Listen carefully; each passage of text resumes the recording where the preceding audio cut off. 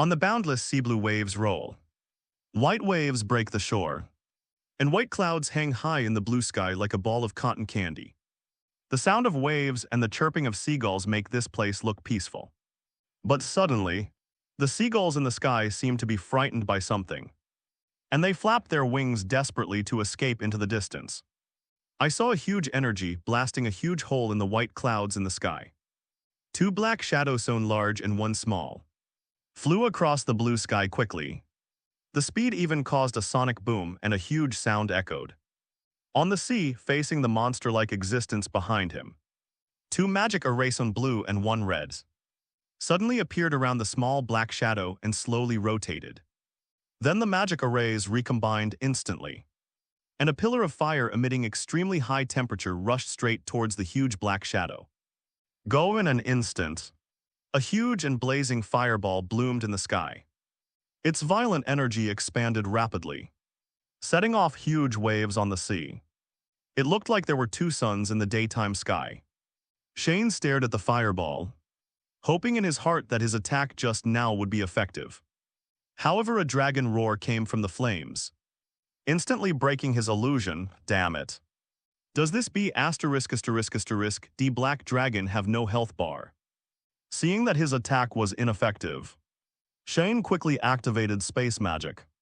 He had already forgotten that this was the first time he had escaped. Shane Dolea's real name is Shane. Was originally an ordinary college student on Blue Star. He had a father and a mother, the second eldest child in the family, and a sister who beat him since childhood.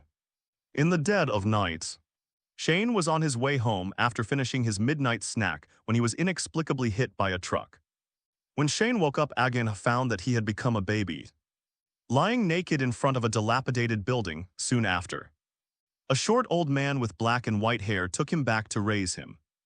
During this extremely bloody time travel, Shane had always had serious suspicions that some salesperson from the Spacetime Administration was eyeing him, and that the driver of the truck was here to boost performance. He didn't feel anything when he was knocked away. A white light flashed before his eyes and he fainted instantly. When he opened his eyes, he came to a new world. Not long after the time travel, Shane discovered through the surrounding environment that he had actually traveled to the world of Fairy Tale. That building was the headquarters of the Fairy Tale Wizards Guild, and the short old man was the Fairy Tale Guild President Shane Dolea. After traveling to Aslant, Shane has been growing up in Fairy Tale and awakened his natal magic origin when he was 5 years old. The name Origin was given by Shane himself, because Origin allows him to clearly perceive the deep logic and structure of various magics, allowing him to completely analyze and reconstruct a certain magic from scratch. To put it bluntly, it allows Shane to easily and unlimitedly comprehend and learn various magics, and helps him create new magics at the same time.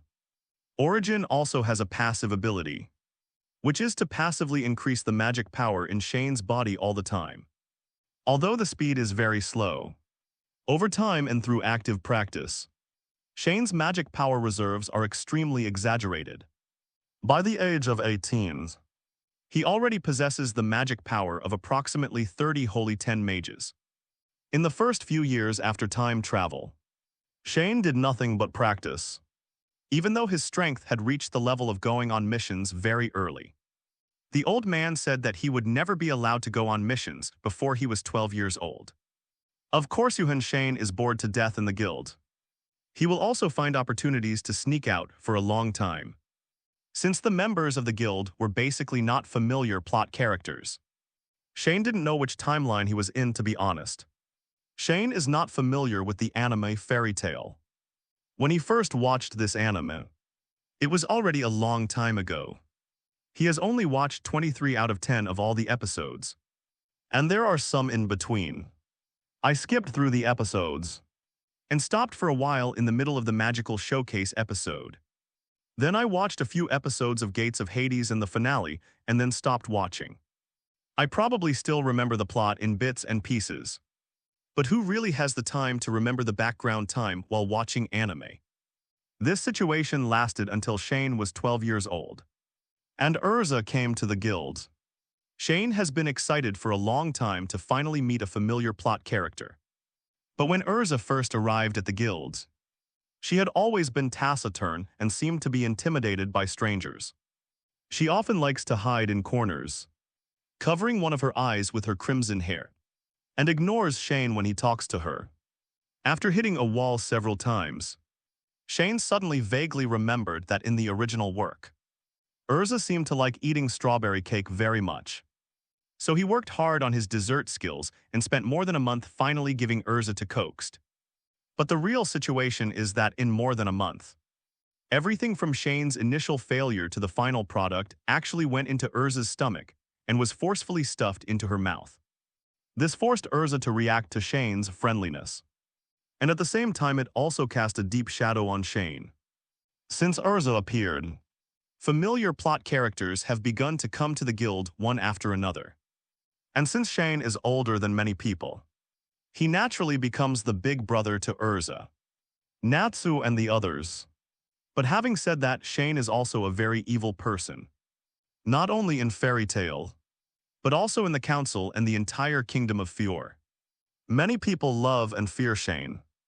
Love is because Shane is a very reasonable and gentle person.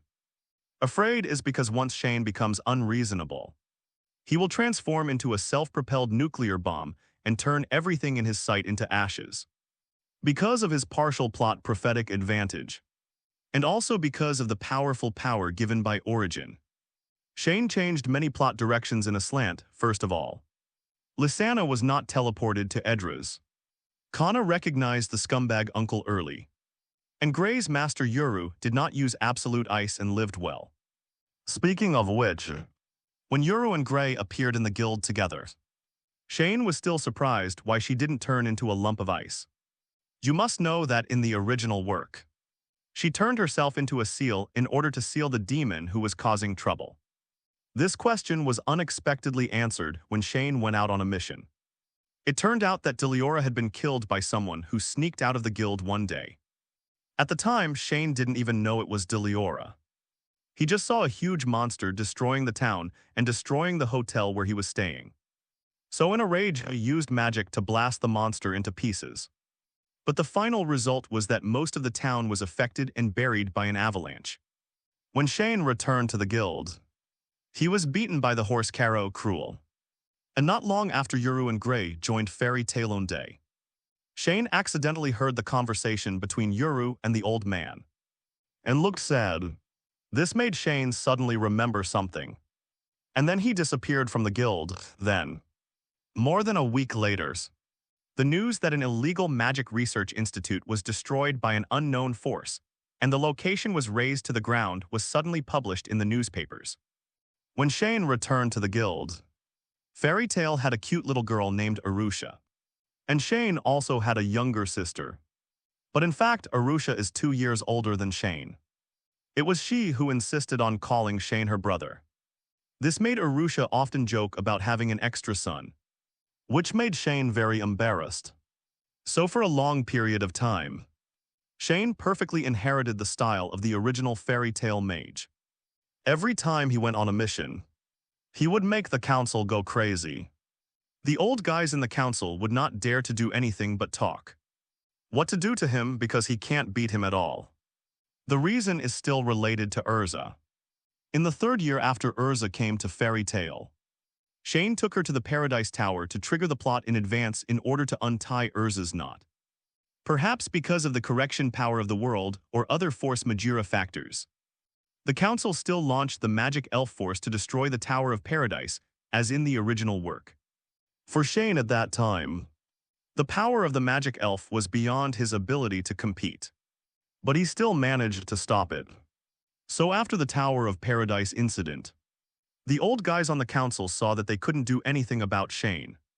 So they all chose to adopt a compromising attitude and turned a blind eye to many things done by Shane and Fairy Tale. Close one eye as for why he faced Acnologia. This matter still needs to be said back half a year ago. Half a year ago, Shane was away on a 10-year mission. Makaro took people from the Fairy Tale Guild to the guild's Holy Land Sirius Island to conduct the S-Class Wizard examination. When Shane came back from completing the mission, He saw that the guild was deserted. Hey everyone, welcome to FanFic Canon. Thanks for hitting play. I'm thrilled to bring this fan-made story to life for you. If you enjoy the ride and want more narrated fanfics, smash, subscribe, and tap the bell so you never miss an episode. And if you want audiobook of a novel of your choice, join my Patreon. Request any title that's freely available online, and I'll produce a full narration just for you. Now, let's dive into today's adventure. For some reason, he had a bad feeling in his heart. The specific plot was unclear to him after so many years. Sure enough, just a few days after Shane returned to the guild, news came from the council that the entire Sirius Island suddenly disappeared from the sea. And everyone in Fairy Tale on the island disappeared. With this stimulation, Shane immediately remembered that this S-Class Wizard assessment was a turning point for the entire Fairy Tale anime. During this assessment, Zareth went to Tianru Island. The people of Fairy Tale fought to the death with the most powerful dark guild, Demon's Heart. Although they finally won, the injured people then encountered Acnologia, who was attracted by Zareth. In order to resist Acnologia's destructive roar, Mavis, the first president of Fairy Tale, launched the fairy ball to seal the entire Sirius Island and protect everyone in Fairy Tale. But at the same time, High's magic power was exhausted, and it took 7 years for the seal to be unlocked. Although he knew that all the family members in the guild would be fine, Shane still couldn't swallow his breath. After searching all over the world for half a year, he finally found Acnologia on the sea. One dragon and one man fought a great battle, destroying 7 islands in just one day. At the beginning of the battles, Shane relied on his powerful ability of origin to summon all the powerful super magic he had learned over the years, but with little effect and even scratched Acnologia. Not as good as anything. There was even a time when Shane used a triple dragon-slaying magic circle plus the fairy's glory. A quadruple super magic circle that used 1/3 of his magic power. But it didn't even wipe off Acnologia's skin. Seeing that he couldn't defeat him, Shane immediately activated his space magic and escaped. After all, the green hills are still there, so don't worry about running out of firewood. After Shane escaped, he originally planned to stay in seclusion for a while. He knows the 3 major super magics of Fairy Tale, but because the seal of the fairy ball must be unsealed by the caster himself, he wants to study the method of unsealing the fairy ball first and clear the seal on Tenru Island in advance. The friends are released and they settle accounts with Acnologia. But he never thought that Shane's plan would be aborted before it even started. Less than a day after Shane's first battle with Acnologia, a huge black shadow descended on the kingdom of Fior. And wherever it went, it was destroyed by the hurricane it set off. Perhaps because he saw someone who could use a variety of dragon-slaying magic. Acnologia didn't know what method he used, and ran directly to Fairy Tale to find Shane. If Acnologia's dragon roar wasn't so oppressive that it could be heard from a long distance away, Shane instantly activated space magic to bring it to the sea. Otherwise, most of the Fior kingdom would have been destroyed. For ruins in this way, Shane and Acnologia fought and escaped for 3 days and 3 nights. Why is this like a positioning device? Where do I run and chase? Shane complained with scars all over his body while chewing on a piece of chocolate. Now there is absolutely no way to get rid of Acnologia's pursuit. This guy roared from a distance without saying anything when he met him, just to kill him completely. Escape like this is not an option. The teleportation distance of space magic is limited, and there are not many anchor points. Acnologia can find me in half a day. We have to fight hard. Shane planned to fight to the death, so after activating magic again to consume a spatial anchor point, Shane found an uninhabited island and began to deploy his most powerful magic. Solar Flare. It is a powerful offensive magic created by Shane based on the R skill of the first LoL sun goddess Leona. It forms a beam of light close to the surface temperature of the sun and falls from the sky to destroy the enemy. Mainly based on solar flare magic, supplemented by dragon-slaying magic, and other super magic bonuses. This is the most powerful super large magic circle that Shane can activate. With a high temperature of 100,000 degrees Celsius, coupled with the dragon-slaying properties of dragon-slaying magic, I don't believe that your B******** D black dragon can still be intact. Shane cursed in his heart after setting up the magic circle. After most of the day, Acnologia finally found Shane.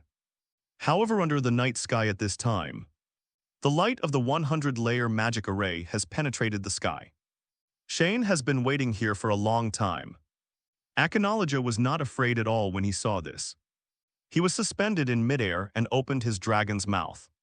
At this time, he concentrated and roared for longer than before. Obviously, he also felt what Shane's 100-layer magic circle had brought to him. Threats under the endless night sky. A black dragon flapped its black wings and shattered the waves beneath its feet. A roar of destruction was brewing in its mouth. Shane raised his hands high, and the 100-layer magic circle above his head was preparing to go out. The light emitted was like daylight, covering all the stars in the sky and illuminating the surrounding sea. At this moment, it was as if time had stood still. Shane stared at the black shadow at his feet. He knew very well that if Acnologia could not be defeated by this blow, it would be completely over. Even if he had the powerful recovery ability of Origin, it would still be necessary to maintain a 100-layer magic circle. The magic power is too huge. When the magic circle is activated, not only his own magic powers, but also the magic power within a radius of 30 kilometers will be instantly drained. Unless Shane can instantly escape 30 kilometers away. Not to mention the aftermath of the attack and collision. Anyone can crush him to death. A few seconds seemed like a lifetime ago. Shane first activated the magic circle on his head, and Acnologia also used the strongest dragon roar. Two extremely compressed magic beams collided. In an instant, the space collapsed, and a blinding white light penetrated the entire night sky. A brilliant halo of light could be seen in the sky dozens of kilometers away. The small island on the ground gradually turned into dust under the impact of powerful magic, and the seabed was exposed. The fish that had no time to escape went from fainting to ashes in just an instant. The exposed area of the seabed is getting larger and larger, and the monstrous tsunami is sweeping into the distance. The collision of huge energy keeps this situation going for a long time. After a few minutest, seawater gradually returned, and the huge crater formed by the explosion briefly formed a huge circular waterfall in the middle of the sea. And the result of the battle. In the distant sky, Acnologia was flying staggeringly. He had lost his entire right arm, including his shoulder, and Shane's whereabouts were unknown. Due to the huge energy collision that tore apart space, Shane was accidentally sucked into the space-time tunnel after the battle with Acnologia. In the time and space tunnel, the comatose Shane's body is shrinking continuously under the wash of time and space energy. At this moment, a large truck suddenly drove from the depths of the tunnel. When the people in the truck saw Shane, who was about to regress into a baby, they suddenly cursed angrily. Which melon boy is so careless? You can't leave people in the space-time tunnel if you are in a hurry to do business. Forget it, we are all colleagues in the bureau. Please help him. After saying that, he opened a gap in the space-time tunnel and threw Shane directly into it. 1980s London, England. As a bolt of lightning pierced the air and streaked across the sky, a naked baby fell from the sky and slowly landed on a park bench. Soon, several figures slowly walked over. A little girl with light blonde hair suddenly shouted, "Hey, Rick, come and look, there's a baby here." The little girl looked to be only 6 or 7 years old. She was wearing a white dress and a pair of white boots. The hairpin on her head shone in the evening streetlights. Hearing the little girl's cry, a woman pulled a little boy and walked quickly. She looked at Shane on the bench, immediately took off her coat to wrap him up, and said angrily, "My God, who is so cruel to put such a young child here?" At the same time, Shane heard some murmurings in the dark. He gradually regained consciousness and slowly opened his eyes. "Oh, Mom, look, he's awake." The little girl shouted excitedly. However, Shane was confused at this time, with several question marks on his head. English, has he returned to Earth? No, why are these people so big? Arrived in the land of giants, and why can't I seem to move? All kinds of questions surround the young Shane. August 1, 1991, London, England. In front of a white two-story villa at 67 Colton Street. A fat woman ran out of the house angrily wearing a pink apron, holding a spatula in her hand. Her head tilted up and her hips akimbo. Shane Dolea. You climbed to such a high place again. Get down from this damn tree immediately. Got it. Shane responded loudly, standing on the 6-meter-high tree crown, with one hand still in his clothes. As if he was hiding something, Shane twisted his waist, bent his legs slightly and leaned his entire body forward. Don't jump, come down slowly. When the woman saw this, she didn't know what Shane wanted to do.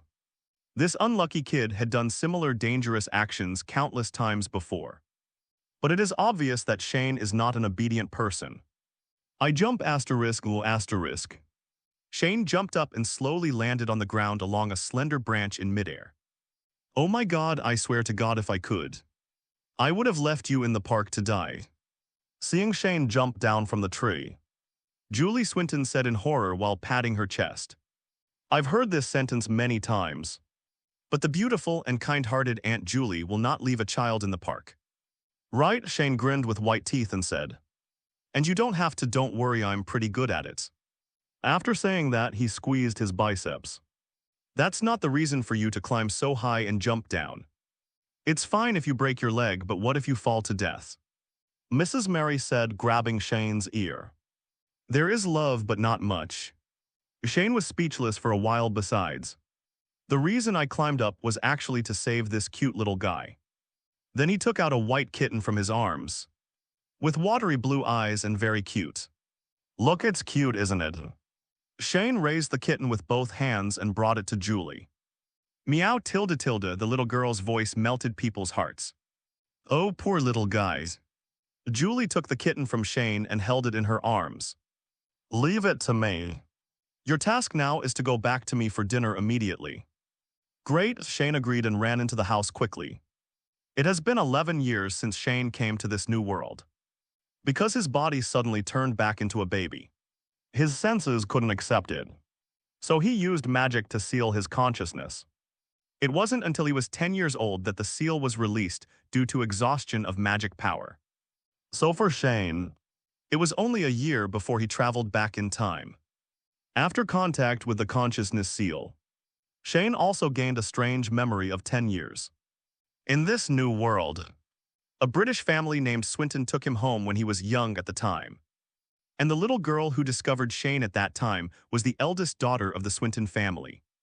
Aliaho also had a child with well-developed limbs, the simple-minded twin brother Rick. After regaining his memory, Shane quickly experienced those 10 years of unfamiliar life in his mind, and then felt the magic in his body. Although the body has become a child, the ability of origin is still there, and its ability to help Shane passively absorb magic power has never stopped. Yes, there is magic in this new world and compared to a slant. The magic here is purer and gentler. Why do you say this way? In a slant, the magic ingredients in the air are very mixed, containing many different types of magic elements. If a magician directly uses this kind of magic power, different types of magic elements will collide with each other and react violently, which can easily cause the magic power to go out of control. For example, if Natsu directly used this magic to roar, he would probably explode in his mouth before he could even send it out. So a long time ago, the magicians of Aslant finally invented the magic circle through continuous efforts in order to use magic more stably. By using its own magic power to create a magic circle, it absorbs and filters the mixed magic elements in the air, stabilizing the magic power to achieve the ideal casting effect. In this way, the magician only needs a small amount of his own magic power to carve the magic circle, and then absorbs and uses the magic power in the air through the magic circle to achieve stable spellcasting. In the new world, the magic here is very pure. There is pure magic in the air, and there are no special complex elements such as fiery earth, and thunder mixed in it. This means that Shane can perform stable spellcasting without using a magic circle. But the cost is that it consumes a lot of money. Although the spellcasting effect is the same. If you use a magic circle, the spellcasting speed will be faster and the magic power consumption will be lower. This is because direct spellcasting uses the magic power in one's own body, while using a magic circle uses magic elements in the air. Shane only needs to use a small amount of magic power to describe the magic circle and cast the spell. This is equivalent to if you want to convert a paper article into an electronic version and put it on your computer. One is to type directly by hand, which is time-consuming and labor-intensive, and typos will inevitably occur during the process, while the other is to upload directly through scanning, which is fast, convenient, and has better results. Although both can type articles onto a computer, there is a big difference in the process. After Shane regained his memory, he once thought about returning to Aslant. Since his first time traveling, he has been looking for a way home, because there are still his relatives on Blue Star. According to Shane's own research for many years, the world should be connected in time and space.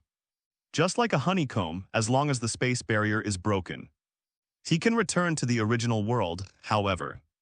The power of time and space is too complex and mysterious, and Aslant does not have many relevant records, therefore.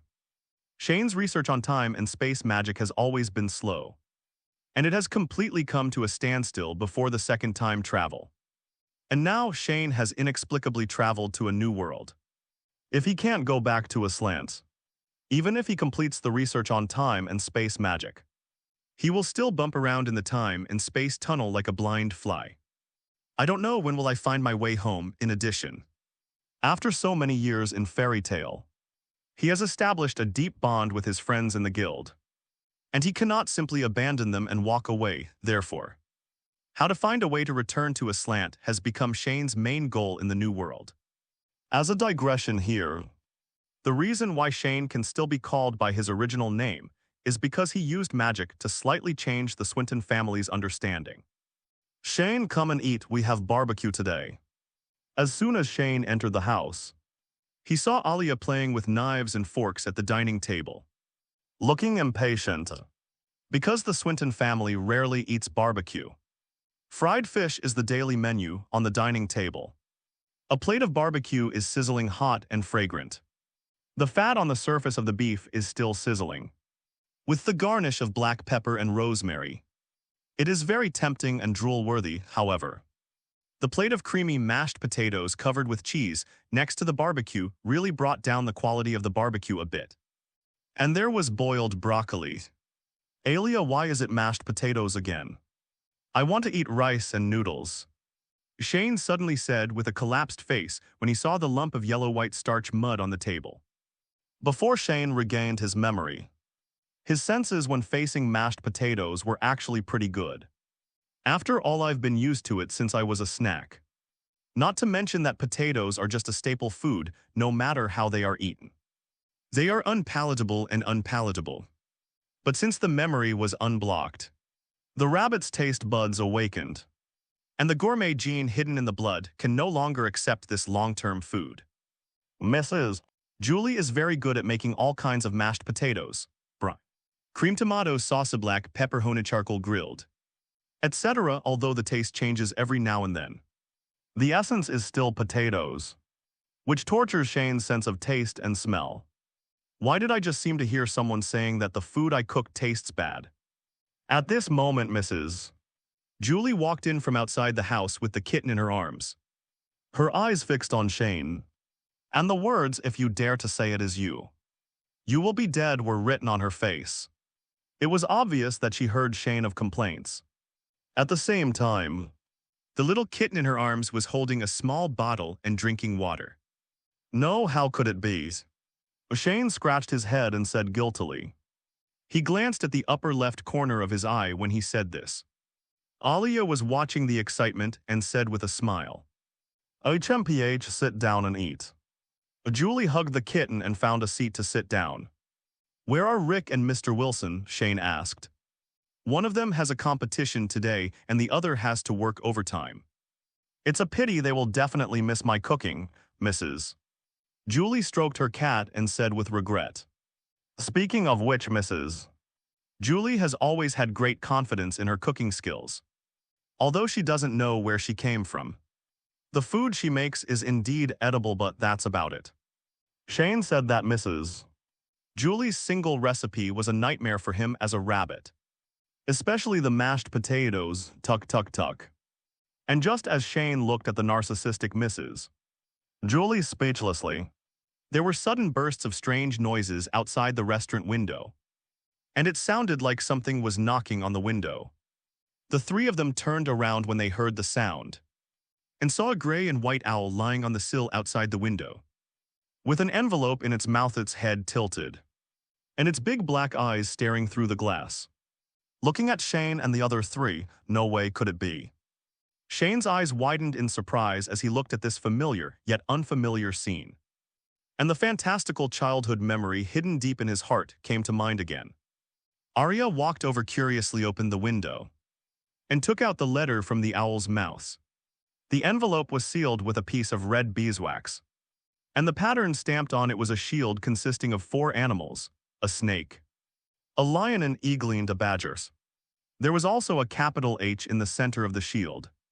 Alia turned to the back of the envelope and saw what was written on it: 67 Colton Street, London, UK. White 2-story villa received by Mr. Shane Dolea, who was complaining about eating mashed potatoes at the dining table. Shane, this is a letter for you. Shedaya was surprised because it was rare for someone to send a letter to her home, let alone it was for Shane. Please open it for me and take a look. Shane asked Hidaya to open the envelope directly, because he knows very well that from this moment on, the Swinton family will begin to come into contact with a strange, mysterious and fantastic world. They need to be mentally prepared and adapt in advance. No wonder this world has magic. It turns out that I have traveled to Harry Potter's world. Shane pinched his temples, thinking about what he should do next. I still have to go to school, not just for childhood fantasies, but also for other things. Harry Potter's magic system is completely different from Aslante's, and it is worth his careful exploration. He may be able to get some research inspiration on time and space magic from the magic of this world. Alia opened the envelope and Mrs. Julie also walked over, and they began to read the contents of the letter together. Hogwarts School of Witchcraft and Wizardry. Headmaster Albus Dumbledore, Sir Merlin, First Class. Chief Wizard of the Wizengamot. President of the International Federation of Wizards. Dear Mr. Dolea, we are pleased to inform you that you have been admitted to Hogwarts School of Witchcraft and Wizardry. Enclosed is a list of required books and items. The semester starts on September 1st, and we will wait for the reply from the owl before August 5th. Yours sincerely, Vice Principal Minerva McGonagall, female. Uniform first-year students need 1. 3 pieces of plain robes, black 2. 1 piece of plain pointed hat for day use, black 3. 1 pair of protective gloves, dragon skin or similar material 4. 1 piece for winter cape, black fabric, silver buttons. Please note that all student clothing must have name tags. All students are required to prepare the following textbooks: Standard Spells for Beginners by Miranda Gorshak, A History of Magic by Bathilda Bagshot, Theory of Magic by Adeb Wolflin, and The Beginner's Guide to Transfiguration. 8,000 Magic Herbs and Mushrooms by Emery Switch. Magical Potions and Potions by Phillida Spoer. Magic Potions and Potions by Arsenis Giger. Fantastic Beasts and Where to Find Them by Newt Scamander. Dark Forces, A Guide to Self-Defense by Quentin Chamber. Other equipment, a Wanda Crucible, pewter standard size 2. A set of glass or crystal vials, a telescope, and a brass balance. Students can bring an owl or a cat or a toad. Parents, please note that first-year students are not allowed to bring their own broomsticks. Mrs. Julie and Alia read the letter several times from cover to cover, their voices growing quieter at first. The two thought it was a prank, but when the owl that brought the letter held the paper and pen for the reply in front of Shane, They had to wonder if they had woken up in the morning. At the same time, the kitten that Shane had just picked up was lying in Mrs. Julie's arms, its two big blue eyes looking left and right. Full of doubts, meow, are there any cans late at night? London, England, a city with a history of thousands of years. For some reason, its night sky is extraordinarily bright tonight. The stars are twinkling in the deep blue sky, like silver lamps hanging high in the deep black river, which makes people have some dreamy reverie. But under this beautiful starry sky, the Swinton house was brightly lit at this time. Even though it was past midnight, the people who lived in this house still couldn't sleep and couldn't fall asleep. In the living room of the Swinton family's small villa, there were two people looking incredulously, staring blankly at the balls of light floating above their heads, and the kitchen utensils that were automatically making midnight snacks in the kitchen. Too late to speak, did I say you two have seen enough? Do you need to be surprised for so long? Alia looked at her brother and father speechlessly and said, Then aren't you surprised? There really is magic in this world, the tall, short-haired boy turned his head blankly and replied. He is the youngest son of the Swinton family, Rick, an ice hockey player due to the needs of the games. His body is covered with tendons. From the time he returned home in the evening to now, the shock in his heart still hadn't subsided. Shane, how did you? I mean, when did you find out that you could use these? Wilson, the man of the Swinton family, asked a little stutteringly. He opened his hands and gestured to the enchanted things around him. Wilson is a famous detective in the London Police Department, nicknamed Swinton Holmes for a long time. He has been involved in many complex cases in London, which shows his high observation ability and judgment. But on this ordinary night, as soon as he returned home, his wife suddenly informed him that the child his family had adopted for more than 10 years knew magic and had also received an admission notice from a magic school. At first, he thought it was just a daily joke from his family. But until the reality came before him, his worldview and values as a police officer for so many years were somewhat shattered. And he even doubted his professional ability. Because for so many years, Wilson asked himself that he had never noticed anything strange happening at home. And this is the time for such a young child to show off his nature. If he has magic, how could he not leave some traces at home? Oh, that was discovered on my 10th birthday. By how caught the midnight snack flying from the kitchen. Told a lie that was both true and false. And at the same time secretly cast a spell that could temporarily affect people's thinking. Magic, is that so? Wilson pressed his temple. It is natural for children to have their own little secrets when they grow up, let alone something as bizarre as magic. But Boris still feels there is something strange about this matter. So about you going to school.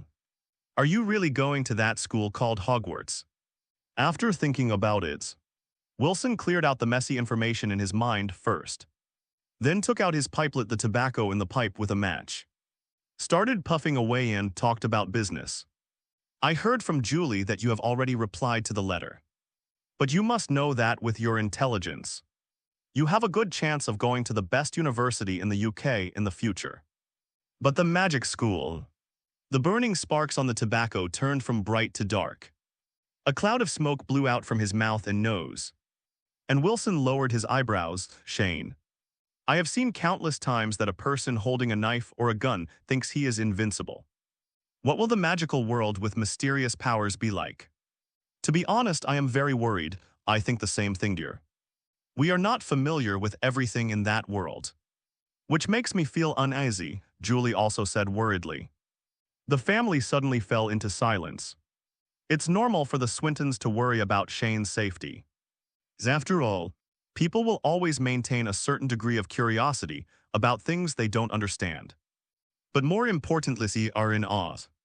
After hearing what their parents said, the two siblings, Alia and Rick, also restrained the somewhat excited expressions on their faces. They were also very conflicted at this time.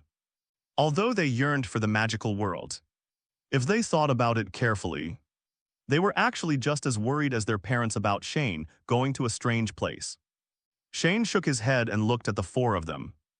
He felt at a loss of whether to laugh or cry. He quickly began to explain, "You don't have to worry too much. Think about it carefully. If the magical world is really that dangerous, what will happen to ordinary people?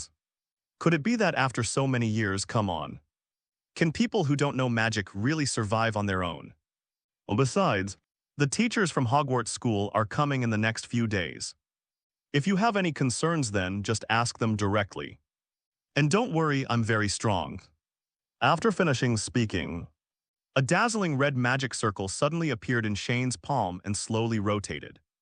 Immediately afterwards, a fireball with a diameter of 1 meter condensed in midair. It was as bright red and fiery as a maple leaf, but it could not feel a trace of heat and did not burn anything in the house. Time passed in the blink of an eye, and on the third day after receiving the notice, the teacher from Hogwarts came to Shane's home as promised. At this time in the small villa of the Swinton family, a serious voice came from the direction of the living room, and the fireball in Shane's hand disappeared instantly. "Finite incantatum, all curses end." Shane's eyes widened when he saw the empty piece in his hand, and countless question marks and exclamation marks appeared above his head. What the hell, what is the principle of this? Just now, the witch in front of him simply waved her wand and then shouted a spell, dispelling the magic. This made Shane instantly doubt his life right. The magic power that condensed the fireball was scattered directly in front of him, which was unreasonable. It's not like Shane has never seen a method to invalidate the opponent's magic before. In a slant, there are a few magics and wizards with similar functions. But what is the situation at hand? There was no trace of the flow of magic power. With just a wave of a wand and a spell, the fireball he condensed directly returned to dust. Dust returned to earth, and returned to the ordinary magic power flowing in the air. This incomprehensible principle of spellcasting was something that even Shane's natal magic origin failed to respond to. And just when Shane was puzzled, the professor at Hogwarts next to him, who just thought it was just an ordinary induction today, felt a huge wave in his heart. The magic performed by the little wizard who had not yet entered school was so powerful that she had to use the advanced spell Finite Incantatum. You must know that this is the most powerful curse-breaking spell in the magic world. There is no need to use Finite Incantatum for powerful spells other than the fire curse. But what is the situation of the student in front of me now? As far as she knew, the person she visited today was an ordinary Muggle family. So where did he learn this magic? How could he escape detection by the Ministry of Magic? Yes. It was Professor Minerva McGonagall, the vice principal of Hogwarts and the dean of Gryffindor House, one of the 4 major houses of Hogwarts, who came to Swinton's house in the original books. She is a powerful witch, a master of transfiguration, and dedicated as the deputy headmistress of Hogwarts. Students usually have the impression of her being serious and harsh. But in fact, cold on the outside and hot on the inside is the best way to describe her. And she also has some sense of humor. She is best at shape-shifting and is a tabby cat animagus. Today, she comes to Swinton's home as Shane Dolea's induction professor. Time goes back to more than half an hour ago, when Professor McGonagall first arrived at Swinton's house. He was warmly received by Wilson and Julie. Wilson and Julie took out the cakes and biscuits prepared in advance at home, and made a pot of fresh milk tea. They asked Professor McGonagall to sit down, and then enthusiastically asked about the wizarding world and Hogwarts School from time to time. This sudden operation really made the usually serious Professor McGonagall a little overwhelmed. Before she entered the door, she had already gone through various situations that she might encounter in her mind several times. But she did not expect to encounter something that was almost impossible to happen. Because in the past, when she went to such Muggle-born student families, she was mostly questioned and driven away. She had never received such warm reception as the Swinton family. However, although they were a little uncomfortable at first, Professor McGonagall also liked the attitude of Wilson and Julie. After she answered the questions asked by them patiently, she also learned from the conversation that Shane was able to speak freely. Something about using magic. This had to surprise Professor McGonagall.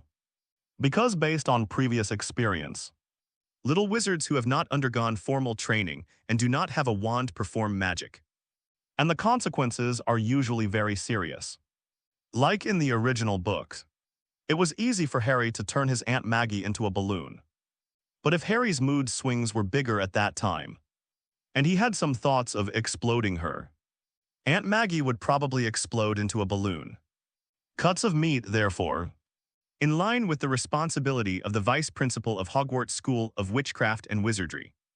Professor McGonagall wanted Shane to demonstrate her magic so that she could make a basic assessment of the little wizard who had not yet entered school. Shane himself also wanted to see how Professor McGonagall would react to his magic. So he agreed. Then the scene just now happened, of course. Professor McGonagall didn't actually know that releasing flames was just a basic skill of Shane's. And there was no need to use a magic circle at all. It's just a fire. Can it be more difficult than eating mashed potatoes? So the final result was that the different magic systems and concepts of the two worlds collided for the first time. Something beyond their previous knowledge made both Shane and Professor McGonagall confused. Mr. Dolea, be honest. You are the most shocked student I have ever seen. At least in the history of Hogwarts. No one has ever been able to perform such a stable and powerful performance at your age. Of magic, Professor McGonagall was shocked. But she still maintained her calmness and demeanor as a professor. However, let's stop this matter now. We can discuss your matter slowly after you enroll. And now, Mr. Dolea, I must remind you that our time is running out. Besides you, I have 2 other students' families to visit. It's time for you to prepare the student supplies for Hogwarts. Professor McGonagall stood up straight, so Mr. and Mrs. Swinton, do you want to go with us? Want before Mrs. Julie could answer Arya and Rick, the siblings who had been sitting next to them without saying a word, immediately agreed in unison. They could no longer restrain their curiosity and wanted to learn about the unknown of the magical world. Drive them crazy, okay, let's go together. Wilson patted his thigh. In fact, he really wanted to see what this magical world was like, so after simply packing up their things, Shane and the Swinton family of 4 set out with Professor McGonagall. Of course, a few people went there by subway, and the Leaky Cauldron was in London's, so there was no need to apparate there. Not to mention that Professor McGonagall didn't have the confidence to lead so many people. More than an hour later at Charing Crossroads, Shane, the others, and Professor McGonagall had just gotten off the subway. In front is the Leaky Cauldron, founded by Daisy Doddridge in the early 16th century. Behind the bar is Diagon Alley, where all Mr. Dolea's student supplies can be purchased. Professor McGonagall pointed to the front, said, "Bar. Where is the bar here?" Rick looked around with confusion on his face. After all, no one without magic can see the Leaky Cauldron. The Leaky Cauldron uses a powerful hidden spell, which cannot be seen by muggles. Professor McGonagall explained, and then led everyone towards the bar. It wasn't until Professor McGonagall touched the greasy door handle of the Leaky Cauldron that the 4 Swintons truly saw what the bar really looked like. Of course, except for Shane, who had just seen the dilapidated bar that stood out in this bustling street from a long distance away. It was too conspicuous, and the faint magic fluctuations emanating from it had to attract his attention. As soon as I entered the bar, a musty smell immediately hit my nose. Compared to the old door behind it, the environment inside the bar is very dirty and shabby. It was very dark in the Leaky Cauldron, and the only source of light was the sunlight coming in from a small window overhead. Because of the lack of ventilation, the gray, damp walls were covered with mold. There are also many portraits of unknown people hanging on the walls. Some of them are doing certain actions repeatedly, while others are chatting across the picture frame. Under the portrait are rows of long tables and wooden stools placed close to the wall. In the center of the bar are several old large wooden tables that have turned white with pulp. Several wizards are sitting on them, chat and drink there. On the bars at the end of the bars, a bartender with a Mediterranean hairstyle was wiping the table. He was the current owner of the Leaky Cauldron Bar, Tom. Hello, Toms. Professor McGonagall stepped forward and said hello. Oh, hello, Professor McGonagall, long time no see. Tom looked up and saw that he was an acquaintance and responded with a smile. Can I help you? Thank you, Toms. We'd like to take the passage to Diagon Alley. Tilde, of course, that's no problem. Yes, time flies so fast. Is it time for the new students to enroll at Hogwarts again? Tom turned his head and looked at Shane standing next to him, with a hint of memory in his eyes. Obviously, he guessed that Shane was a freshman this year. In fact, there was no need to guess. Arya and Rick next to them looked obviously overage, and their expressions looking around also showed that it was their first time here. Little wizard from a Muggle family, what is your name? Tom leaned over and asked, Shane Dolea. Shane replied, Dolea, it's a rare surname. Tom stood up, then Mr. Dolea, please come with me. Then he turned around and opened a hidden wooden door behind the bar. The Nevrione followed Tom into the door and saw a very narrow patio in front of them, with some barrels and garbage pushed inside. Mr. Dolea, please remember, count 3 pieces on top of the trash can. Then count 2 pieces horizontally, and tap them one by one with your wand. Tom faced a brick wall and took out a wand and tapped it a few times. Then the bricks on the wall began to vibrate inexplicably, moving rapidly to both sides and shrinking. Soon an arch appeared in front of us. At this moment, Hedwig variations suddenly sounded silently in Shane's mind. Welcome to Diagon Alley, Tom said excitedly, with the Hedwig variations playing in Shane's head. The Swinton family's day trip to Diagon Alley officially began. Shane looked behind the arch with some excitement, childhood memories flooding into his mind again. Even after so many years when I grew up, I still remember watching the movie. Hagrid not only opened the door to Harry's magic, he also opened the door to the dreams of children who believe that magic exists in the world. The winding cobblestone road stretches from the arch to the end, and bustling people crowd each other in the narrow streets. In Diagon alleys, many people wear pointy hats and plain burgundy, gray or blue robes. Inside the robes are early 20th century style shirts or sweaters, with collars tied bow tie or tie. The combination of ancient and modern dressing styles is fully revealed. However, it can be seen from this that there seems to be a big gap between the magical world and the ordinary world, and their development is completely out of sync, of course. There are also many people like the Swinton family in the crowd, who are wearing modern, ordinary clothes and walking through the streets.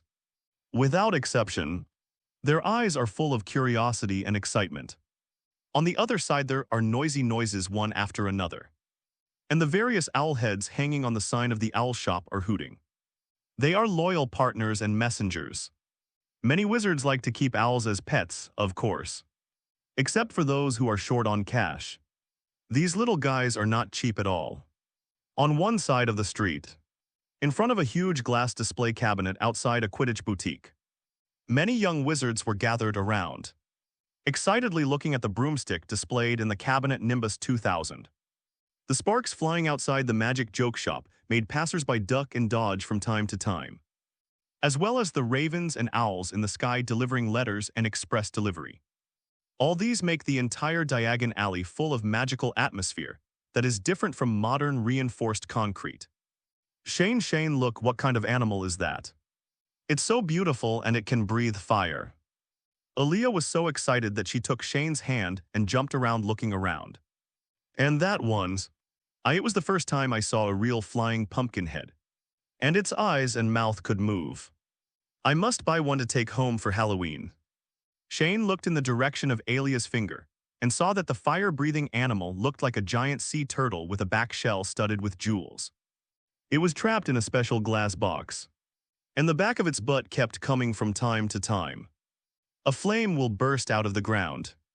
But compared to Arya's curiosity, Shane didn't care what kind of animal it was. He didn't see too many similar monsters in a slant. He only thought about whether this thing was edible and whether it tasted good or not. Alia was extremely excited, and the Swintons next to her were no better. As a police officer, Mr. Wilson was surprised but always had a look in his eyes, while Mrs. Julie was shocked with a hint of panic. Too many novel things were constantly impacting her outlook. But the most shocked among them was Rick. His little eyes were wide open, and he was looking around with his mouth open, looking stupid. It was obvious that his brain had temporarily shut down due to too many factors. Professor McGonagall, can these things be purchased with pounds? Or do they need to be exchanged for other currencies? Wilson was the first to find himself in the new world. He had just discovered that the people around him were not using paper pounds when buying and selling, but something like coins. Unfortunately, Mr. Swinton, Muggle currency cannot be used in Diagon Alley. We must go to Gringotts to exchange for gold galleons. Professor McGonagall pointed to a white building in the distance and said, Gringotts if it can exchange currency. It should be a bank in the wizarding world. Galleons have the word gold in them. Are they made of gold? Wilson heard Professor McGonagall's answer and fell into deep thought. I doubt that his occupational disease has occurred again. Then, Mr. Swinton, please stay, because it is not convenient for me to take you later. Of course, you can also move around freely, but please be careful not to enter Nocturne Alley, which is the territory of dark wizards. It is very dangerous for muggles, and there will be signs warning you not to enter there before entering there. Professor McGonagall said seriously, then Mr. Dolea, please follow me. We have to go to Gringotts first. Then I'll leave first. Shane pulled Alia's hand away without leaving a trace, stood up on tiptoes and hugged her. Wait a minute. Boris suddenly stopped Shane, who was about to leave, and then took out a wad of pounds from his arms. Take this. You don't have to worry about the money. Shane took it and weighed it in his hand, guessing it was several $1,000s. Thank you, Uncle Wilson, Shane said with a wide smile. Come to us after you finish your work later. We'll be in that shabby bar just now. Okay, I'm going then. Shane waved, turned around and left with Professor McGonagall. Shane and Professor McGonagall walked for less than a minute before arriving at Gringotts, a crooked 3-story white marble building that made people feel like it was about to collapse in the next second. There are 2 doors in Gringotts. The first door is a shiny bronze door, with goblin guards in scarlet and gold uniforms standing on both sides of the door. They will bow to customers when they come. The second door is silver, with the following words engraved on it, "Come in, stranger." But you have to be careful what will happen if you are greedy. If you blindly ask for something for nothing, you will be punished the most severely. So if you want to get something from us, you have been warned. To take a piece of wealth that never belonged to you from your underground vault. Be careful not to bring treasure but evil retribution. Shane took a look and felt a little disapproving. This passage is purely used to bluff people, and it also leaves a very bad impression on people. Shane said that if he were the president of Gringotts, he would imitate Voldemort and place a curse on uninvited thieves. Anyone who leaves Gringotts with wealth that does not belong to them will be cursed. Come on if you engrave a text like this. Who are you trying to scare? Also, you are a banker who doesn't pay attention to service. You open the door and send a threatening text to your customers. What on earth do you want to do? No wonder people in the wizarding world hate goblins. You only have ghosts if they like you, a Quirrell, possessed by a half-dead Voldemort, could easily break into Gringotts, open the vault door, and walk away unscathed. Shane really couldn't figure out what purpose the words on the silver gate had besides attracting hatred. He even felt that this so-called warning reflected the goblin's endless greed that would eventually come back to bite him. Passing through the second silver door, you entered Gringotts Service Hall. This is a very spacious golden marble hall.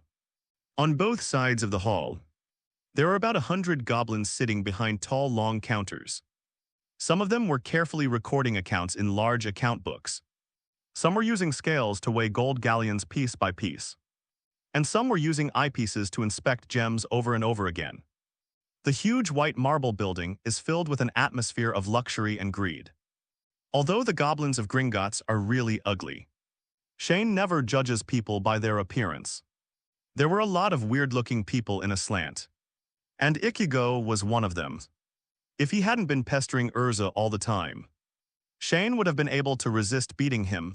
Moreover, as a mage from fairy tale, the word fairy itself has a special meaning to Shane, but now, Shane looked at these goblins with long nose, long ears, and wrinkled faces. Being ugly is not your problem, but the aura of greed and arrogance exuding from all over his body is really disgusting. This is one of the rare times that Shane feels extremely uncomfortable with a kind of creature. The last time he felt this way was when a slant was on a mission. He encountered the kind of creature that did not distinguish between men and women and forcibly combined various creatures. The ape walking through the marble halls. Professor McGonagall led Shane to a semicircular counter. The inside and outside of the counter were crisscrossed with golden railings, leaving only a small window in the window. There was a goblin counting gold galleons with its wrinkled fingers. Mr. Dolea wants to exchange some gold galleons. Professor McGonagall walked forward and said directly without even saying hello, which showed that she did not have a good impression of these goblins. It has to be said that these goblins are short, but the counter they set up is not short at all. Good guy. I am afraid that Hagrid, who has giant blood, will raise his head to look at them when he comes. The goblin at the counter raised his head when he heard the sound, glanced at Professor McGonagall and Shane, and then replied slowly, of course there is no problem. Then please show Mr. Dolea the admission notice.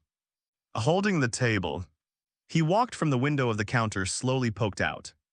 Shane took out the notice from his pocket and handed it to Professor McGonagall.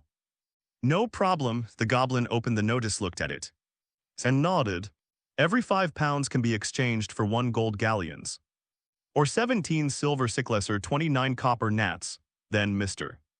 Dolea, how much do you want to exchange? All of these were exchanged. Shane arrogantly took out a wad of 10,000 pounds in cash, which contained not only the money Wilson gave him just now, but also himself, and these too were exchanged for me. Then he also took out a lot of gold jewelry. He was worried that there was no use for these things. In fact, Shane stole all the money himself. In the British society where capital is paramount, there are countless gangs in London. They sell drugs, women, children, and prohibited weapons. Anyways, they do whatever they want to make money. It is their normal operation to ignore the law. These heinous people originally had nothing to do with Shane. But one day after Shane recovered his memory, Alia suddenly came back and said that there was a gang boss's son in the school who wanted Alia to be his daughter. My friend, this made Shane furious. These guys think their families are rich and powerful, but they will pay back if they turn against them. So on the second night after Alia went home to complain, Shane single-handedly rushed into the gangster's lair, swept away all the cash and gold and jewelry worth tens of millions of pounds, and took away these. All the evidence of the guy's crime was thrown into the police station and the newspaper office. Then within a few days, the gangster completely disappeared in London. And the guy who blackmailed Alia to be his girlfriend also threw Shane directly into the fencing fan club. The reason why Shane accepted the money from Wilson just now was because he was too lazy to explain the source of the money he had on him, and could not explain clearly. Second, he has no psychological burden in the future. He will find a few gangsters to make meritorious deeds for Wilson, and he will receive tens of thousands of yuan in bonuses. Okay, sir, please wait a moment. The leprechaun had no reaction when it saw the pound. But when Shane took out all the gold jewelry, its eyes immediately started to shine. The goblin carefully put away the pounds and gold jewelry, for fear of losing a gram of gold, and then turned around and walked into the counter. Professor McGonagall next to her looked at Shane with surprised eyes. She was curious about how the little wizard in front of her carried so many heavy gold jewelry on his body. After waiting for a short time, the goblin reappeared at the counter. The pounds and gold he had taken away had disappeared and turned into a red cloth bag. Mr. Dolea, all the pounds and gold added together will be exchanged for a total of 4621 gold galleons, 10 silver sickles and 6 copper nats. The goblin said as he handed the bag in his hand to Shane. Obviously this is a bag that has been casted by an infinite stretch spell.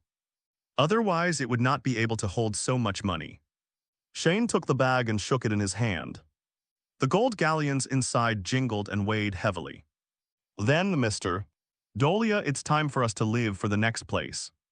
After successfully redeeming the gold galleons, Professor McGonagall immediately urged Shane to leave. It was obvious that she hated staying in this place, Mr. Dolea. There is one thing you need to pay special attention to. Don't trust goblins easily. Their greed is beyond your imagination. As soon as he walked out of the door of Gringotts, Professor McGonagall said seriously to Shane in addition, I am very greedy, thank you for your parents' warm reception. But it also delayed my time to pick up another student. So you have to prepare things for school alone. You must remember that the list has been attached to the admission notice. So Mr. Dolea, can you do it by yourself? Professor McGonagall lowered his head slightly and asked with a scrutinizing gaze. No problems. Thank you, Professor McGonagall, I'll be alone next time. Shane replied with a smile. Now that he has switched to gold galleons, he can handle the next thing by himself. If anything happens, he can smash the gold galleons. Well, see you at Hogwarts. It's a pleasure to be your teacher, Mr. Dolea. It is a pleasure for me to be your student too. Professor McGonagall. Professor McGonagall nodded and turned around to leave without saying anything more. So first I should buy a wand first. After watching Professor McGonagall walk away, Shane immediately decided to buy a wand of his own. He had long been curious about the wands in the Harry Potter world. Although he didn't actually need a wand to perform magic, he still went to Ollivander's wand shop as soon as possible. Arriving in front of Ollivander's wand shop, I saw that the gold paint on the sign outside the shop had peeled off. But I could barely read the words, making fine wands since 382 BC. Shane expressed deep doubts about this sentence. Because in 382 BC was there anyone in Britain at that time?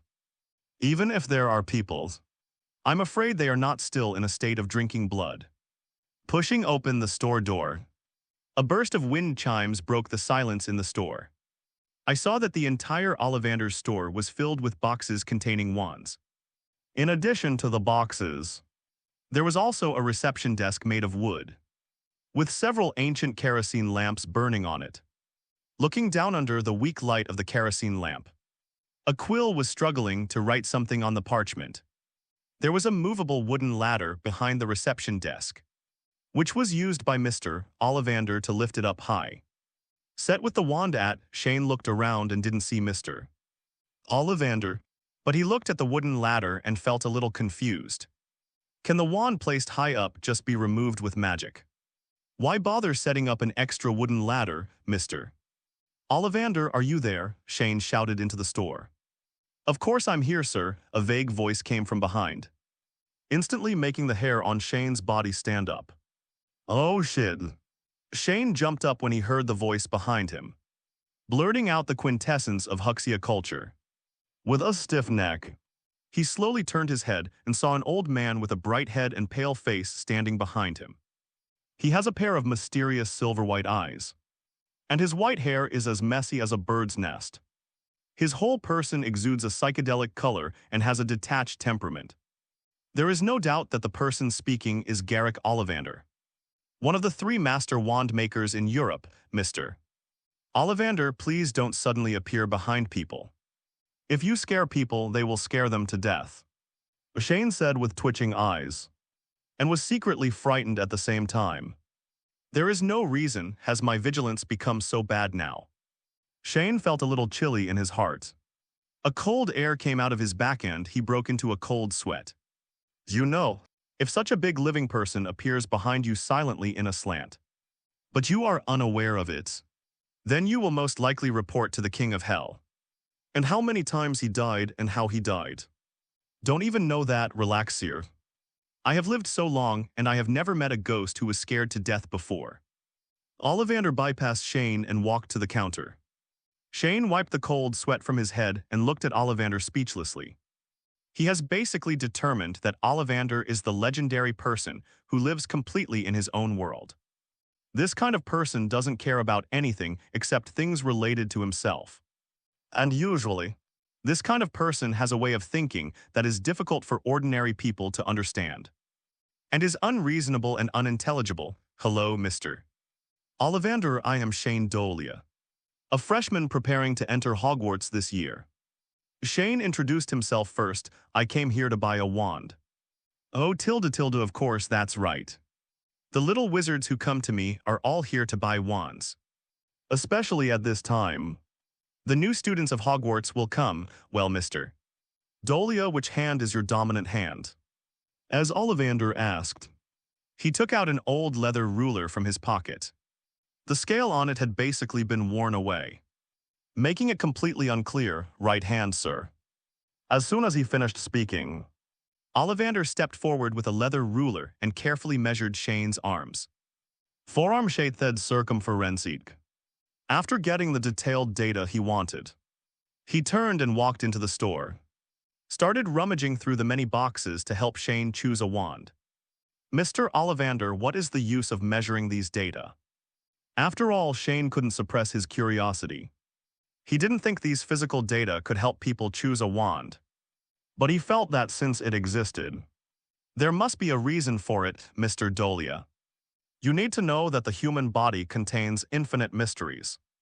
This is the most basic understanding of a wand maker.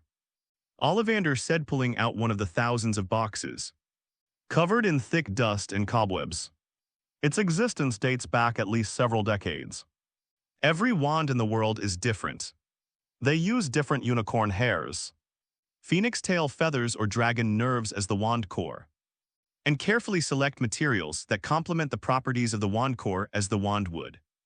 This means each wand has a different character than 12¼ inches spine wood. The heartstrings of the Hungarian horntail.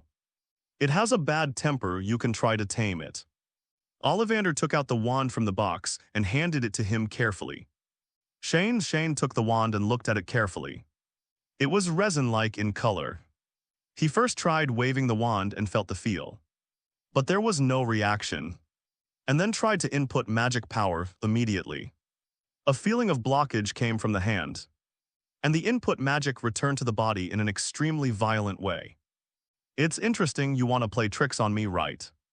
Shane already believed what Ollivander said at this time. That each wand has its own personality. Shane narrowed his eyesight with a thought in his mind. He immediately began to mobilize a large amount of magic power in his body. And in a head-on way, he forced the returned magic power twice into the wand.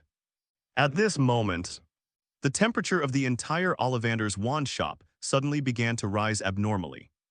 Ollivander felt everything around him, and his eyes began to blur. It's really incredible that someone can fully activate the power of the wand. But Ollivander stepped forward and took the wand out of Shane's hand. Hey, don't take it away. Shane felt his hands were empty. The little game-like magic competition just now disappeared instantly, which made him feel very uncomfortable. I should have thought of it earlier, Mr. Dolea.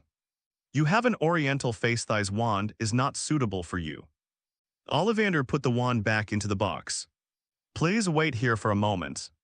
I may know which wand will choose you. After saying that, he turned around and walked into the innermost part of the wand shop. After a while, Ollivander came out covered in spider silk, holding a white box that seemed to be made of jade. Opening the box, a milky white wand with a very smooth surface appeared in front of Shane. This is my father's work from a long time ago. It's very special. When I was a child, I saw him finish making this wand. It was very difficult, 12⅓ inches. The poplar tree used to make the staff is a sacred tree with extremely strong vitality in the eastern desert. The tail feathers of Yi Chi are a perfect combination of life and death. I want you to have pure eastern blood. This wand will make a perfect and correct choice. After hearing Ollivander's words, Shane was suddenly filled with curiosity and quickly reached out to take the wand. I waved it. It was heavier than the wand just now, and it pressed a little on my hand. Shane tried to insert the wand inside him again. But surprisingly there was no movement, Mr. Ollivander, what's going on? Congratulations, Mr. Dolea, the wand has made its choice and now you are its master. Ollivander said affirmatively. Shane was very confused after hearing this. This was nothing, in this case he was not going to test it. With a random wave of the hand holding the wand, a burst of white light flashed, and a lion ice sculpture the size of a Shiba Inu appeared on the wooden floor. And then tiny ice crystals began to rain in the store. Shane's eyes widened when he saw this scene. And the shock in his heart was indescribable. This spell-casting speed is terrifyingly fast. Because when building a magic circle in the past, it usually took 2 or 3 seconds to release the magic. But now using a wand, the speed of building a magic circle is almost negligible. If this were in a slant, this wand would be a perfect artifact. A short time difference of 2 or 3 seconds could save lives in a battle. A very beautiful transformation, Mr. Dolea. Ollivander exclaimed.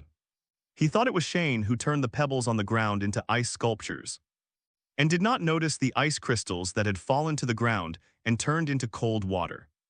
Believe me, this wand will be your most loyal partner in the future. Thank you very much, Mr. Ollivander. I am very pleased with this wand.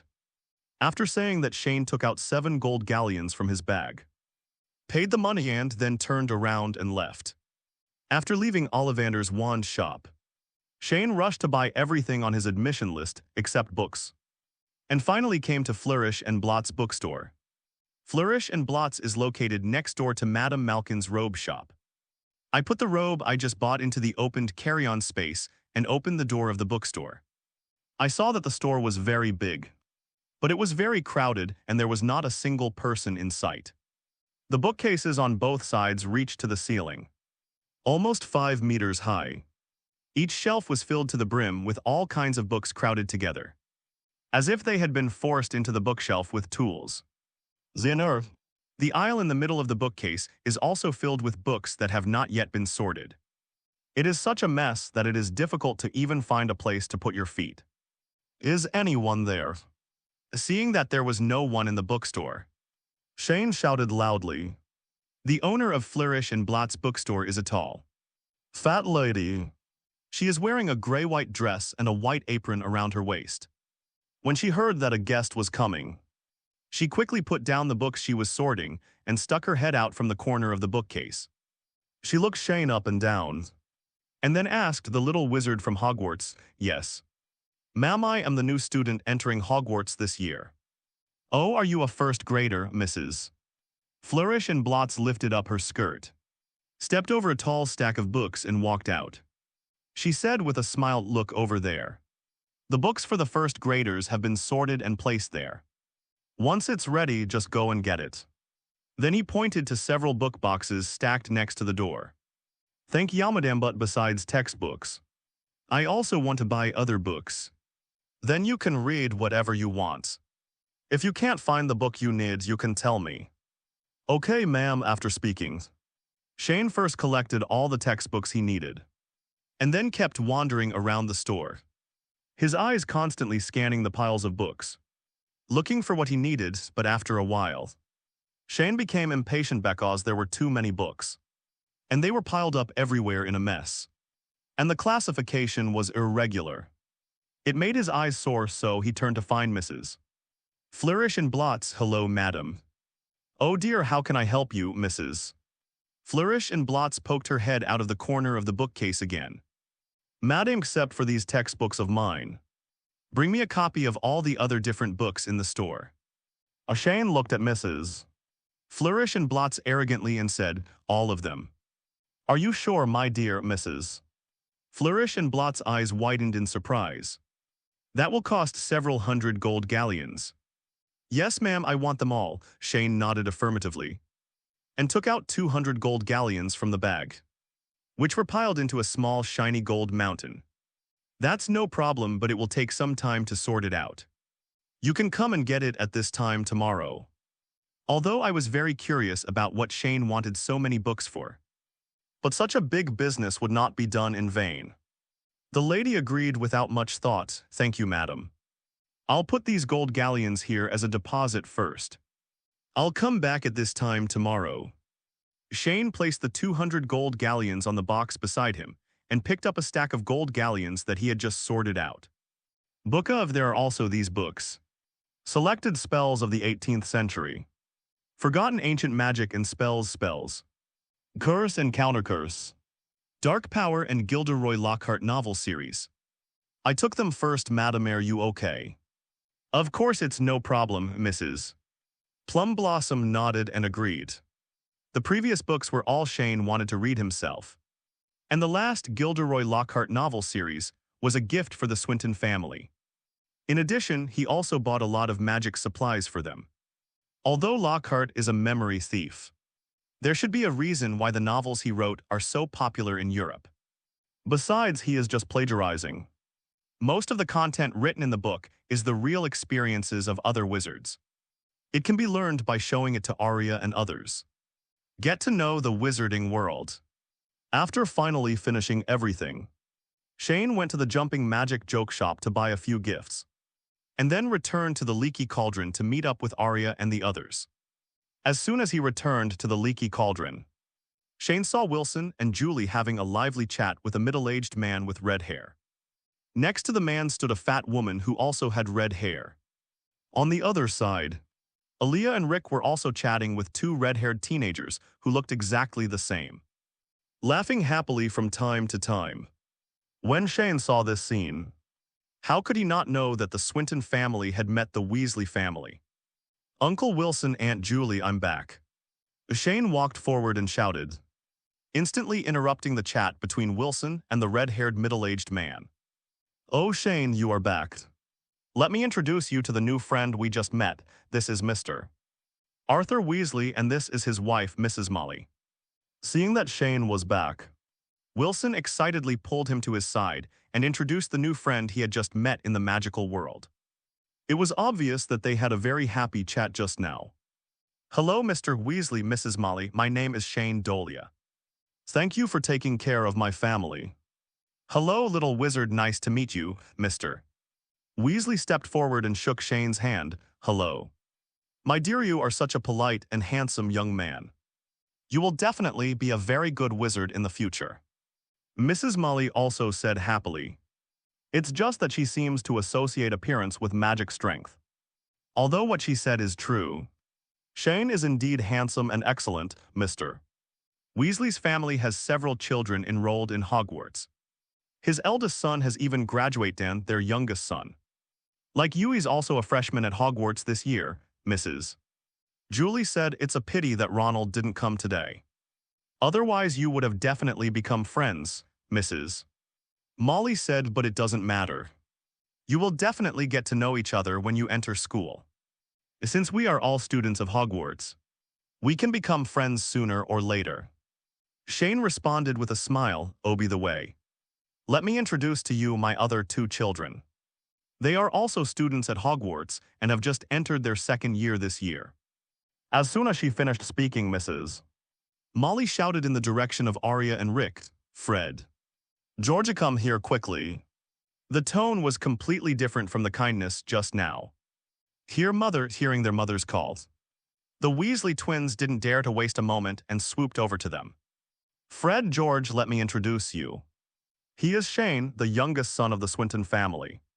Like Ronald, he is also a freshman at Hogwarts this year. Mrs. Molly introduced the twins. Hello, George, Fred. Shane nodded. Hello, this is Fred. This is what George said. He's George. That's what Fred said. If you need anything at Hogwarts, just come to us. We have a lot of fun magic props here to share with you. This is what they both said in unison. Shut up, you two, don't lead Shane. When Molly heard that the twins dared to sell their prank props in front of her, she immediately waved her hands angrily and slapped George and Fred hard. The twins covered their heads, not daring to say anything more. Let's play let's make trouble when mother is angry. It's better to be a good child for the time being, however. At this time, Fred seemed to have noticed something was wrong with the conversation just now, and immediately asked, Shane, your surname is Dolea. It's such a strange name, why do you? But before Fred could finish speaking, Shane secretly snapped his fingers, and a white magic circle the size of a fingernail lit up, and the perceptions of everyone around him were instantly changed. Just after Shane snapped his fingers, Aaliyah jumped up and yelled and ran over, hugging Shane immediately, and Rick followed behind her. Shane pushed Aaliyah's face hard to keep her as far away from him as possible. Her control over her little sister, who would attack whenever she got excited, was really annoying. Aaliyah, Rick, how was your time in Diagon Alley today? Did you enjoy it? Shane asked after pushing Arya away. I saw a lot of interesting things, but it's a pity that I don't have the money here. That kind of gold galleons. So I can only look at everything but not buy it. The expression on Alia's face immediately changed from excitement to slump. With a straight face, especially since she is a girl and rarely goes shopping. This feeling of wanting to buy something and having the ability to buy it, but not being able to buy it, is really uncomfortable for her. Don't look depressed, I bought gifts for you and Rick. I'll give them to you when we get back. Shane comforted with a smile. Besides, I'm going to Diagon Alley tomorrow. If there's anything I want to buy, let's come back together tomorrow, okay? Come again tomorrow. When Alia heard that she could come to Diagon Alley tomorrow, she immediately turned from worry to joy and nodded excitedly. Rick, what about you? Shane turned to look at Rick behind Arya. I'm very interested in that sport called Quidditch. I just heard from Fred and George that it's a sport where wizards ride on broomsticks and play ball in the sky. I really want to go there and see it with my own eyes. Contest. As an ice hockey player, Rick is naturally very curious about Quidditch. But having said that, Quidditch seems to be quite similar to ice hockey. It also scores goals and allows fighting. It's just that Quidditch uses a ball, while ice hockey involves direct hand-to-hand combat. Rick, Quidditch is more than just grabbing balls in the sky. At this moment, Fred and George heard the sound and came over and put their hands on Rick's shoulders. If we have a chance, we will take you to see it. The competition was really passionate. Last time just as Rick was being indoctrinated by the Weasley twins with half-true and false Quidditch anecdotes, the narrator, Mrs. Julie, suddenly noticed that Shane had only brought one box with him when he came back, and then asked curiously, Honey, have you finished buying all your things? Why is there only one box? She remembered that there were a lot of things on that list. No, I bought everything. I have put everything in this box. Shane picked up the somewhat worn box in his hand and patted it. This was a box he found from a scrap shop that had been casted with a traceless stretching spell. But it wasn't Newt's. Newt's box, filled with all kinds of magical animals, could be said to be advanced alchemy props. The box in his hand is just an ordinary enchanted box. It has about the space of a freezer, the kind that sells ice cream on the street. And there is no switching function between Muggle mode and Wizard mode. In fact, Shane, who possesses space magic, did not need to buy this box originally, but in order to avoid unnecessary trouble. It is good to use it as a cover, by the way. The scrap shop is not a real scrap shop, but a shop in Diagon Alley that recycles old and second-hand magic items, such as broken wands. As for why Shane was able to find this box in the junk shop, it might be that a guy named Malfoy saw that the box was too old and worn, and he thought it was an insult to his identity. So he just threw it away, and then it ended up in Shane's hands. Shane silently glanced at a whitish mark on the box, where the word Malfoy was originally printed. Although it was not the name of the two people he knew, he still used magic to erase it. One box can hold so many things, Mrs. Julie was surprised. Such a small box might not even be able to hold a few pieces of clothing. Magic, Aunt Julie, magic.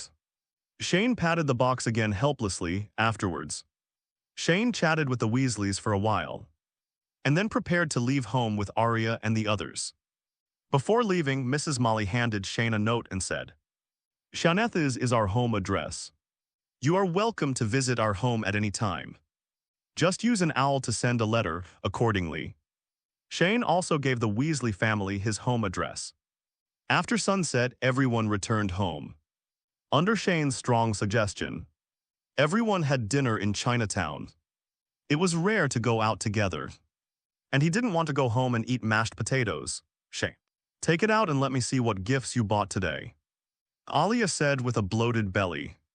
Jiu lay like that and collapsed on the sofa, and several others were in a similar state.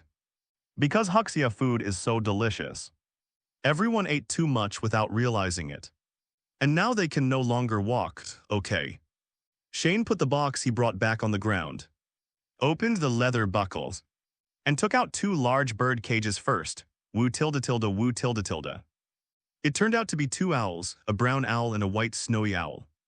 They both had a pair of big, dark brown eyes and were twirling in the cage and whining. Shane opened the cage and released the 2 little guys. Wow, owls so cute, Alia wanted to stand up and touch them. But as soon as she moved, the weight in her stomach pulled her back to the sofa.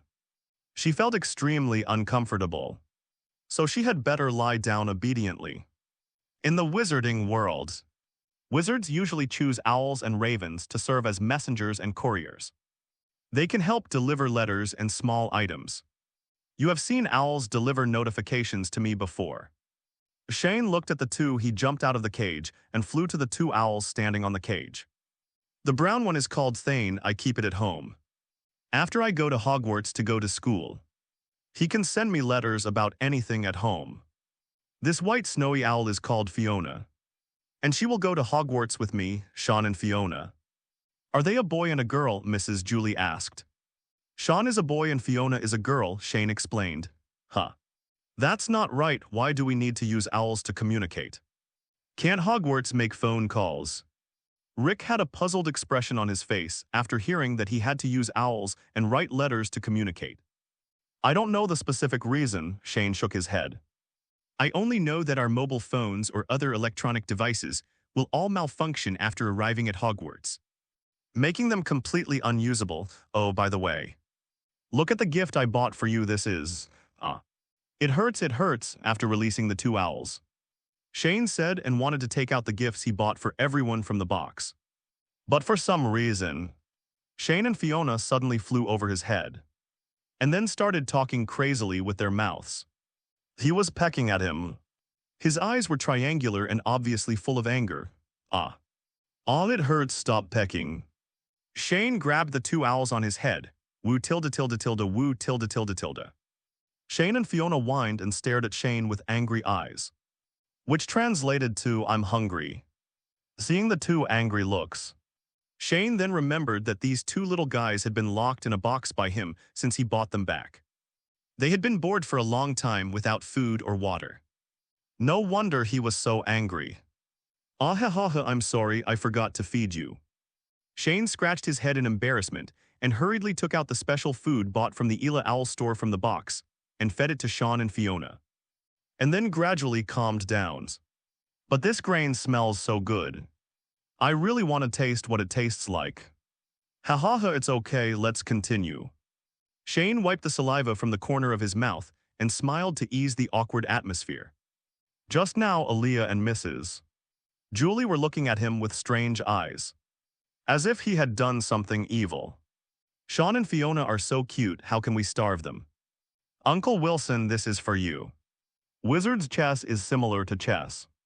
It is a very popular game among wizards. The chess pieces in it can move. If you want to play, it has included a rule manual. Shane took out a chessboard wrapped in a piece of red cloth and a box with the chess pieces inside. This book, Fantastic Beasts and Where to Find Them, records many animals that we usually think are legends but actually exist, such as fire dragons and mermaids. It was written by a master of magical animals in the magic world. Shane took out another book. He specially bought 2 copies of Fantastic Beasts and Where to Find Them, both of which were gold-bound special editions. The covers were autographed by Newt Scamander. He opened the pages inside on the pages of the book. Magical animals will be displayed in front of readers in a 3-dimensional way, and they can also make sounds. Shane bought these 2 books for gold and galleons. He felt that no one in the world could refuse this book. It's anyone, muggle or wizard. There is also this Gilderoy Lockhart novel series. The stories told in it are said to be the author's true experiences. They are very famous novels in the European magic world. This thing is for Rick. Didn't you say you are very interested in Quidditch? It's just right for you. Shane took out another shrunken Quidditch pitch. With a dozen little people playing in it, contest. Shane bought this thing from a Quidditch boutique for a large sum of money. It reproduced the entire process of the finals of a certain Quidditch World Championship and cost him a full 200 gold galleons. And these, Shane kept taking out various gifts. Large and small from the small box. There are flowers that can change into various colors according to the weather. Fireworks that can be set off dozens of times. Elf toy tree houses that can fly in the sky and sprinkle gold stars. Etc. It took more than 10 minutes for Shane to finally finish distributing the gifts. He looked up and saw that everyone had fallen into their own world and began to become obsessed with things in the magical world. Arya was flipping through fantastic beasts and where to find them with sparkling eyes. From time to time, she would play with the animals in the book and put her fingers in their mouths. Rick was holding a magnifying glass kneeling on the ground, transforming into a fan and watching the game in the small Quidditch pitch intently. Mrs. Julie was reading Traveling with the Vampire with gusto, which was one of the books in the Gilderoy Lockhart novel series. But when Shane saw her fascinated look, he regretted it a little bit. I shouldn't buy this set of books to take home. This set of books is not cheap. And I always feel like I'm at a loss. Finally, Mr. Wilson had placed the chessboard on the table in the living room. He was concentrating on it. He lit his pipe at some point and frowned.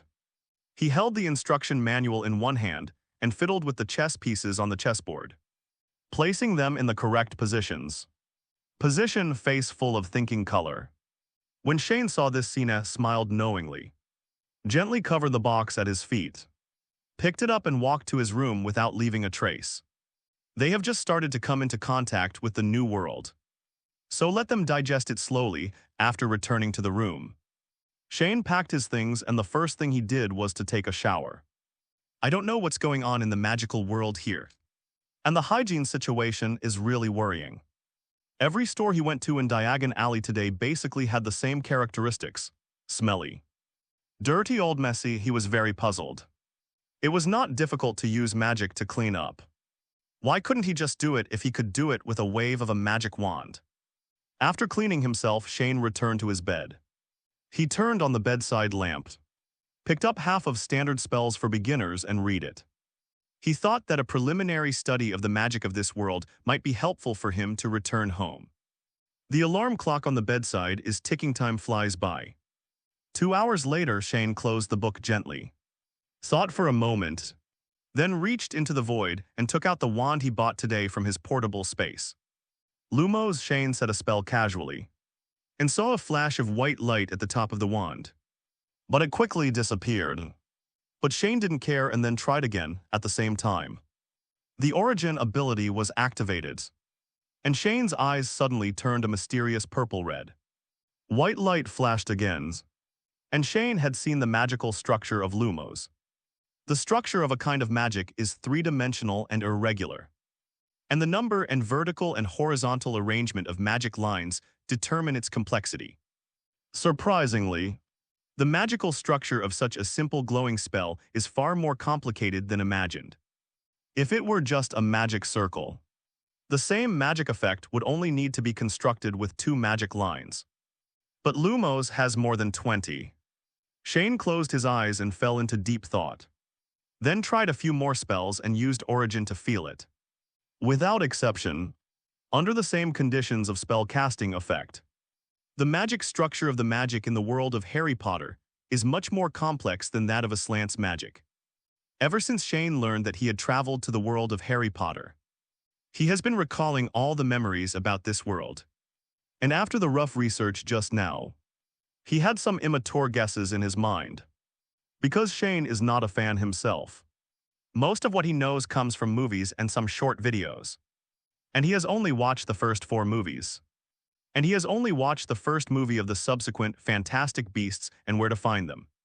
Therefore, Based on the current known intelligence analysis, if we only talk about using magic to fight, Shane can crush 99.9% of the wizards in the world after Alan Aslant. The power of magic is either used to fight or to serve the battle. Of course, it's not necessarily the case against the two old guys, Grindelwald and Dumbledore. According to what he learned from watching short videos a long time ago, Grindelwald seemed to have almost burned down the entire Paris with a fire curse.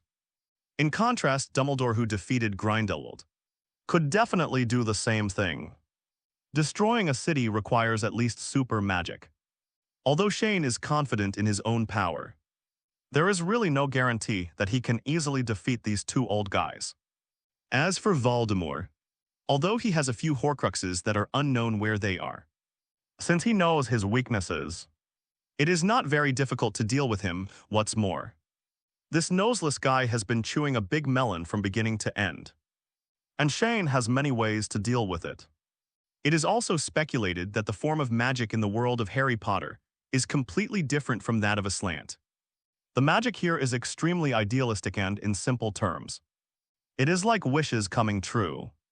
Judging from the fact that Professor McGonagall can easily break up his magic today. The magic in this world can be summarized into 3 points. First, it is guided by human desire less than it is guided by magic. And finally, it achieves the effect of affecting reality. This means that the spell is just a hint that the wizard strengthens his own mind or desire when he casts the spell. The spell is not important. What is important is how much your desire to affect reality is when you cast the spell. For example, the levitation charm is one of the most basic spells in Standard Spells Beginners. In the original book, Hermione was able to learn it immediately, perhaps because she had enough confidence in herself to make feathers levitate. But looking back at Ronald, who failed to cast spells in class, but succeeded in casting spells when dealing with trolls later. The reason may be that he lacked self-confidence since childhood, and his temper was prone to anger. He used spells wildly after trying several spells and failing. When the wand pinches the feathers, I don't even think about letting the feathers fly. Of course, the feathers won't fly. But later, when dealing with the trolls, Ronald's strong desire to save Hermione made him successfully use the levitating spell in order to save Hermione from the troll. For another example, Mad-Eye Moody, actually Barty Crouch Jr., once said that the killing curse cast by the little wizards would probably only make him have a nosebleed. After all, the little boy was still in school. Wizards are very simple and cannot have great murderous intentions. So to sum up in the world of Harry Potter, in theory, as long as your desire and will are strong enough, you can do whatever you say and control everything. However, this is all just speculation right now. But there is one thing. Shane discovered that although the magic structure is complex, it also means that the magic spells in the Harry Potter world have great potential. As long as the magic structure is remodified and the magic circle is stabilized, it should be able to exert its potential. The deeper power of the spell as soon as he said it. Shane activated Origin again and began to modify the magic structure of Lumos. After a while, Shane opened his eyes and waved the wand in his hand. A small magic circle flashed past the top of the wand, and then a ball of light flew out and flew around the room following Shane's thoughts. Success! Shane smiled slightly in his heart, and then he immediately started to modify other magic spells. At the same time that Shane was brainstorming, people from the British Ministry of Magic were running around Swinton's house, because the ministry had detected abnormal magic fluctuations near this place. The Ministry of Magic sent people out to investigate in accordance with regulations. But I couldn't find the specific location despite searching. In fact, the Swinton family had already asked Shane to perform magic. And the problem of traces in the wand being detected has been solved unintentionally. It's just that the people from the Ministry of Magic have to work overtime tonight. Transforming the magic structure is a very laborious task. Shane must adjust the magic lines one by one and keep trying to cast spells until the desired effect is achieved. This is like forging gears by hand. If you want the two gears to fit perfectly with each other, you can only grind them and try them at the same time. Turning off Origin, Shane rubbed his temples. The transformation spell really made him feel dizzy. He turned to look at the alarm clock beside his bed. It was half an hour before midnight. Read another book. The transformation of the magic spell was paused. But Shane had no idea of resting yet. He picked up a book of magic theory and read it carefully. Time passed slowly, and at this moment, the only sound left in Shane's room was the ticking of the alarm clock and the turning of pages in the book. The start of school is getting closer. Time passes day by day like a revolving lantern. On August 31st, the first day of school finally arrived. In the past month, in addition to taking Arya or Rick to Diagon Alley every week, Shane also read all the magic books in this world that were temporarily available, and became familiar with the power of magic spells. There's new research, to be honest. Shane never expected that with Origin. Even if he worked day and nights, he would only be able to transform 9 out of 10 of the spells that a first-year wizard needs to learn. The complexity of the magic power was far beyond his imagination. The more difficult the magic, the complexity of its magic structure increased exponentially, which often made him feel dizzy. Fortunately, over the past months, the transformation of the spell has allowed Shane to gradually verify his previous idea. That is, the intensity of magic in the world of Harry Potter is indeed directly proportional to the wizard's heart and will. Even if he doesn't use a magic circle, he can still control the power of the magic spells in the book at will. For example, Lumos can put out a big blinding light bulbs, or he can use the levitation spell to make a ball weighing several tons. Stones were flying around in the sky. It's a pity that during this month's transformation process, there were still exceptions. The one or two that were almost indistinguishable was the transfiguration. To put it simply, the magic of transfiguration can change the shape and structure of things. How Earth's magic can turn a stone into a banana. But why can it also turn a chair into a pig? It's still alive, the kind that can bark and jump. Shane said this is unscientific, not scientific at all. Shane can also understand that turning a stone into a banana is a simple alchemy maintained by magic. This means that the essence of the stone has not changed at all, but its form in reality has changed due to magic. Changes have occurred. But what the hell is a dead thing turning into a living thing? In addition to running and jumping, the pig can also eat. Shane saw with his own eyes that the chair that he accidentally turned into a big red pig suddenly flew out of the room, then rushed to the first floor and gnawed the potatoes that Aunt Julie was preparing to make mashed potatoes. At that time, Shane was dumbfounded. Moreover, the dazzling magic structure of the transformation technique and the thousands of magic lines made him collapse. Origin also said that it will cost more to modify this thing. Otherwise, we will go on strike, so now. The transformation of transfiguration is still in its infancy. If you want to continue to explore its potential, you can only wait until you enter Hogwarts. Perhaps Professor McGonagall's class can give him some inspiration so that his research can be easier. Of course, although it was proven that his idea of the Harry Potter spell architecture was basically correct. After thinking about it, Shane always felt that he had missed something. Logically speaking, even if the power of the magic spell can realize spiritual manifestation, there is no reason to exaggerate that it can transform a dead object into a complete living body. So after thinking for a long time, Shane felt that the problem might be with his soul. Soul magic is one of the magics in the Harry Potter world that is higher than a slant. In a slant, magic involving the soul is extremely rare, and only Zareth has done relevant research. Mavis, the first president of Fairy Tale, is the soul body. Shane tried to find her on Sirius Island many times, but she never showed up. So after traveling again, Shane had no chance to contact and study soul magic. In the world of Harry Potter, aside from Voldemort's Horcruxes, there are a large number of ghosts in Hogwarts. They are no different from ordinary people, except that they maintain their original appearance and have no body. And Shane still remembered that among the many souls at Hogwarts, there seemed to be one who was a professor, and he had been teaching for many years. So he guessed that maybe the existence of ghosts had special significance to Hogwarts. or the entire magical world after thinking about it. Shane and the Swinton family also took the subway to King's Cross Station. Platform 9 and 3/4. Is there such a platform in the world? Alia stretched her neck to look at the ticket in Shane's hand and asked in confusion. Arya, you have been to Diagon Alley many times this month. You should know that things in the magical world are very different from the world of ordinary people. Shane sighed helplessly. Follow me, I probably know how to get to the platform. After saying that, Shane led everyone to the third pillar of Platform 9 and Platform 10 of King's Cross Station. This is it, Shane pointed to the stone pillar in front. You should be able to reach Platform 9 and 3/4 through this pillar. In fact, Shane didn't know where the entrance to the platform was before. But there were a few people with wands sneaking around the pillar. And there was nothing else besides it. I see, that's it. Wilson suddenly realized. Isn't the third pillar of the 9th platform and the 10th platform equal to 9 and 3/4? Let's go, you guys grab me and I'll take you there.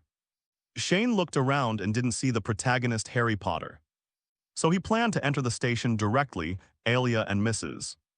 Julie were seen holding one of Shane's arms each, while Rick and Mr. Wilson were holding Shane's shoulders from behind.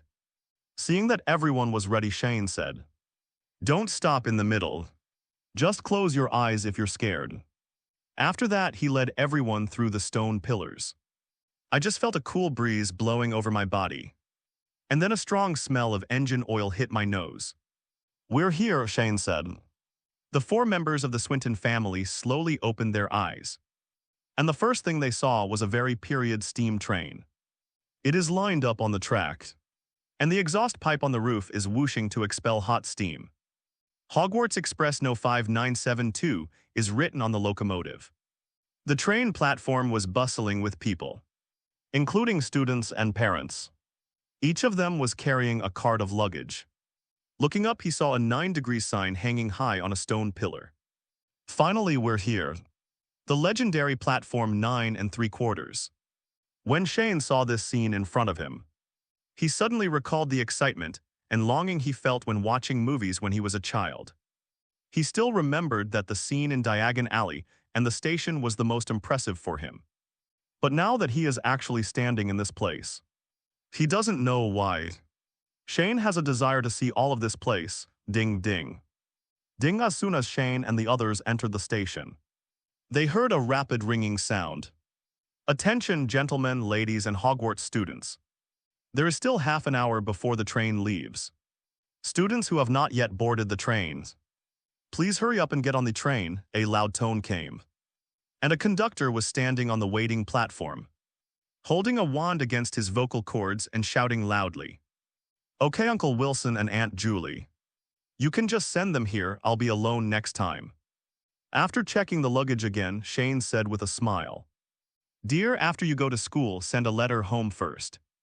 Don't do dangerous things and study hard, understand? Mrs. Julie hugged Shane and said worriedly, I got it. Shane nodded, don't worry. If you feel unaccustomed to life at Hogwarts, you can come back. I guarantee that you can go to the best school at any time after you come back. Wilson patted Shane on the shoulder. Shane, be sure to write to me often. And tell more stories about school if you can. Alia also stepped forward and hugged Shane. If possible, can you give me a Quidditch golden snitch? Rick said naively. Everyone immediately rolled their eyes at him. This guy had been holding the Quidditch pitch for a month and almost went to bed with it. When watching games, Rick's favorite thing was the Seeker. He was extremely fascinated by the feeling of galloping on the field. After waving goodbye to everyone in the Swinton family, Shane carried his refurbished small suitcase onto the train. After getting on the trains, Shane found that the aisle in the train was very narrow, and the little wizards were crowded in and walking back and forth, almost tiptoeing and kicking their heels, so Shane picked up the ability of squeezing into the train when he returned home during the spring festival, and went around in circles after a lot of effort. He found an empty car at the end of the train. When he opened the car doors, Shane immediately smelled a sour smell. How long has it been since you last had hygiene? He quickly covered his nose and waved his hand, clean up Scourgify. With a wandless magic, the carriage suddenly became clean. And the bad smell just now was talked about a lot. Entering the carriage, Shane first closed the carriage door behind him and cast a silent spell to block out all the noisy sounds outside. Then he walked forward and opened the car window to let in some ventilation. And finally sat down safely and began to close his eyes and meditate. However, although he closed his eyes and rested his mind, Shane was actually constructing a passive magic called Thinking Barrier in his mind at this time to defend against Dumbledore's legilimency. In fact, for Shane, there are many ways to deal with legilimency, but they are all active skills. Whether it was avoiding looking directly into the eyes of the caster, occlumency, or the various brain-shielding magics he learned in Aslant, it all required Shane to take the initiative to cast it. It was difficult for him to ensure that he would not become mentally slack, causing the secrets in his mind to leak out. So Shane thought about using Origin to transform a previous magic so that it could passively defend against legilimency. The transformation process of Thinking Barrier is relatively complicated. Shane started it half a month ago as of today. He has basically completed it, except for the final touches on the magic structure. Has anyone seen a toad? Someone named Neville lost one. Just when Shane was about to complete the adjustment of the last few magic lines of Thinking Barrier, the door of the carriage suddenly opened suddenly, and a squealing sound came from the direction of the door. Shane slowly opened his eyes, turned around and saw a fiery little witch standing at the door of the carriage. She had fluffy brown hair and was raising her little head proudly. Hermione Granger's, one of the trio of protagonists in the original novel, is nicknamed Miss Know-It-All. Of course, she doesn't like this nickname, Miss Granger. I think if a person needs help, it is best to say please. Otherwise, it will be considered very rude. Shane pressed his temples. The transformation of the magic structure required a high degree of concentration. But being suddenly interrupted like this made his head hurt. Oh, I'm sorry. A student named Neville in my carriage lost his toad and was already crying. I'm helping him find it. The little witch seemed to realize that she was too reckless just now and put it away. A proud expression. Forget it, you're just trying to help your classmates. Shane waved his hand helplessly. Tell him there's no need to look for him. A wizard's pet will find its owner on its own. And his toad will return to him on its own, is that so? That's great, I'll go back and tell Neville now. After hearing Shane's words, the little witch immediately turned around and ran away. She wanted to go back and tell Neville the good news right away. But before running a few steps, Hermione suddenly realized something was wrong. How did this boy know her name just now? It seems that she never introduced herself from beginning to end. With questions in mind, Hermione returned to her carriage. What an impatient little girl. This was Shane's comment when he met Hermione for the first time. After getting up and closing the compartment door that Hermione had not closed just now, Shane closed his eyes again and continued what he had not finished just now. Boom, a boom, a boom. After some time, there was a knock on the doors, followed by a familiar voice from outside the door. Hello, could it be convenient for me to come in? Hermione knocked gently on the door just now. After Hermione returned to her carriage, she conveyed what she heard from Shane to Neville. After spending some time to comfort Neville, the conversation when she met Shane kept playing in Hermione's mind. It won't go away. Why does he know his name? Why did he know that Neville's toad would return to Neville on its own? I have read so many books about magic in the past month. So why didn't I know that wizards' pets would look for their owners on their own? No, I have to ask that boy ever since. Hermione finally couldn't restrain her curiosity and came to Shane's carriage door again. Come in, a voice replied from inside the door. Hermione opened the carriage door and found Shane sitting by the window looking at her. The wind outside the window blew up Shane's slightly long bangs, combined with his delicate facial features and the faint purple-red color of his pupils. Hermione was momentarily distracted. What are you doing standing there? Come in. Shane looked at the little witch standing at the door in confusion. He obviously came to see me for something. So why did he suddenly freeze? Oh, sorry. Hermione's face turned slightly red and she walked into the car. Tell me, Miss Granger, what do you want from me? Shane naturally took out a piece of chocolate from his pocket, broke it in half and put it in front of Hermione. Thank you. Hermione picked up the chocolate, but did not eat it immediately. Instead, she asked directly. Actually, I just want to know why you know my name. Do you know the magic of mind reading also? How do you know that a wizard's pet will find its owner on its own? Well, apparently Hermione had gone through some brainstorming and directly regarded Shane as the kind of person who was born in a magical family and could learn magic from an early age. Miss Granger, just call me Hermione. Interrupted Shane directly. Okay, Hermione. Shane smiled. I'll answer your first question first. It is true that there is mind-reading magic, and I can indeed do it. But the reason why I know your name has nothing to do with mind-reading magic. But it is not convenient for me to tell you the specific reason. But don't worry, I don't have a hobby of prying into other people's memories. This sentence made Hermione's hanging heart finally relax a little. Then the second question, Shane held out 2 fingers. Hermione, before I answer this question, can you tell me why the Hogwarts admission notice requires us to only bring owls? What about cats or toads as pets? Shane has unknowingly entered into his familiar role of teacher. In the guild before, he often helped his younger brothers and sisters solve their training problems. Except for Natsu and Gray, who often asked him to come to class tied up. Everyone else took Shane seriously of teaching. I don't know about that. After hearing Shane's question, Hermione shook her head.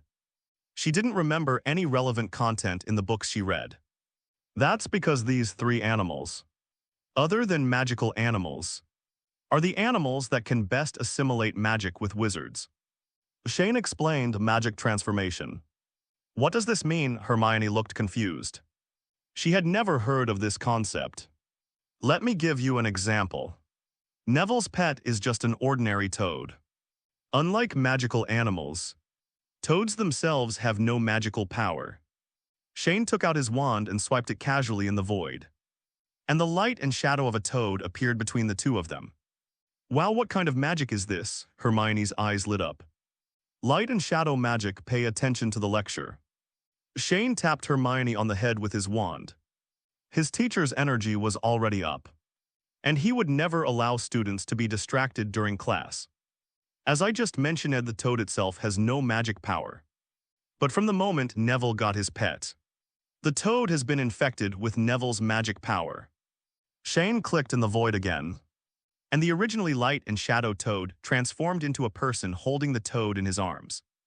Hermione, you have to remember that the magic power of each person is unique. Just like the fingerprints on the hand, Neville's toad is contaminated with his magic power and will gradually take on the characteristics of magical animals. The magic power of both parties is the same, assimilation. Even if Neville's toad runs away, he can return to his master by sensing the same magic as his own. In this way, do you understand? The light and shadow between the 2 people turned into one person and one toad connected by a thread. And then the toad followed the thread and found its owner again. That's it, I understand, Hermione nodded sharply. With the help of light and shadow magic and such vivid teaching. If she still can't understand it, her title of master in the original novel will be in vain. Thank you, Hermione wanted to express her gratitude. But as soon as she started speaking, she realized that she never seemed to know the name of the boy in front of her. My name is Shane Dolea, just call me Shane. Shane saw Hermione's embarrassment and said with a smile. Thank you, Shane tilde. Hermione smiled a little awkwardly, showing her cute little bunny teeth. Ha ha tilde tilde ha ha tilde tilde. Just then the train whistle suddenly sounded. Attention all students. The train will arrive at the station in 15 minutes. Please be ready to get off the train, in the aisle outside. It seemed like a senior from a certain college was shouting. Especially the first-year students. Please wear good robes. Don't run around after getting off the bus. Someone will help you carry your luggage to your dormitory. We're about to get off the bus. Shane stood up, moved his hands and feet, and then looked at Hermione with a teasing look. Well, dear Miss Hermione, you don't want to sit here and watch a lady all the time. Men, please change your clothes. Hermione's face turned red after hearing this. And then she whispered, who wants to see you? After that, she ran away. Tahasa. She is exactly the same as the original Myra. A arrogant little girl. Shane recalled that when he was a child, Myra was like this. She would blush and want a duel with him after being teased by her.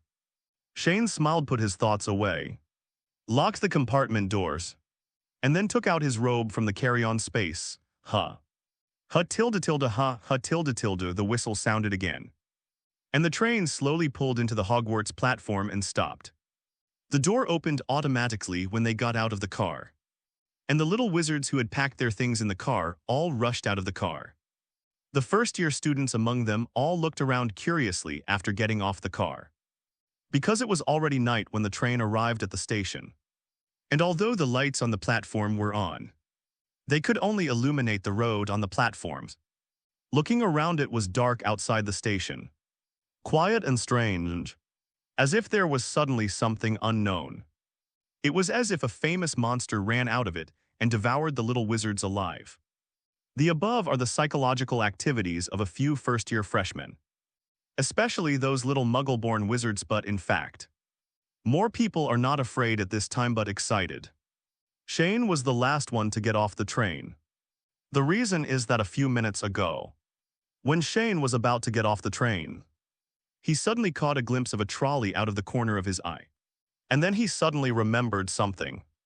So he went back to the car. When he got out of the car again, he saw a frantically struggling frog leg in his mouth. Chewing on the cheeks. It tastes like chocolate. After all the little wizards in the car got off, a tall figure in the distance slowly walked over holding a lamp. He first said hello to a little boy. Hi, Harry. Hi, Hagrid, the boy responded with a smile. He has a pair of bright green eyes. And through the dark and messy hair, you can vaguely see a slender lightning-shaped scar on his forehead.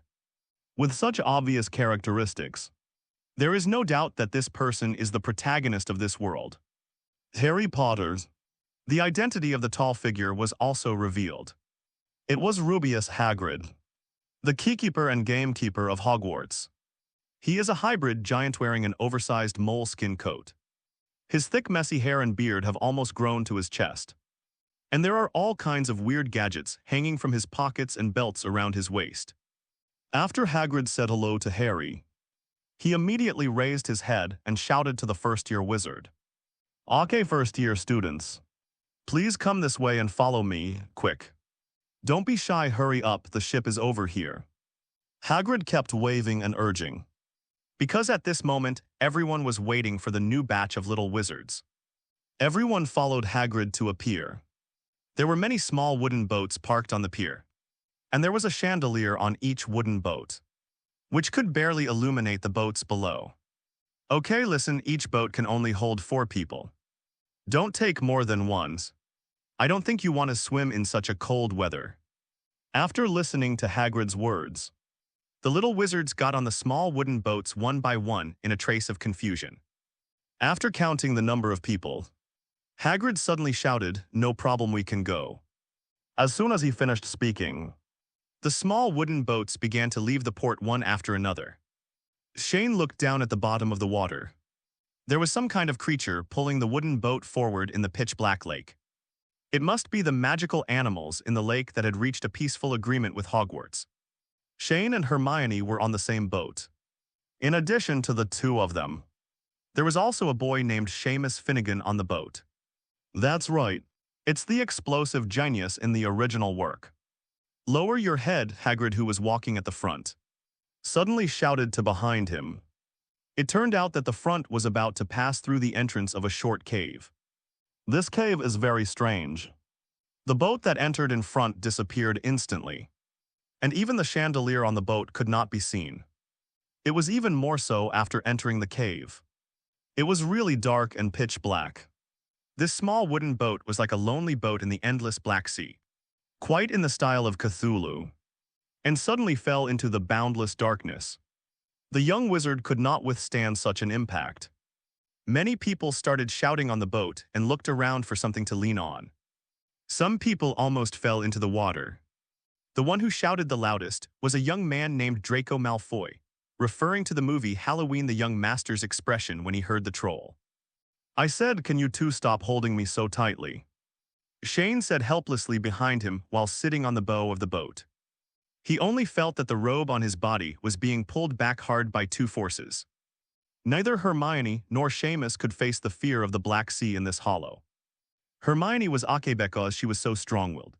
She suppressed her fear, just lowered her head and closed her eyes and said nothing.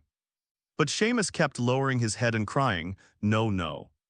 I want my mom, I want to go home at this time."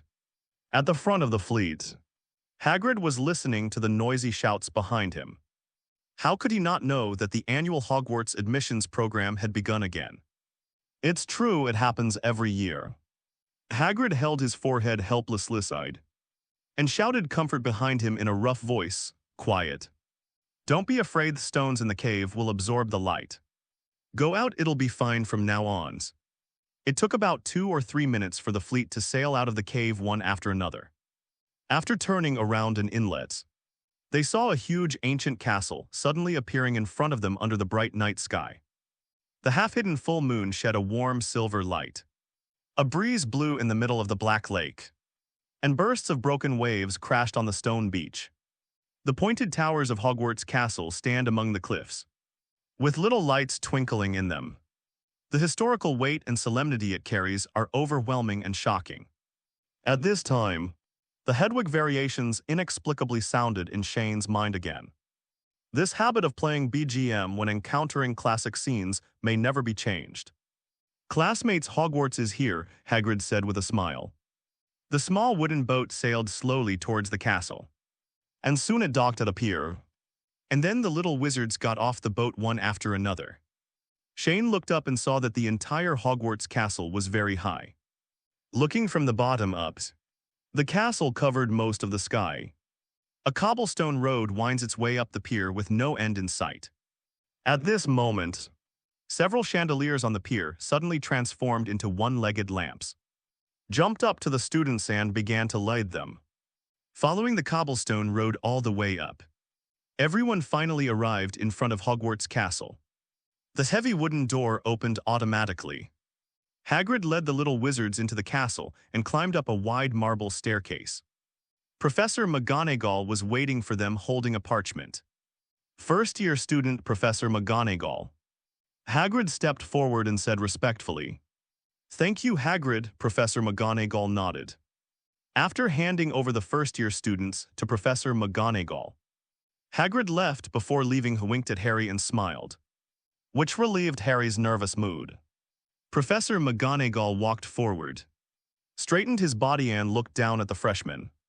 She crossed her hands in front of her and said seriously, "Students, welcome to Hogwarts. In a while, you will pass through the door behind me, and other students are waiting for your arrival at the opening dinner.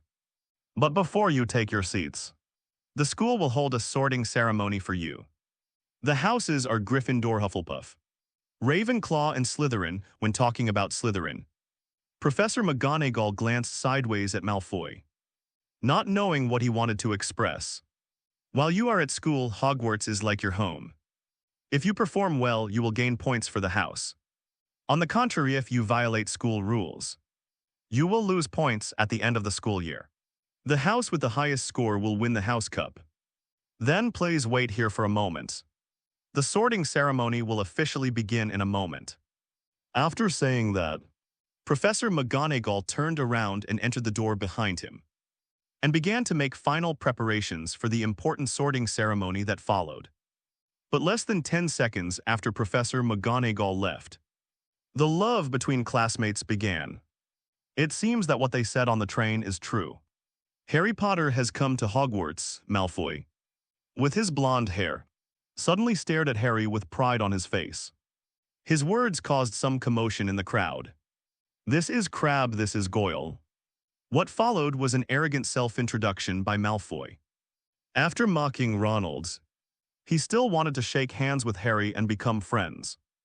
But Harry had been looked down upon at his aunt's house since he was a child. In terms of arrogance, to be honest, Malfoy was far from the Dursleys, so he couldn't feel the slightest affection when he saw Malfoy like this. So Harry said to Malfoy expressionlessly, "I think I can tell the good from the bad myself." "Thank you in this way, Harry." Ronald and Draco formed a quarrel and showed countless love and hatred for a long time. On the other side, Shane watched the three little brats in front of him bickering with each other with interest. But he was thinking again at the moment when he was a kid. He didn't think much of it when watching movies, but now he couldn't help but see something deeper in Malfoy and Harry. They are already fighting each other before they even enter school. It is conceivable that the current school spirit of Hogwarts is not much better. Competition in a school is a good thing. But vicious competition basically has no effect other than creating boring hatred. Not to mention that there is a dean of the college who is adding fuel to the fire. So should I find something to do, as Shane thought this way? The red gene of the flower grower in his blood had begun to awaken unknowingly. And just when Shane was thinking about how to reform Hogwarts, he felt his robe being pulled. "Shane, which house do you think we will be assigned to?" Shane turned around and saw that it was Hermione. She had been very nervous since Professor McGonagall left. But when she looked around, there were only a few people she knew. Neville was still there. Emoji, she had lost her toad. So she planned to go up and talk to Shane to relieve her nervousness. "Feeling Academy. I don't know for sure, but I'm sure you will go to Gryffindor." Shane replied affirmatively without any hesitation. "Gryffindor's why?" Hermione asked in confusion after hearing Shane's affirmative answer. She had learned about the four houses of Hogwarts before enrolling. The quality represented by Gryffindor was courage, and she felt that the one she should go to was Ravenclaw, which was famous for its wisdom. "Why, you have to ask yourself." Shane smiled and said an answer that left Hermione with questions. Indeed, there was no doubt that Hermione had Ravenclaw qualities in her. But judging from the original book, every time Harry and Ronald got into trouble at Hogwarts, Hermione was basically involved. If it were the eaglets of Ravenclaw, they would feel that paying attention to you is a waste of time studying. Also, the literal translation of Ravenclaw is Raven's Claw, and the hidden meaning of the name is greedy plunderer, which means the thirst for knowledge. However, Hermione's greed for knowledge lacks purity, and she usually just treats knowledge as to allow herself to be praised and improved. She lacks respect for knowledge, therefore. Compared to Ravenclaw Gryffindor, a college that is suitable for promoting her nature is more suitable for her. "No, you. Everything is ready inside, everyone follow me." Hermione was annoyed when she saw Shane playing riddles and wanted to continue asking. But the appearance of Professor McGonagall directly interrupted her questioning and stopped Draco and Ronald from further conflict with his cold eyes. Shane was thinking that if these two people were to look at each other like before, they might not be kissing each other. Pushing open the beautiful relief door, a bright hall comes into view. Thunder and lightning were moving on the ceiling of the hall, and bursts of thunder could be heard from time to time. The walls on both sides of the hall are inlaid with rows of animal statues. Each animal is different. They are lion-sigil snakes, and badges representing the four houses of Hogwarts. There is a huge brazier hanging in the mouth of each animal statue, and hundreds of white candles floating in midair. The fire emitted by their burning illuminates the entire hall. There are 4 huge tables at the bottom of the hall, and each table has a certain amount of space to welcome the arrival of new students. Students in the 2nd grade and above were whispering, and at the same time they were looking at this year's freshmen with critical eyes. After walking through the doors, Professor McGonagall led the freshmen through the aisle in the middle of the hall and stood in front of the professor's chair. I saw a round stool placed behind Professor McGonagall. A pointed hat with a human face was placed on it. Behind the hat were all the professors and staff of Hogwarts. The professors, and there is an old man with a white beard among the employees. He is the principal of Hogwarts, Albus Dumbledore. Professor McGonagall pressed her palm down to signal the new students to stop. Then she turned around and walked up the steps. standing next to the sorting hat and said, "Before the sorting ceremony begins, Professor Dumbledore would like to say a few words to everyone. After that, just give up a position." Dumbledore stood up, slowly dragging his long white beard, and faced all the students and began to say, "Before the sorting ceremony officially begins, I want to say a few words. Idiot, cry, residue, screw it. Hogwarts strictly prohibits students from entering the dark forest. It is a forbidden forest. In addition, our administrator, Mr. Filch, asked me to remind everyone that the corridor on the right side of the third floor is also a forbidden area. If you don't want to die miserably, don't go, thanks." After saying that, Dumbledore sat down again and handed the control back to Professor McGonagall. The sorting ceremony officially began, and Professor McGonagall opened the parchment in his hand. "Students who have reported their names, please come forward. I will put the sorting hat on your head, and then determine the college you want to go to." Professor McGonagall picked up the sorting hat. Hannah Abbott, the Iron Throne, appeared, and a rosy-cheeked girl with 2 golden braids stepped forward, and Professor McGonagall placed the sorting hat on her head. Immediately afterwards, the sorting hat shouted without any hesitation, "Hufflepuff." On behalf of the corresponding house, warm applause came from the direction of the corresponding house. Hermione Granger, then the second one, read Hermione. Hermione was startled when she heard her name below. As she stepped forward, she took a deep breath and murmured in a low voice, "Noke. Relax, don't be nervous." Hermione sat down on the chair with an anxious mood, and Professor McGonagall put the sorting hat on. "Oh good, yes, okay, Gryffindor." The sorting hat made its decision in less than 5 seconds, and the long table belonging to Gryffindor suddenly burst into warm applause. Hermione walked down the steps and ran happily to the Gryffindor table, her heart filled with shock in addition to excitement. Because Shane guessed correctly, she really went to Gryffindor. Then came the process of going through the process, and the freshmen were assigned to different houses one after another. The most eye-catching among them was undoubtedly our protagonist, Harry Potter. The entire hall except Slytherin was moved for him. There was warm applause when he was assigned to Gryffindor. But at this moment, Shane was looking at the sorting hat not far away and thinking, which house should he be assigned to be honest? He was not sure that the sorting hat could accurately assign him to the appropriate college when the thinking barrier was turned on. Of course, he is free to manipulate it if he wants. Shane thought for a moment, going to Gryffindor. But the protagonist is there and it feels uninteresting. And according to the experience of many senior time travelers, there must be a lot of trouble around the protagonist.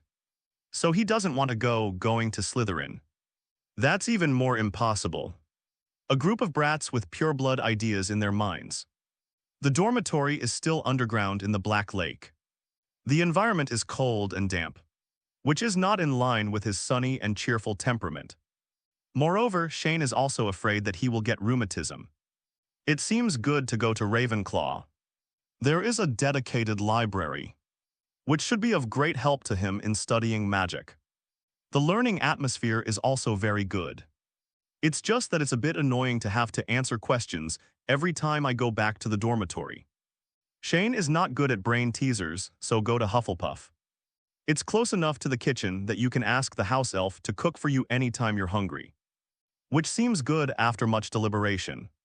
Shane finally decided to go to Ravenclaw. You can cook at any time, and the house elf will not refuse your request if you want to walk a few more steps. As for the dormitory door in Ravenclaw that you said requires answering a question before it can be opened. What a big deal. If you can't get in through the door, you can use the window. It's not like you can't fly, Shane Dolea, at this time. Professor McGonagall finally read Shane's name. Shane stepped forward and walked forward. He glanced at the sorting hat first. His expression was a bit off. And then he looked at Professor McGonagall and said, "Hello, long time no see." "Professor McGonagall, it's been a while, Mr. Dolea, please come up." Professor McGonagall responded and pointed the direction of the stool with his eyes, hoping that Shane could complete the sorting ceremony as soon as possible. However, what was strange was that Shane didn't move for a long time. Instead, he kept staring at the sorting hat in Professor McGonagall's hand. And suddenly his eyes widened. He took out his wand without leaving a trace. And suddenly said to Professor McGonagall, "I'm sorry." "Professor McGonagall, please wait a moment." As soon as he finished speaking, before Professor McGonagall could react, Shane pointed his wand at the sorting hat and shouted, "Clean up a new Scourgify enhanced version." With a flash of white light, the sorting hat was washed clean from beginning to end. Feeling comfortable, Shane put away his wand happily. The reason why he did this was because the sorting hat disgusted him so much. In fact, from a distance, it looked like nothing.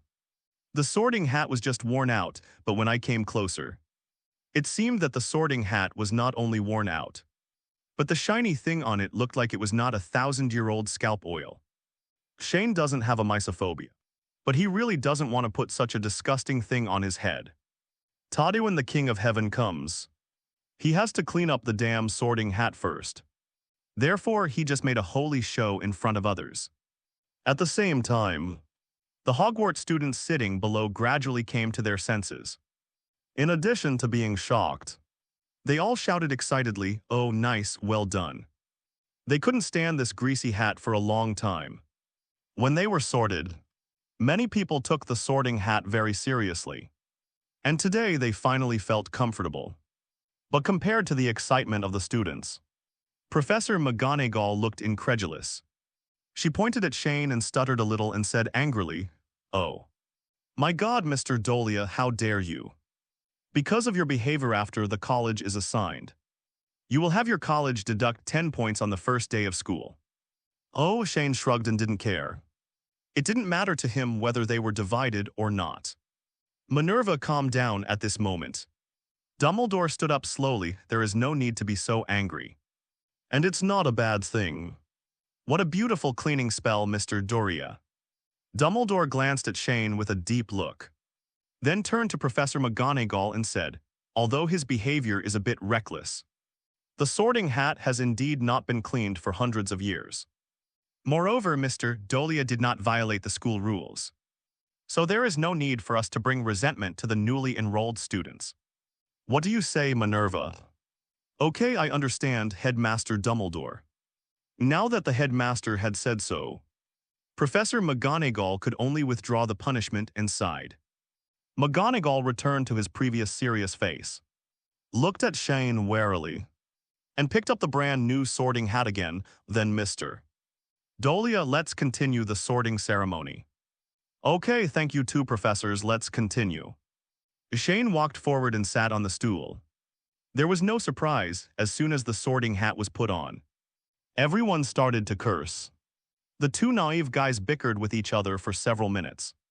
And finally, through Dumbledore's mediation, Shane was assigned to the Ravenclaw as he wished.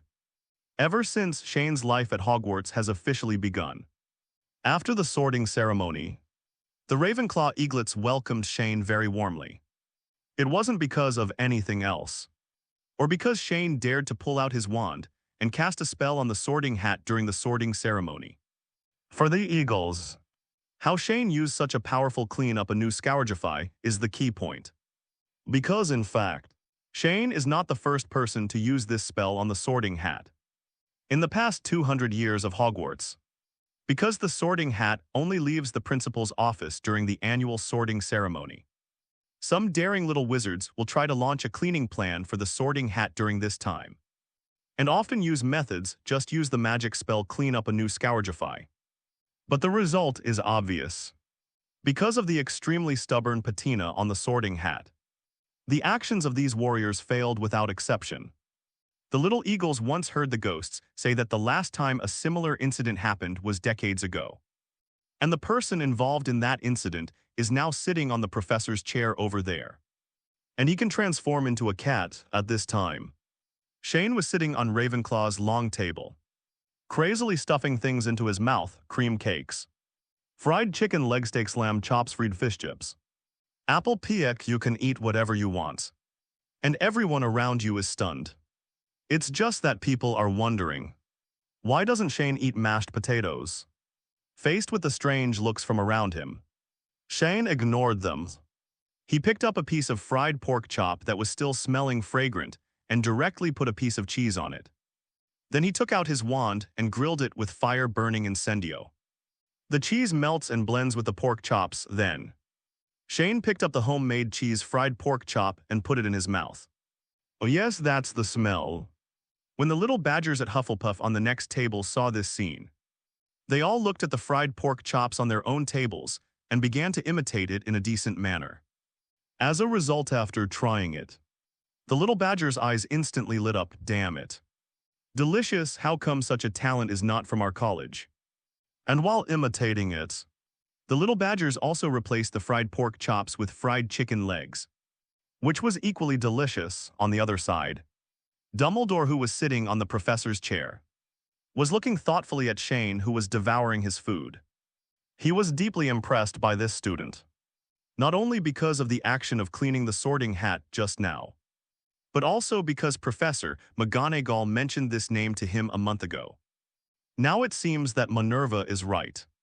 This student Shane Dolea is special, very special. After dinner as usual, the prefect of each college will lead the first-year students to the lounge and dormitory of their college. The current senior at Ravenclaw is named Ivana Blanchard, and she is taking Shane and the others to Ravenclaw Tower. Hello everyone, my name is Ivana Blanchard, the prefect of Ravenclaw. It is my pleasure to welcome you to Ravenclaw Academy, Ivana said as she led the new students through the moving stairs. The emblem of our college is an eagle, and the representative colors are sky blue and bronze, which means soaring high to the unreachable peak. Our common room is located at the top of Ravenclaw Tower, hidden behind a door with a magic knocker. Through the arched windows of the circular common room, you can see the entire Hogwarts campus, the Black Lake and the Forbidden Forest, the Quidditch pitch and greenhouse. Other houses are not lucky enough to enjoy this beauty. Ivana proudly introduced the various features and advantages of Ravenclaw Academy, and brought the young wizards to an old wooden door with a raven-shaped bronze door knocker inlaid on the door. I don't mean to be exaggerated, but Ravenclaw Academy is indeed a place where the smartest wizards live. As Rowena Ravenclaw, founder of our academy, said, "Extraordinary intelligence is mankind's greatest wealth." Well, we don't need to hide the entrance to the common room like other colleges do. Our common room door is at the top of a long, curved staircase and has no handle, just an enchanted raven-shaped bronze knocker. When you knock on the door, Crow Ring will ask you questions. You need to use your wisdom to answer the corresponding questions correctly to enter. But please remember that the answer is not the only one. But I can say that for nearly a millennium, no one but the Ravenclaw has been able to pass this simple barrier. So now who wants to give it a try? Ivana turned around, facing away from the raven-shaped door knocker, and said. The freshmen looked at each other, and after a while, a Ravenclaw freshman volunteered to step forward. I'll come. Then he raised his hand and knocked the door knocker. The Crow Ring shook a few times and asked, "What does the elephant's left ear look like?" Forehead. This question confused the student because it was too subjective and there was no standard answer. At the same time, the little eagles who heard the question behind were also talking about it. Let me remind you that the answer is not the only one, and the answer only needs to be recognized by Crow Huan. So don't let yourself be imprisoned by your usual thinking. Ivana reminded at this time. The little eagles started to use their brains. But after several minutes and trying several answers, Crow Ring was not satisfied at this time. Shane looked to his left, then to his left, and gradually became impatient. Because he didn't understand why these little eagles couldn't answer this question, because it was pure nonsense literature. So in order to go back to the dormitory to take a shower and sleep early, Shane walked straight to the wooden door and said to the Crow Ring, "The elephant's left ear is like the elephant's right ear."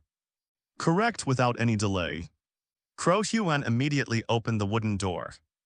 It was then that the little eagles suddenly realized the answer. "Well done, Dolea," Ivana praised, and then said to the other eagles, "Don't be discouraged.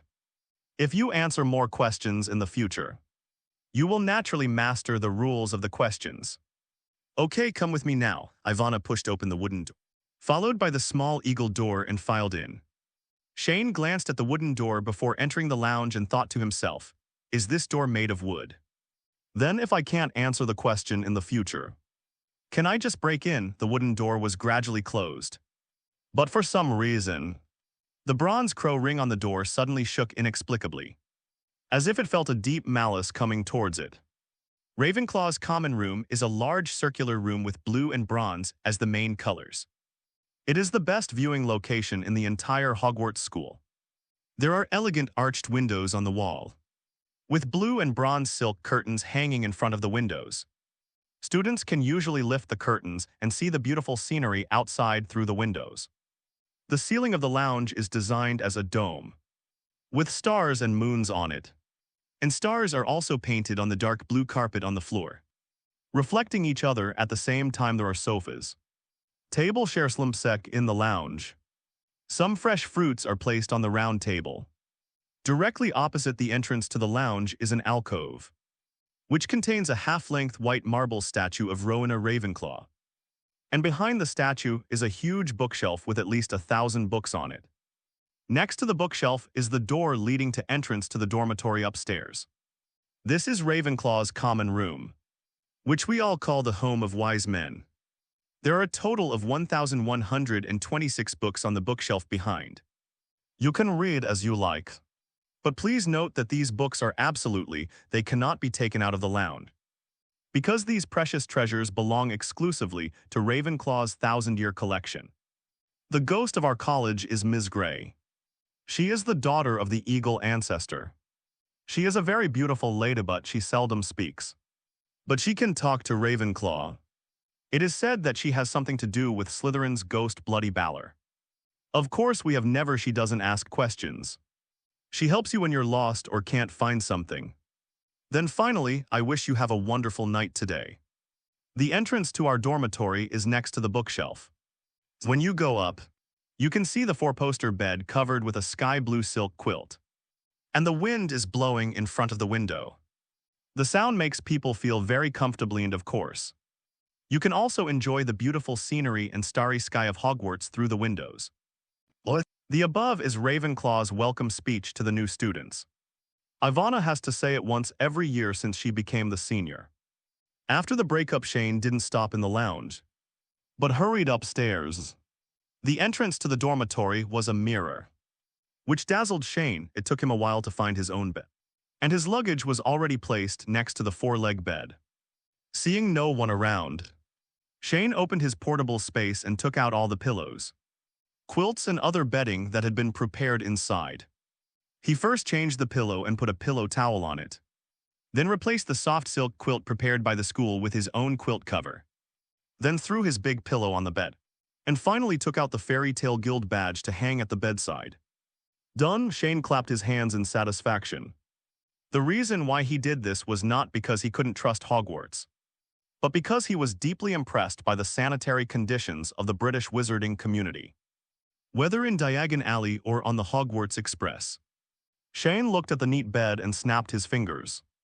Wandless casting clean up a new scourgify no. As far as hygiene was concerned, he just didn't trust Hogwarts as well. After making the bed, Shane hurriedly went to the bathroom to take a shower and brush his teeth. When he came back, he threw himself on the bed. Shane is actually very tired, because building a relationship with Thinking Barrier has consumed too much of his energy. So at the end of the day, he just wants to have a good sleep, regardless of thunder and lightning or earthquakes and fires. We will talk about big things tomorrow. But after a short sleep, buzz tilde tilde buzz tilde tilde buzz tilde tilde, a burst of 3D stereo surround sound suddenly hit his ears, making Shane frown immediately afterwards. Shane felt the pain and itching on the soles of his feet exposed outside the quilt, causing his blood pressure to rise. F***KU. How come there are mosquitoes in this damn weather? An F***KU. How come there are mosquitoes in this damn weather? Shane immediately lifted the quilt and complained angrily. If he had known better, he would have gone to the Huxia supermarket to buy a bed mosquito net and brought it over. Fortunately, he had anticipated this possibility before coming to Hogwarts. After all, the flower gardener's rabbit would think carefully when traveling far away. Shane reached into the void, took out the prepared mosquito coil and lit it after a while. The entire Ravenclaw boys' dormitory was filled with a faint floral fragrance. This kind of mosquito coil is specially made by Shane, who would go to the supermarket to buy that kind of choking and unpleasant mosquito coil. After driving away the mosquitoes, Shane tucked himself into the quilthugged the big pillow and began to drift off to sleep. It's finally quiet. The moon was sparse, and over Hogwarts the moon ran out of the thick clouds, finally showing its full glory. Under the ancient castle the black lake sparkles. Under the silver light, some small nocturnal animals in the water are playing with each other in the reflection of the castle, seeming to wish everyone a good dream tonight. The next morning, the sun rose and the sun was shining brightly. It's the first day of school at Hogwarts at this time. A harsh alarm sounded in Ravenclaw's dormitory. Trying to wake up Shane, who was still sleeping, bulu bulu. Bulu bulu bulu bulus clicked. Shane reflexively pressed the snail-shaped alarm clock on his bedside. At this time his body was already awake, but his brain was not yet awake. This telephone bug-shaped alarm clock was specially made by Shane in Diagon Alley. Because Hogwarts cannot use any electronic devices, this alarm clock can only call people at regular intervals and cannot tell the time. After a while, Shane got up with difficulty. He stretched first, rubbed his eyes, and tried hard to dispel the lingering sleepiness in his mind. Then he relied on instinct and slowly climbed out of bed. Sleepily went to the bathroom to wash up, and then wandered back to the room to change clothes. When they came to the cafeteria, many people saw a ruthless man who was sleeping and eating breakfast with his eyes closed. It wasn't until Shane stuffed a lump of white mud into his mouth that he really woke up. "You who gave me the mashed potatoes?" A familiar smell rushed into his nose, and Shane's mind suddenly cleared. "How come you can have mashed potatoes for breakfast even when you're not at home?" "What?" Shane took a sip of milk to wash away the residual taste of mashed potatoes in his mouth, and then looked around as if he was aware of it, and found that everyone in the cafeteria was looking at him strangely. "Why are you looking at me if you don't have breakfast?" Shane scratched his head at this moment. A familiar figure ran over and sat down opposite Shane. "Good morning, Shane." "Good morning, Hermione." Shane responded, and then looked at the big book in Hermione's hand in confusion, which was at least as big as two of his faces. "Why are you holding such a big book? Aren't you tired?" "It's okay, I just want to read more," Hermione replied. "I plan to finish reading this book this week. I read it for more than an hour last night." "Is this the case when school just starts?" Shane's eyes twitched, and he couldn't help but start to persuade Hermione. "You can't study like this. You need to know how to combine work and rest when studying. Memorize by rote without understanding the content of the book. What's the use of reading more? But if I don't read more when I have free time, I won't be able to keep up with the others." Hermione replied stubbornly and a little aggrievedly. Upon hearing this sentence, Shane instantly understood what the little witch was thinking.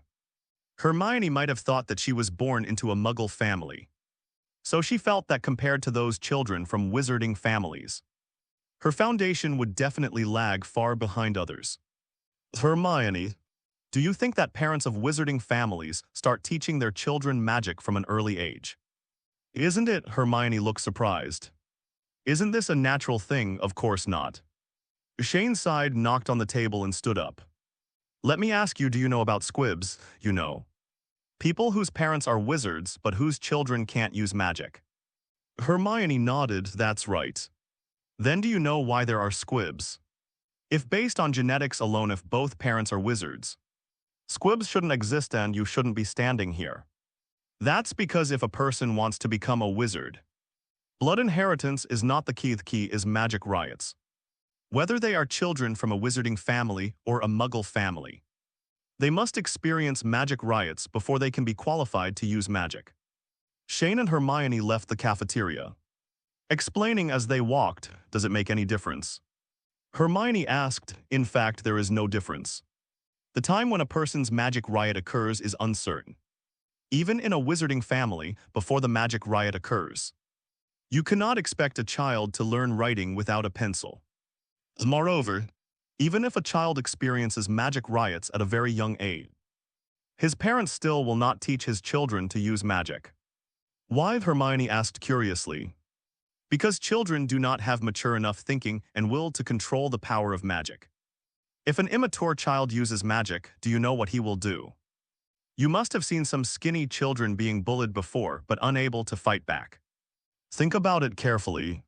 What would happen if that child had magic? Power can control people, Hermione. You will learn this later," Shane said a lot, which are actually summaries of his previous experiences. In a slant, there are countless adult magicians who have fallen into darkness due to the power of magic, let alone children in pursuit of power. You should do whatever it takes to destroy your humanity and gradually lose yourself. Don't do this too much. Of course, magic cannot be taught, but theoretical things can still be taught at this time. Shane added potions does not require magic, but the subject itself is very complex and has very high requirements for learners. If you don't have a potions master who teaches you from an early age, you won't be able to learn it from an early age. So that's it. After Shane's words, the tension in Hermione's heart gradually began to relax. And before they knew it, the two of them walked to the classroom while chatting. Perhaps because they arrived a little early, there were only 2 or 3 little wizards in the classroom, but they all fell asleep in the same room, and only one of them was flipping through a book. But one thing that caught their attention was that there was a tabby cat with square glasses lines on its face, looking at them on the classroom platform. Hermione is a cat lover, so when she saw this tabby cat, her cat addiction started unknowingly. When Shane saw Hermione walking up to the podium and trying to pet the cat, his scalp felt numb and he quickly ran over and grabbed her collar to pull her back. "What are you doing?" Hermione turned around and looked at Shane a little angrily. But Shane ignored her and just bowed slightly to the tabby cat. "Good morning, Professor McGonagall." The tabby cat jumped from the podium and transformed back into its human form under Hermione's shocked gaze. "Good morning, Mr. Dolea, Miss Granger." Professor McGonagall still looked serious as always. But faced with Professor McGonagall's greeting, Hermione was still dumbfounded and didn't respond. So Shane patted her head hard. "Oh. Good morning, Professor McGonagall." Hermione finally came to her senses and responded quickly. "My God, I almost masturbated Professor McGonagall just now." Hermione's face was red now and she lowered her head in embarrassment. "I'm curious, Mr. Dolea, how did you discover my identity?" Professor McGonagall looked at Shane with questioning eyes. A first-year wizard should not be able to see the transformed animag. "Sri Lanka, I still know that you are one of the animagus registered with the Ministry of Magic. And I have also seen your animagus photo in the magazine Transfiguration today." This is Shane's truth. Otherwise, there are so many cats in Hogwarts. Who would know which one is Professor McGonagall? After hearing Shane's answer, Professor McGonagall nodded, but then said, "Mr. Dolea, if you are here to send Miss Granger to the classroom, then you can go back to your classroom. I don't think your dean wills. I hope someone will be late on the first day of school. Especially Ravenclaw students, huh? Didn't I have Transfiguration in my first class?" That's right, I didn't seem to read the class schedule. Shane recalled now that he fell asleep directly last night and woke up in the cafeteria in the morning.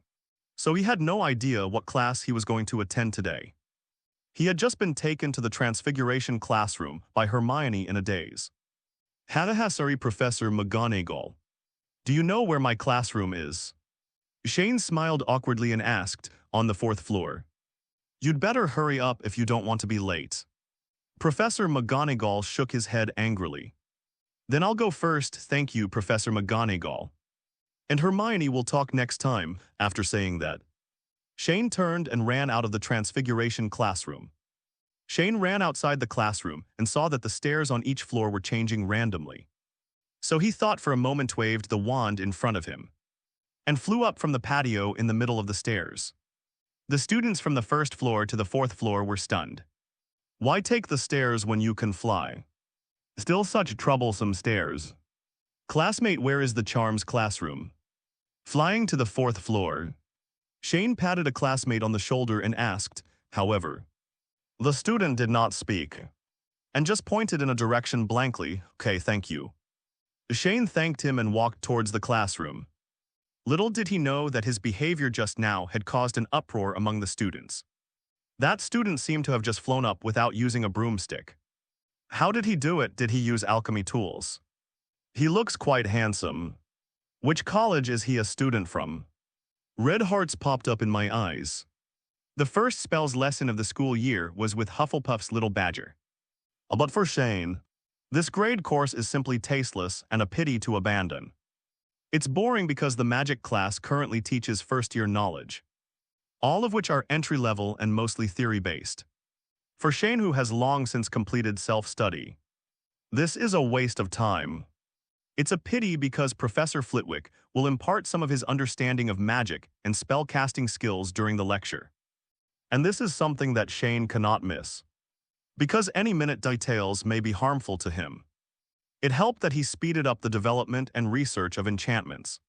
For example, when Professor Flitwick taught the levitation curse Wingardium Leviosa, he asked the young wizards to pay attention to the movements of waving the wand. First wave, then shake. This is the standard spellcasting gesture of this magic. But just when Professor Flitwick asked the students in the class to try to practice, Shane suddenly raised his hand and asked, Professor, is this action fixed or can it be anything? Professor Flitwick was suddenly stunned when he heard this question. He didn't know why the little wizard would ask such a question, but he still gave a detailed answer. No, of course not. Professor Flitwick shook his head and said, however, Mr. Dolea, you asked a question that has never been asked by a student. At least when I was a professor at Hogwarts. With a slight lift of the wand in his hand, a book next to him flew up. The answer to this question is a bit long, but I can still tell you. In fact, the casting movements of any spell are not fixed. I once communicated with Miranda Gorshak's daughter. When her mother began to write standard spells, she observed many young people, wizards just like all of us here. She found that when these young wizards began to learn levitation curse Wingardium Leviosa, they would habitually use the swipe and shake movement without any guidance. Of course, some people would be different, but the fact that's true. Later, after many researches, Ms. Gorshak found that each magic spell has a corresponding casting action, which can make it easier for young wizards who are new to magic to master and learn various magic spells. Therefore, based on this, Gorshak Ms. Shak compiled the spellcasting actions for every commonly used spell, and finally wrote the Standard Spells series of books in 1921. Oh, Professor, if casting spells is just an auxiliary means for learning magic, then what is the key to learning a magic? Shane continued to ask, it's the heart, Mr. Dolea, it's the heart. Professor Flitwick scratched his chest with the hand holding the wand, and there was a ripple of memories in his eyes. You will find that magic is the key to every wizard. The reflection of the heart in reality. If a person has a kind heart, then she will be able to learn healing magic easily. But if his heart is evil, then he will often learn magic that hurts people. To be honest, Mr. Dolea, you really surprised me.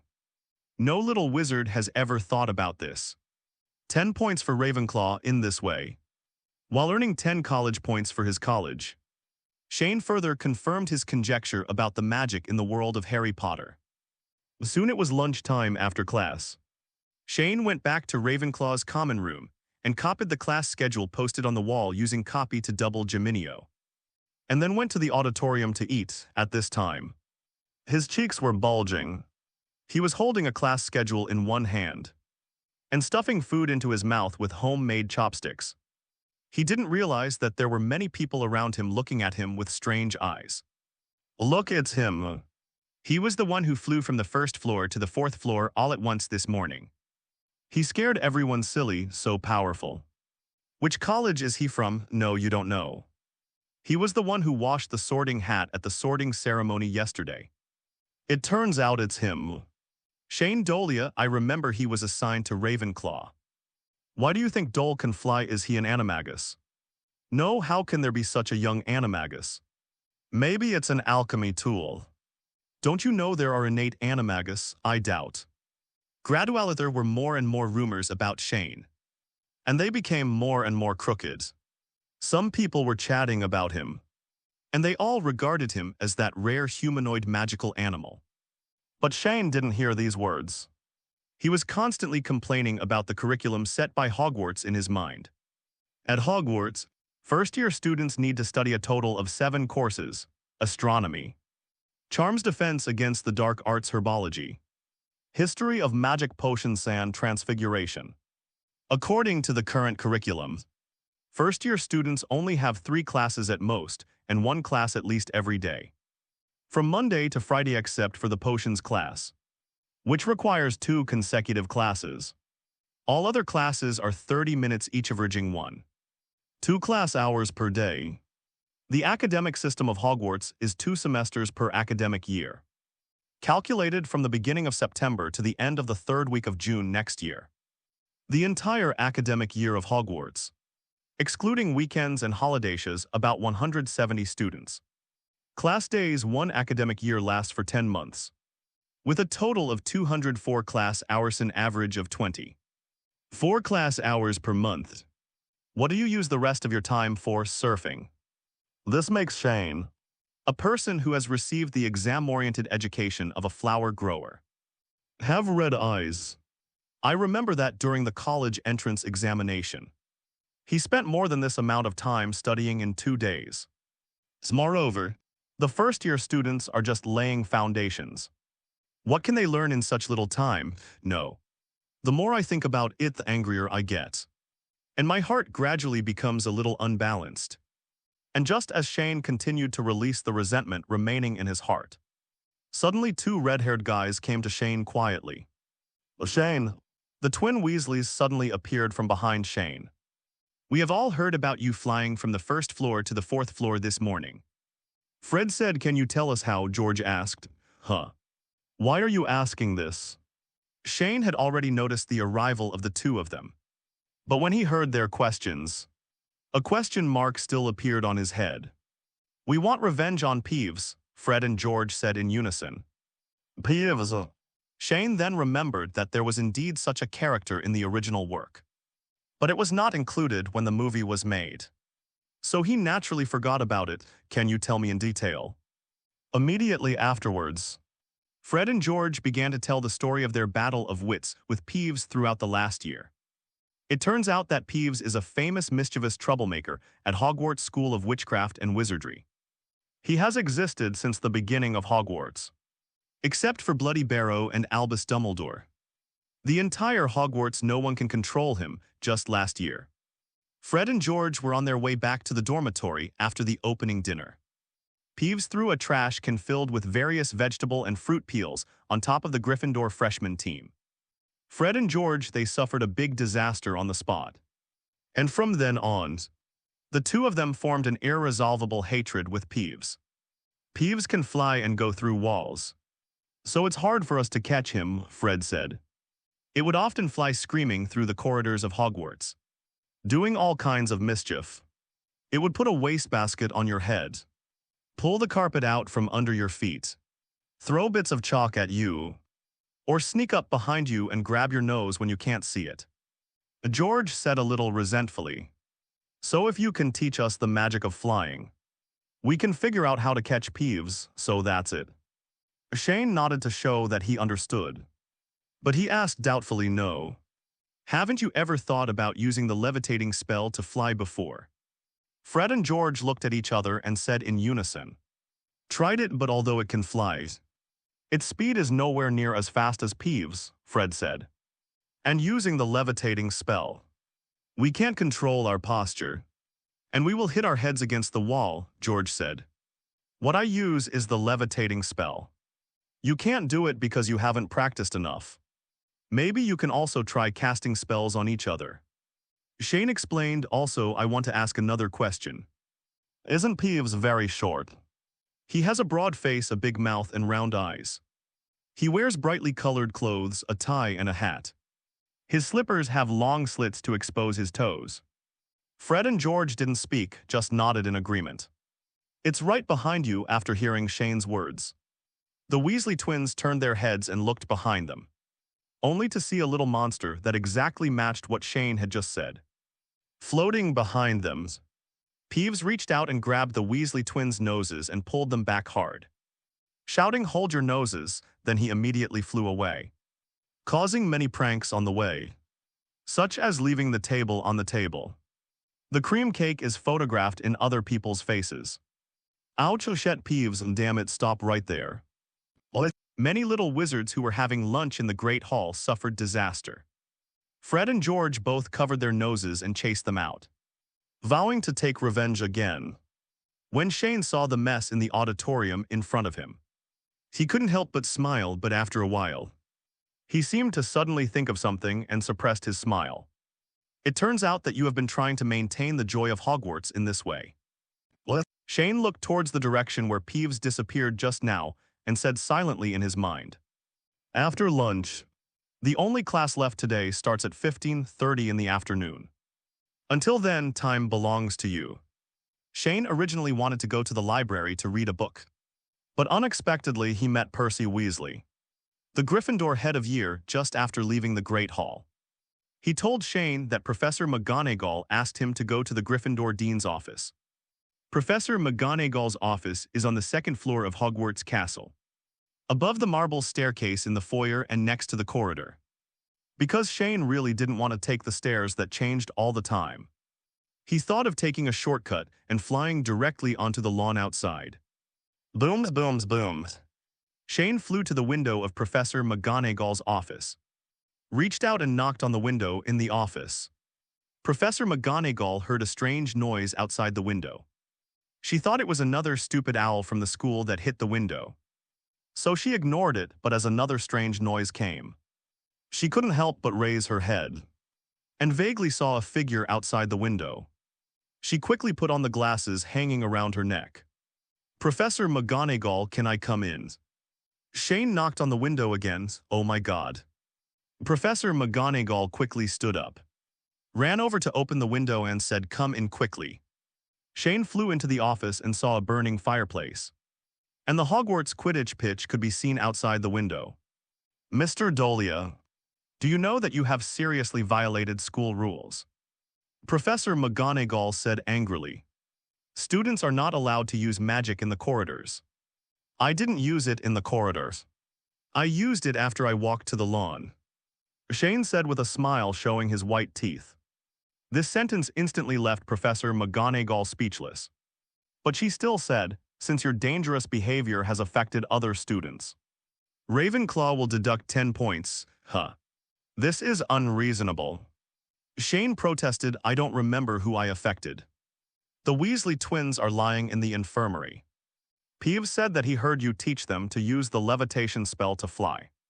On this time it was Shane's turn to be speechless, because this was indeed about him. But he didn't expect Fred and George to be so brave. They had just told them to use the levitating spell, and they dared to use it in the chase before they had even practiced it. Seeing Shane's admission, Professor McGonagall sighed helplessly. She was really impressed by Shane as a student. When the two met for the first time, Shane had already shown abilities beyond ordinary people. She thought that such a student would be very proud or arrogant, but she never expected that Shane showed maturity and courtesy far beyond his peers. At the sorting ceremony, he once again accomplished the feat he had done when he was young, and today he caused quite a stir in the school because of his flying problem. Professor McGonagall slowly sat back on the chair and returned to her previous serious face. She asked Shane, "Mr. Dolea, I came to you this time just to find out how far you have learned magic." What was supposed to come was still coming, but Shane didn't expect it to come so quickly. In fact, Shane is not afraid to show off his abilities. Being low-key is not in line with his character. It is also impossible to do things like pretending to be a pig and eating a tiger. Otherwise, he will easily turn into a pig. His principle of doing things is that if others don't offend me, I won't offend others. Everyone should be happy and don't take the initiative to cause trouble. He doesn't bother to think about other messy things. Too much intrigue will easily lead to gray hair. But of course Shane can't expose all of himself. Not because of anything else, but because it will cause a lot of trouble, therefore. When faced with Professor McGonagall's question, Shane responded directly and ambiguously, "Anyway, I know everything I need to know." Such an answer was not the answer Professor McGonagall wanted. But it was within her expectation, however. She also learned from this answer that Shane's attainments in magic had probably reached a very high level at this time. "Okay, I understand." Seeing that Shane didn't want to elaborate, Professor McGonagall just nodded and did not continue to ask. "You can go back, but I warn you again not to use magic casually in the school. Try to keep a low profile and don't influence other students." Oh, Shane pretended to nod in agreement.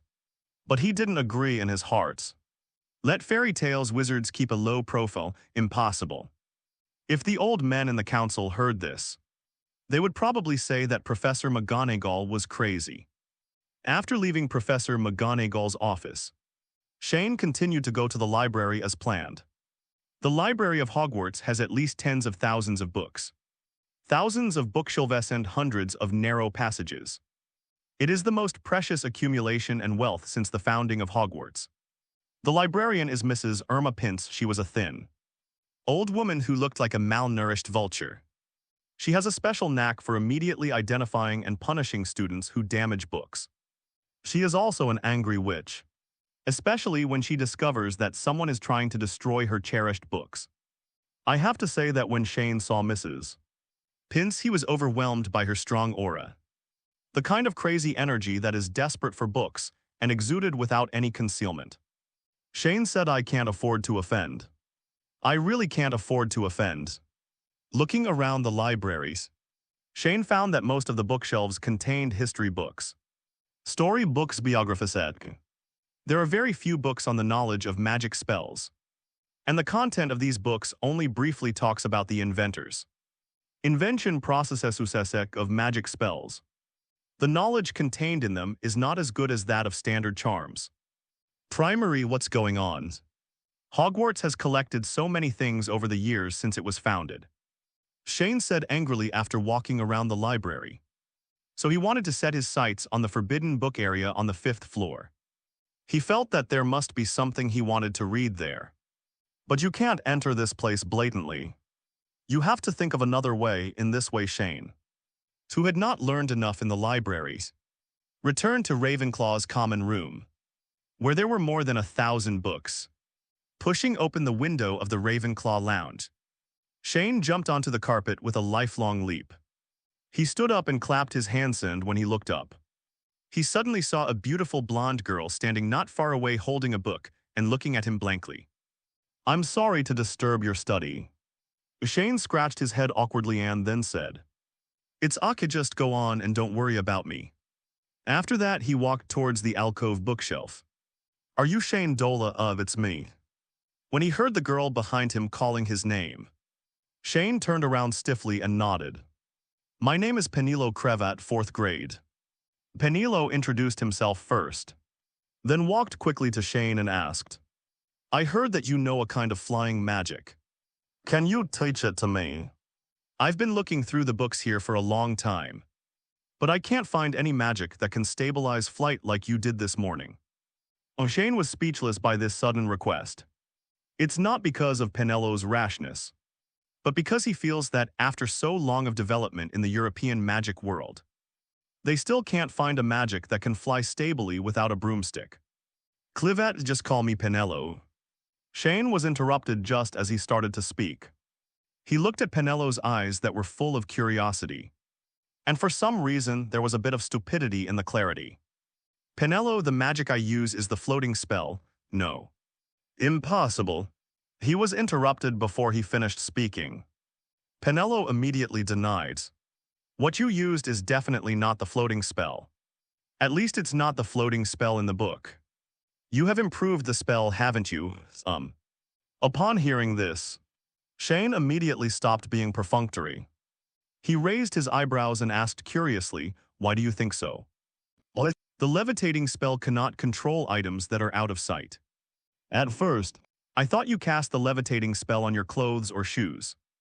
But I saw that your attention was always distracted. Whether it was this morning or noon. This means that you are not using a floating spell in the traditional sense. Furthermore, the same is true for the clean up a new Scourgify you used in the sorting ceremony yesterday. No one has ever been able to use this magic spell to remove the stains on the sorting hat. But you did it. Both of these things show that you are extremely there may be the ability to improve the curse. Oh my God, before I traveled through time, I heard that people from Ravenclaw were extremely intelligent. But I didn't expect it to be so true. Or is this an isolated phenomenon? Shane really didn't expect that someone would directly judge that he had improved the magic spell based on just two simple things. Because this requires a huge knowledge base to distinguish the essential difference between the magic spell he used and the traditional magic spell. You're right. What I use is indeed not a traditional floating spell.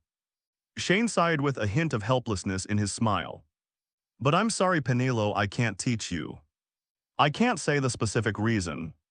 But I can tell you that you can fly like me even without using my improved levitation spell. But people can't keep looking at themselves with their eyes.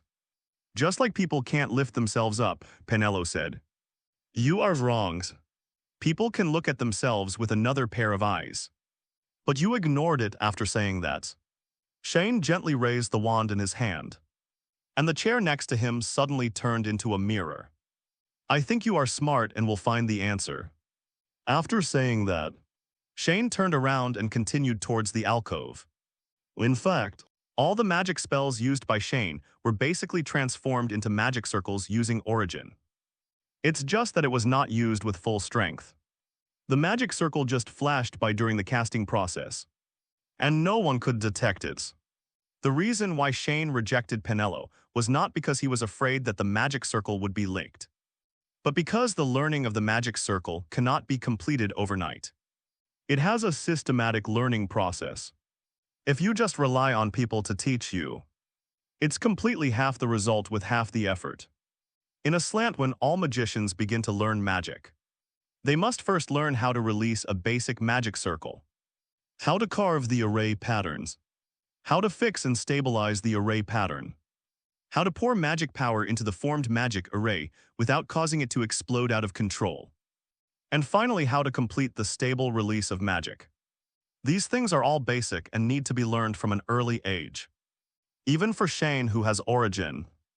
After completing the study of basic magic circles, a person has the conditions to become a magician, and he can start to practice his own awakening magic or learn to practice some traditional magic.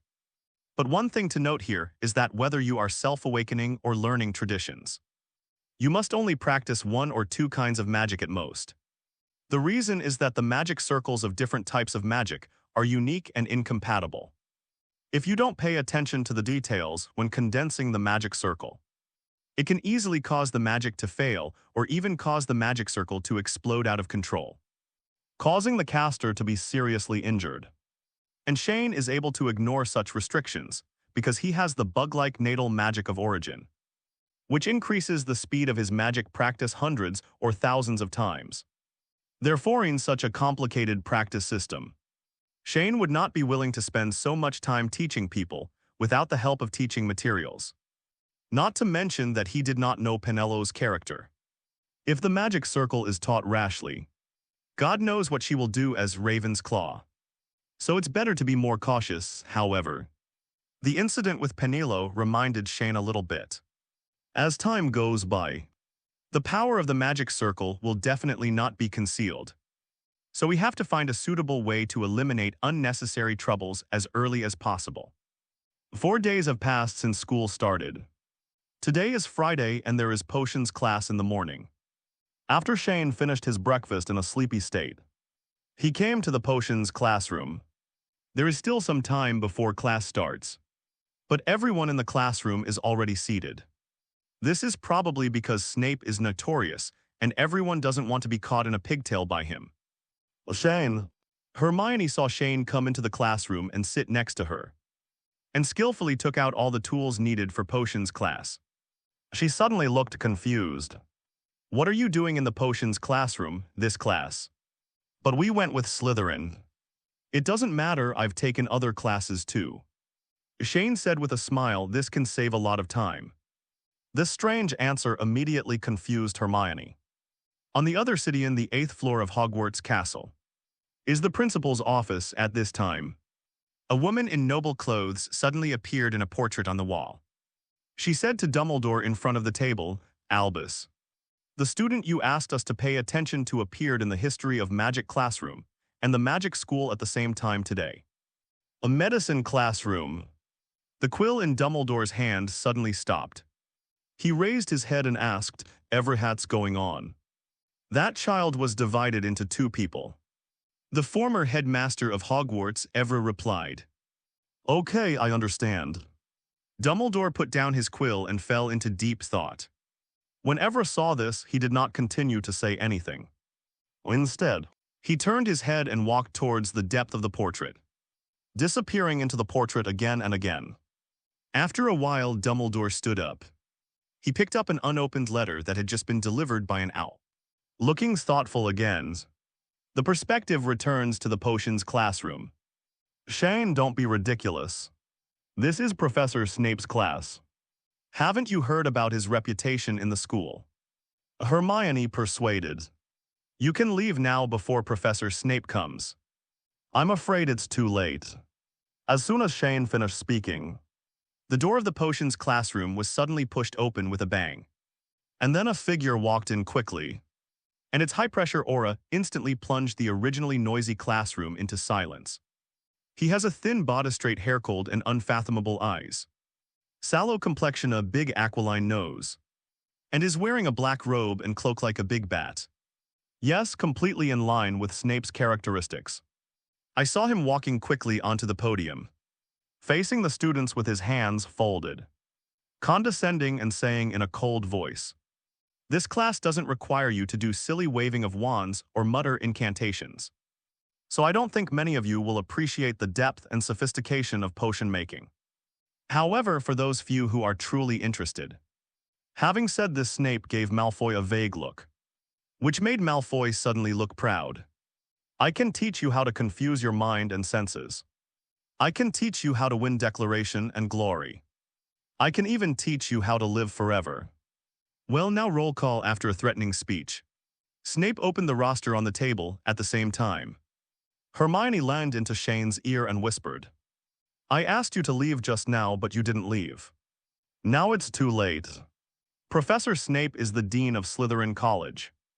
I heard from second-year students that he would often deduct points from other colleges for various reasons during class. As a result, Slytherin has won the House Cup in recent years. I know this." Shane looked indifferent, however. "This seems to have nothing to do with me. And I have already added enough points to our college this week. So it doesn't matter if I deduct a few points." In the first week of school, Shane scored a lot of points for Ravenclaw with his superior understanding of various subjects. At the same time, because Friday afternoon was Ravenclaw's first potions class, Shane had not yet received any extra points from Snape. Of course, Yuhan facing Snape. No points are deducted, but points are added. As someone who basically knows the ending of Harry Potter, to a certain extent, Shane still admires Snape. Compared to other professors at Hogwarts, Snape is indeed ruthless, cold, and mean. He often criticizes and embarrasses students mercilessly. He does have a bad personality, but at the same time, he also has many accolades: Master of Potions, Half-Blood Prince, and Master of Occlumency, Severus Snape. He was extremely devoted and loved Harry Potter's mother, Lily Evans, throughout his life. He is willing to endure everyone's misunderstanding and silently protect the children of his beloved and his enemies. At the end of the finale, he stared into Harry's mother's eyes until he died.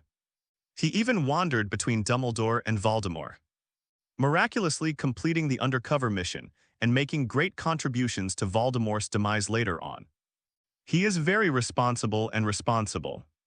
Before the Battle of Hogwarts, the principal, he tried his best to protect the students from the Death Eaters, thus preserving his vitality for the decisive battle that followed. He is extremely outstanding. He is the youngest headmaster of Hogwarts School of Witchcraft and Wizardry since its establishment, the youngest headmaster of Slytherin College in history, a professor of potions, a professor of defense against the dark arts, and a recipient of the Second Order of Merlin, therefore.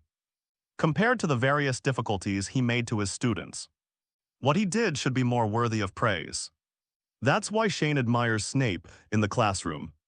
Snape stopped just as he read Harry Potter's name. He whispered with a hint of sarcasm, "Oh yes. Harry Potter, this is our new arrival, a famous character." Well then again, maybe some of you came to Hogwarts with extraordinary abilities and extraordinary self-confidence. So Potter, tell me, what would I get if I added Narcissus root powder to a mugwort infusion? Snape started to embarrass Harry without even bothering to name him. Just because Harry looked exactly like his enemy except for his eyes. Listening to Snape's aggressive question, Harry glanced nervously at Ronald next to him. But Ronald was just as stunned as he was, instead Hermione, who was sitting next to Shanna, raised her hand high. "I don't know, Professor," Harry replied, licking his lips and even shaking a little as he spoke.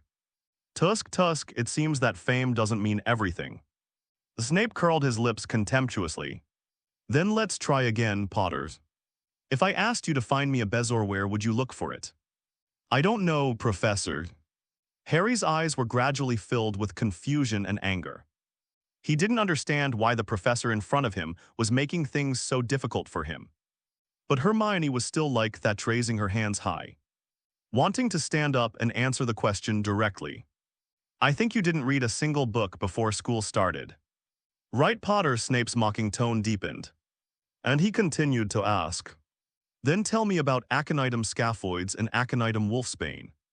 "What's the difference?" "I don't know, Professor." Harry tried his best to look Snape in the eyes, but he couldn't stand Snape's aura and slowly lowered his head. "Then since Potter can't answer, please ask another gentleman to answer me at this moment." Snape suddenly turned to Shane without any warning. "I just discovered that a cat suddenly sneaked into our class." "Stupid bald eagle, Mr. Dolea. If you cannot answer the 3 questions I just asked, Ravenclaw will deduct 50 points for your stupid behavior of running into the wrong classroom." Shane looked at Snape with dead eyes. The name Bald Eagle has a bit of a range, right? But Shane, who knew what kind of person Snape was, didn't care. He slowly stood up, took Hermione's hand down next to him, and said, "Narcissus root powder and mugwort can be mixed together to prepare a very powerful sleeping pill, which is a dose of water of life and death. Bezoar is a stone taken from the stomach of a cow and has a strong detoxifying effect. As for Aconitum scapularis and wolfsbane and Aconitum are the same plant and are also collectively known as Aconitum." This is not difficult for Shane at all. He has already memorized these basic knowledge using memory magic, and can retrieve it from his brain like a computer when needed. Snape's face was still gloomy when he heard Shane gave the correct answer. But he did not continue to embarrass Shane. Instead, he shouted to everyone in the classroom, "See. So why don't you write this all down?"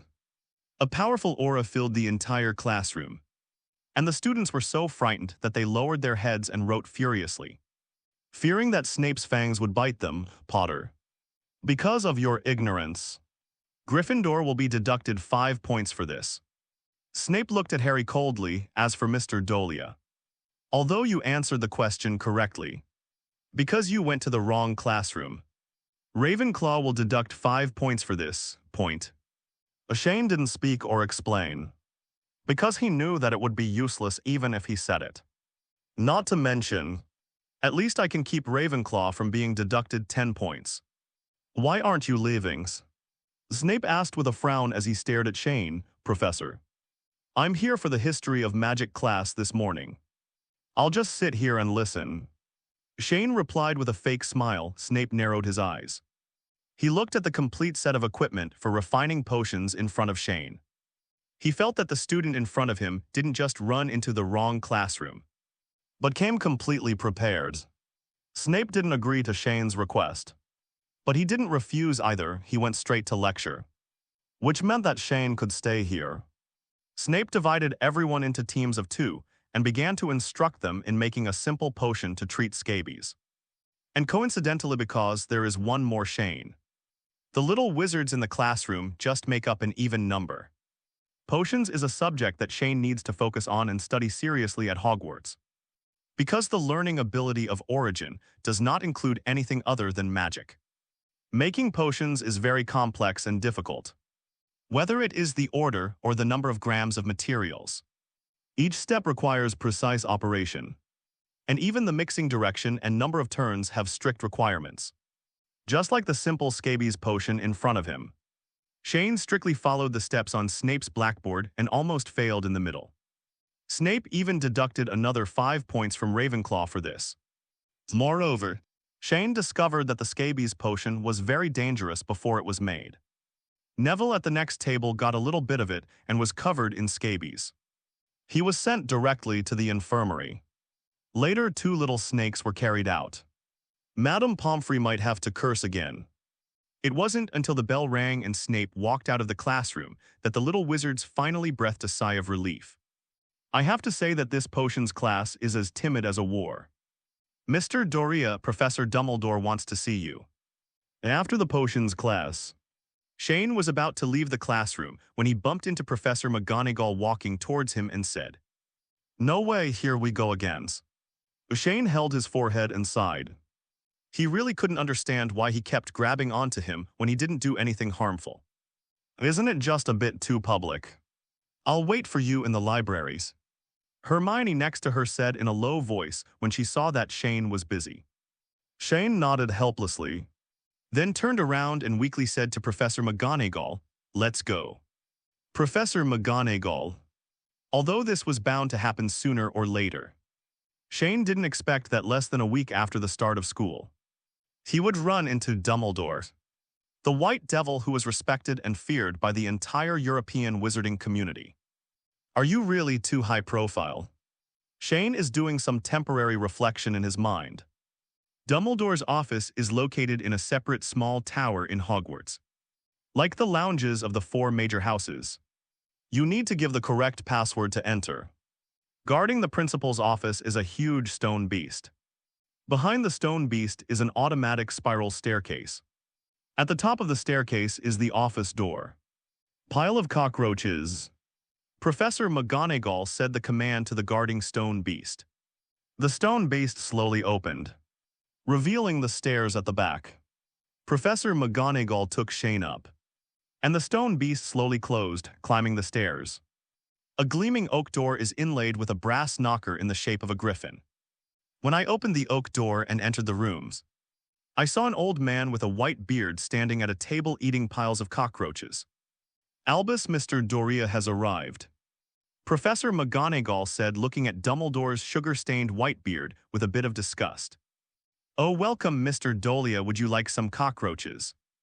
Dumbledore turned his head with a smile and looked into Shane's eyes with deep eyes, as if he wanted to know something from them at this moment. The traveler from another world and the devil of the world finally meet. "Professor Dumbledore, it is very impolite to use legilimency to peek into other people's brains, let alone your own students." Shane sighed helplessly and said as if he didn't care. Just know who vaguely felt the power of prying eyes, and immediately understood that the old bee in front of him must be using legilimency. But he was not using his full strength. Otherwise, the reaction of thinking barrier would not be so small. "Oh, I'm sorry, I couldn't help myself." Dumbledore looked away hurriedly like a child who was caught doing bad things by an adult. "So, Professor, why did you come to see me?" Shane asked knowingly. He walked over to Dumbledore, took out one of the cockroaches running around in the glass jar, and put it directly into his mouth. This thing looks no different from an ordinary cockroach. It looks very disgusting. Its appearance alone will directly discourage many people, let alone eating it. But for Shane, he eats it without any pressure. When he was at Blue Star, He had eaten all kinds of cow-shattered pots and insect feasts. And the cockroach pile was at best a kind of candy made into the shape of a cockroach. He has eaten real bugs, so what is there to be afraid of? There was even one time when he was looking for bamboo maggots to eat in the mountains. As long as there was no dada, he washed them and threw them raw into his mouth. Unknowingly, he ate too much and developed a protein allergy.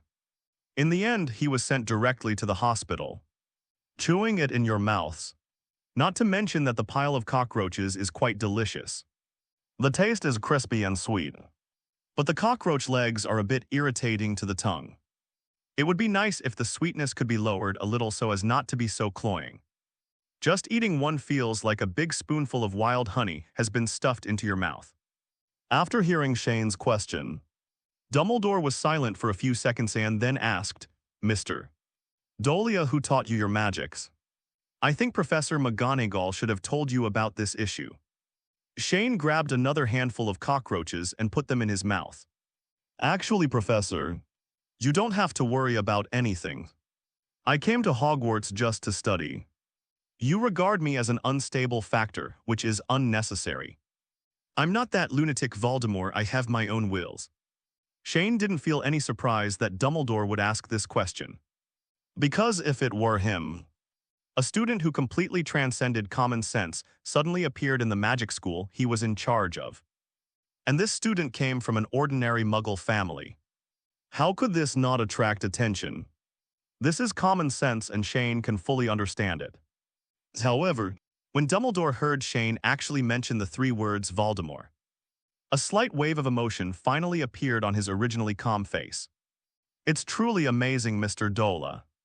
Dumbledore's expression became a little serious. "You should know what it means to directly say this name.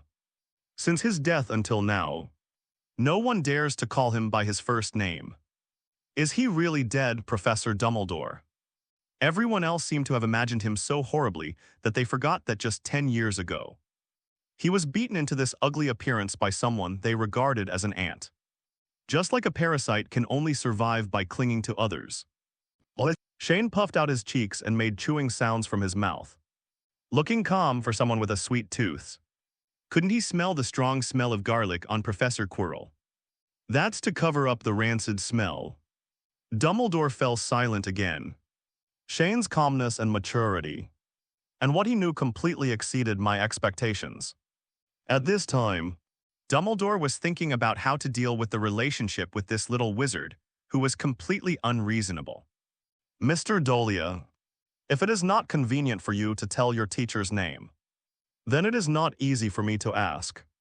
I am also very willing to believe you and will not do anything to harm Hogwarts." Dumbledore said suddenly, "But I still want to ask you not to reveal anything about Quirrell, especially to Harry Potter." After hearing Dumbledore's words, Shane was speechless and an ellipsis appeared on his head, because he found that Dumbledore seemed to have found a good reason for him, and even skipped the step of creating credibility. Although he didn't know why the 109-year-old man in front of him, who could be called a living fossil, made such a judgment, Shane decided to let nature take its course and follow Dumbledore's words. "Then, Professor, this is not a request at all. I have no intention of intervening in Professor Quirrell's matter," Shane said with a pun. This answer not only showed that Shane agreed to Dumbledore's request, but also showed that he had no intention of paying attention to Dumbledore's desire to use Quirrell or Voldemort to train Harry. But to be honest, Shane really couldn't figure out why the White Devil, known as the magical world, was bound by a small prophecy. It has been 10 years since Voldemort was seriously injured. What on earth has Dumbledore been doing for such a long time? Even though he knows that the nostril sockets are not completely dead. Foolishly waiting for Harry to enter school, and then training him to be the savior who can destroy Voldemort according to the prophecy. To be honest, Shane wouldn't believe it to his death. With Dumbledore's prestige and power, if he could not relax his investigation of Voldemort within these 10 years, at least he would be able to find out about the Horcruxes and at least one of them. 2 destroyed, moreover. Even though Dumbledore believed that the prophecy would definitely come true, there were many ways to train people, but he chose a radical, Extremely risky and uncertain method. I am really not afraid that the Savior has not been cultivated. So I have to create a second-generation Dark Lord first. Moreover, Shane still doesn't understand. What is Dumbledore afraid of as for Dumbledore, who defeated Gellert Grindelwald and ended the First Wizarding War? As long as he is alive, Voldemort will always be like a rat in the gutter. And it is impossible to rule the European wizarding world. Shane once found an old diary in a junk shop, which contained detailed records of the bloody war led by Grindelwald decades ago that affected almost the entire world.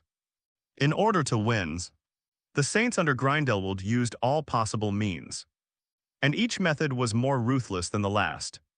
If a terrorist like Voldemort had been placed at that time, the whirlpool of war would have killed him in an instant. Tear into pieces. Shane bets that Voldemort can live longer than a month while he washes his hair while standing on his head. Thank you, Mr. Dolea, seeing Shane agree. Dumbledore's serious expression gradually relaxed. However, just when he was about to ask Shane out of the office, Shane shot the words in his throat into his stomach in advance. No, that you've finished talking about your business. Professor, it's time to talk about mine. Shane used his sugar-stained hands to take out a piece of parchment from his clothes. I saw the time, date and various Hogwarts teaching subjects written on it. Professor Dumbledore, I've been wanting to talk to you about this for a long time. Now that I'm here today, no matter what, I want to discuss the Hogwarts curriculum arrangement with you. Look our current first grade course schedule. In the following periods, Shane began to instill in Dumbledore the teaching philosophy of flower gardeners, exam-oriented education, and proposed to increase the current average of 2 classes per day at Hogwarts to 5 to 6 classes, focusing on first-year students, so that they can lay a good foundation. Listening to Shane's resentful and eloquent speech, Dumbledore was covered in cold sweat. He couldn't understand how these little wizards could offend you and come up with such a cruel and inhumane course arrangement. Mr. Dolea, listen to me first. I know you're also thinking about your classmates at Hogwarts. Dumbledore interrupted Shane with a headache and explained. But have you ever thought about our professors simply don't have that much energy to take care of so many courses? You have to know that except for the 7th-year students in the entire Hogwarts, all other grades need professors to teach them. How big a big deal is this? Wouldn't it be nice to recruit more professors? I don't believe you can't even find a few professors. Shane said nonchalantly. But Hogwarts doesn't have that much funding. Dumbledore explained. Hogwarts funding is mostly supported by the traditional British wizarding families. It's impossible for them to give a penny more, unless I transfer Hogwarts to hand over some of Watt's management rights. Gold galleons. Hearing that it turned out to be a lack of money, Shane couldn't help but cast his eyes toward the forbidden forest outside the window. Dumbledore followed Shane's gaze and couldn't help but know what Shane was thinking about. He quickly said, No, this is not possible, Mr. Dolea, you should go back, Fox. The phoenix that had been nesting on a gilded perch nearby spread its wings. With a long cry of flame rushed toward Shane, alas. I haven't finished speaking yet, Shane complained. But just before Fox sent him away, he also left his last words to Dumbledore Horcruxes. Voldemort is immortal. But before I could finish speaking, I was completely surrounded by flames. I have long said that this boy is an extremely bad little wizard. I should have sent him to Azkaban right then and there. The Sorting Hat said suddenly on a shelf behind the desk. At the same time, the portraits of the previous Hogwarts principals hanging on the wall also began to speak. This boy is strange, Albus. The source of his power is unknown. And he's only 11 years old. How could he know so many things, the people behind him? Or his teachers are certainly not simple people who can teach these things. The headmasters were chattering and discussing. But Dumbledore had no intention of listening to them at this time. He stared at the place where Shane disappeared. The light in his eyes became sharper, and it was obvious that he heard Shane's last message. Evra, please inform Severus and ask him to come here. Dumbledore suddenly interrupted the headmaster's discussion, and the noisy office suddenly became quiet. Facing Dumbledore's request, Evra just nodded without saying a word, turned around and disappeared into the portrait. Less than 10 minutes later, the oak door of the principal's office was pushed open again, and Snape walked in dragging his usual black robes. "Headmaster Severus, do you know about Horcruxes?" Dumbledore asked straight to the point. "Horcrux." Snape frowned as if he thought of something. "You mean?" "Yes, we should have thought of it a long time ago. The secret of his immortality." Dumbledore held a hand on the corner of the table and said coldly, "Has he ever revealed the Horcrux to you? In my memory, no." Snape said firmly, "I would like to ask, does the source of the intelligence come from Shane Dolea?" "You know, on the way here, some students said that a flame suddenly appeared in the corridor, and then Dolea suddenly appeared there." Snape explained, "Are you sure Dolea is trustworthy? In just 1 week since school started, he has caused a lot of things in the school. You must know that some of my old friends successfully escaped from the Ministry of Magic and are still missing. This is something I asked a friend from the Ministry of Magic to investigate." Dumbledore handed Snape an opened letter. It contains some information about Shane Dolea. Dolea seems to have been adopted more than a year ago. His surname was Swinton and his name was not Shane. Before he was 10 years old, he was no different from ordinary Muggle children, and he didn't even show any potential to become a wizard. But just after he turned 10, he inexplicably changed his name, and the person who adopted him changed his name inexplicably. There was no reaction from the family. My friend also retrieved the records of magical phenomena near Dolea's house in the past year, and found that since Dolea was 10 years old, the number of magical phenomena near his home has been more than 10 times greater than before. Do you suspect that Dolea's real family came to find him?" Snape asked, looking at the investigation report in his hand roughly. "Yes, if the people who taught Dolea magic were Death Eaters. Then with their behaviors, it would be impossible for the Swinton family to be alive." Dumbledore speculated, "Is it possible that the real Dolea died when he was 10 years old and someone used Polyjuice Potion to replace him?" "Severus, everyone must be responsible for what they say. Don't you think it's childish for a potions master to say such things?" Dumbledore's eyes suddenly turned stern. "At least you can tell whether someone has drunk or not. It's Polyjuice Potion." But Headmaster Dolea is still very suspicious. Snape said with a sullen face, still insisting, "I can't trust him. At least there is no reason to prove that he is worthy of trust now. Severus, he's just a child." Dumbledore's eyes showed a look of memory and remorse. "I was exactly the same as you are now. But it turns out that I was wrong. My distrust created an extremely dangerous black man. Wizard, I don't want you to make the same mistake I did. Trust me, Severus, Dolea is trustworthy." The reason why Dumbledore said these words was not because of anything else, but because he knew through the portraits what Shane once said to Hermione: power will control people. If a person does not have a mature will and thoughts, he will not be able to do anything. A way to control the power of magic. So with just this simple sentence, Dumbledore can clearly know what kind of person Shane is. Shane Dolea is an extremely calm person. He has his own thoughts and will. He is not like the original Tom, who only had strength in his eyes until he fell into the abyss. He clearly knows what he is doing.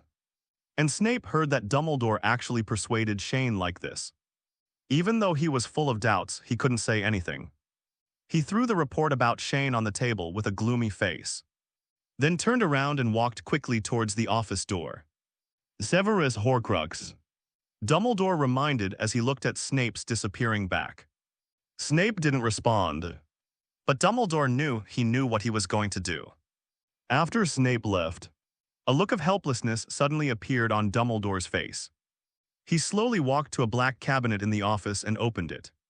There was a wide flithalo, shallow stone basin made of metal or stone placed in the cabinet. Runes and symbols were carved on the edge of the basin. "This is the pensive," where the bright silver substance turned into memories by thoughts is stored. Dumbledore lay down in front of the pensive, pointed the elder wand at his temple, and then pulled out a ray of glowing white catkins. Putting the memory into the pensives, Dumbledore entered the memory of the past, and he wanted to find the future in the past that had been ignored. But after some time, Dumbledore pulled his thoughts away from the memory. Unfortunately, it didn't find anything useful. Indeed, because the young Voldemort was too perfect during his time at Hogwarts. However, there is nothing perfect in this world. Dumbledore thoughtfully closed the black cabinet where the pensive was placed, and slowly walked back to his snack table. While he was thinking deeply, he opened the glass jar containing the cockroaches and put his hand. But the result, nothing was touched, oh God. He ate all my cockroaches. Dumbledore looked at the completely empty glass jar with annoyance. Shane didn't even leave him a single cockroach leg. It looks like I have to ask Honeydukes to send some over. But before that, Fox, please send me to Nico. Dumbledore wanted to go to Nico Flamel. He would know more about the Horcruxes. As soon as he finished speaking, Fox spread his wings, and his whole body ignited with golden flames again. After a cry, a phoenix and an old man with a white beard disappeared into the principal's office. On the other side, after Shane was surrounded by Fox's flames, he saw a flash of fire in front of his eyes and went directly to the corridor on the first floor of Hogwarts, where he even squatted down. Damn. I haven't finished speaking yet.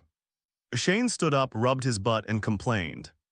He looked up to the sky and found that it was already getting late. He took out the mechanical pocket watch in his pocket and looked at it. Oh ho, it's almost 6 o'clock, it's time to cook. He and Hermione had originally agreed to go to the library to read together after potions class. But because of old B's interference, he has now broken the appointment. It's definitely too late to go to the library now. So Shane took out his wand and waved it casually. Go. An owl of light and shadow immediately flew out. In the library on the second floor of Hogwarts, Hermione was concentrating on reading a book, but suddenly, she heard a commotion around her, so she looked up curiously. It turned out to be a glowing owl flying into the library from the window. Shane. Hermione immediately recognized the author of this magic. She had only seen Shane use it in the entire Hogwarts. The owl landed in front of Hermione, and the body of light and shadow suddenly dispersed into tiny particles of light, and recomposed a text on the table, I am in the Great Hall. It also comes with a pattern of a bowl filled with rice and a chopstick placed on top. Hermione was stunned when she saw this. Before she could react, she heard Mrs. Pince's angry voice coming from not far away. Which little b*** d dares to use magic in the library? Hermione felt a chill rush up her back when she heard the sound, and immediately put away her books and ran outside the library. She didn't want Mrs. Pince to find out that the owl was related to her. Even the Weasley twins, who were famous for their pranks at Hogwarts, didn't dare to cause trouble in the library. That would be very tragic. Leaving the library, Hermione hurried to the Great Hall. It was dinner time, and the whole auditorium was full of people. But Hermione quickly recognized the figure who was being watched and feasting. Hermione walked slowly to Shane. She looked at the piles of empty plates stacked extremely high, and was shocked beyond measure. How can a little wizard eat so much? Even adults can't eat so much, right? But actually, there's a reason why Shane eats so much. Origin can indeed help Shane passively increase the magic capacity in his body. But this passive will also consume a lot of Shane's physical strength. If he doesn't eat more, he will be sucked dry by his own magic. Hermione stepped forward. Oh. Hermione, you're here. Shane swallowed a piece of mutton chop, handed a chicken drumstick to Hermione and said, Here. Here's this for you, I'll eat later. What does Professor Dumbledore want to see you for? Well. Shane held a piece of lamb chop in his mouth, looked up at the ceiling of the auditorium and then asked, Do you want to hear the truth or a lie? Do you want to hear the truth or lies? Shane asked. What do you think? Hermione rolled her eyes. If she doesn't listen to the truth, Why should she listen to lies? Isn't this a waste of time? Oh, tilde tilde, you want to hear the lies first, right? Shane pretended not to hear Hermione's words and looked serious. No, you heard wrong, I just wanted to. Faced with Shane's teasing, Hermione naively thought that Shane really didn't hear clearly and wanted to explain. But she didn't expect that Shane interrupted her directly. The lie is that after Dumbledore's repeated requests, I promised him not to use magic in Hogwarts. It's really a lie. Not only Hermione, but also the little wizards around them fell silent for a moment when they heard Shane's words. In just 1 week of school, Shane has used magic more times in school than all first and second graders. For example, in the library when Mrs. Pingsy wasn't paying attention, she sucked the magic on the bookshelf into her hand. For another example, when Shane walks to a staircase, and it happens that the staircase starts to move randomly, Shane will pull out his wand and immediately pull the moving staircase back. This seems to have led to the current situation in the school. The stairs don't seem to dare to be moved casually. For another example, Shane took a fancy to a piece of open space outside the forbidden forest of Hogwarts. So he opened a garden there and planted various fruits and vegetables on it. Nowadays, little wizards with nothing to do come there every day to take a look. Farm tools such as hoe shovels and kettles are still automatically helping Shane take care of the newly sprouted fruits and vegetables. There are countless similar things. Professor McGonagall and Professor Flitwick also talked to Shane one after another, saying that Shane was a serious violation of school rules. But faced with the questioning of Professor McGonagall and Professor Flitwick, Shane did not panic at all. He silently took out the Hogwarts school rules that he had prepared long ago and started a sophistry that was difficult to refute in front of the two professors. According to the first rule of Hogwarts, students are not allowed to use magic in the school corridors. But Shane said that every time he used magic, he was not in the corridors. The place where he took off or used magic was either in the atrium or the lawn outside the castle, or in the library or on some staircase that he didn't like. The portraits and ghosts of Hogwarts can all vouch for him. Moreover, there is no rule in the Hogwarts school rules that prohibits students from growing vegetables in school. Professor Dumbledore just said that students are not allowed to enter the Forbidden Forest. His vegetable garden is not in the Forbidden Forest, so after several repeated persuasion from Professor McGonagall and Professor Flitwick, Shane still went his own way. Both professors expressed their helplessness and in the end simply ignored Shane. There is no need for a young person to be angry with a student, not to mention that the student did not violate school rules. So, now the young wizards at Hogwarts can always randomly see a person flying around somewhere in the school. And they are basically used to it, therefore, whether it is Hermione or others, rather than believing that Shane does not use magic casually in the school, they are more willing to believe that the Weasley twins do not engage in pranks. Tell the truth, seeing Shane's pretentious look, Hermione picked up the book in her hand and threw it over. But the book stopped just a palm away from Shane. Don't get excited, it will be bad if you hit your classmates. Shane moved the floating book aside, to be honest. I actually don't know why that old bee is looking for me. It seems he just wants to chat with me, talk. Hermione obviously didn't believe it. And what the hell was the title Old Bee? She saw with her own eyes that it was Professor McGonagall who took Shane away. If they just wanted to have a chat, just ask a student to notify him. Moreover, she didn't think that the principal was busy with everything. He just wanted to chat with Shane. What were you talking about? Hermione asked curiously. At first Old Bee just asked me who taught me magic. But then the conversation turned to Voldemort. Voldemort? Hermione looked confused. Who is he? As soon as he finished speaking, there was a crisp sound of knives and forks smashing dishes next to him. Because Hermione didn't restrain her voice just now, some young wizards born in wizarding families nearby heard the name Voldemort and instantly showed expressions of fear. He didn't even care about the dinner in front of him and quickly distanced himself. What are you doing? I'm just asking. Foo, hush, hush. The few young wizards who were retreating quickly put their index fingers to their lips to signal Hermione not to say that name. This, Hermione turned her pleading eyes to Shane. And when Shane looked at Hermione, he remembered that Hermione had just been exposed to the magical world for a short time. And Voldemort's name was almost forbidden to be spoken. So she still didn't know who Voldemort was. Well, let's put it this way anyway. Just think of him as the leader of a terrorist murder organization, whose mind is filled with extremely bloody thoughts every day. That's fine. Shane still didn't want Hermione to know too much. It wouldn't do her any good. And it would most likely arouse the Gryffindor little lion's desire for discovery in her heart. However, Hermione didn't seem to realize Shane's intentions.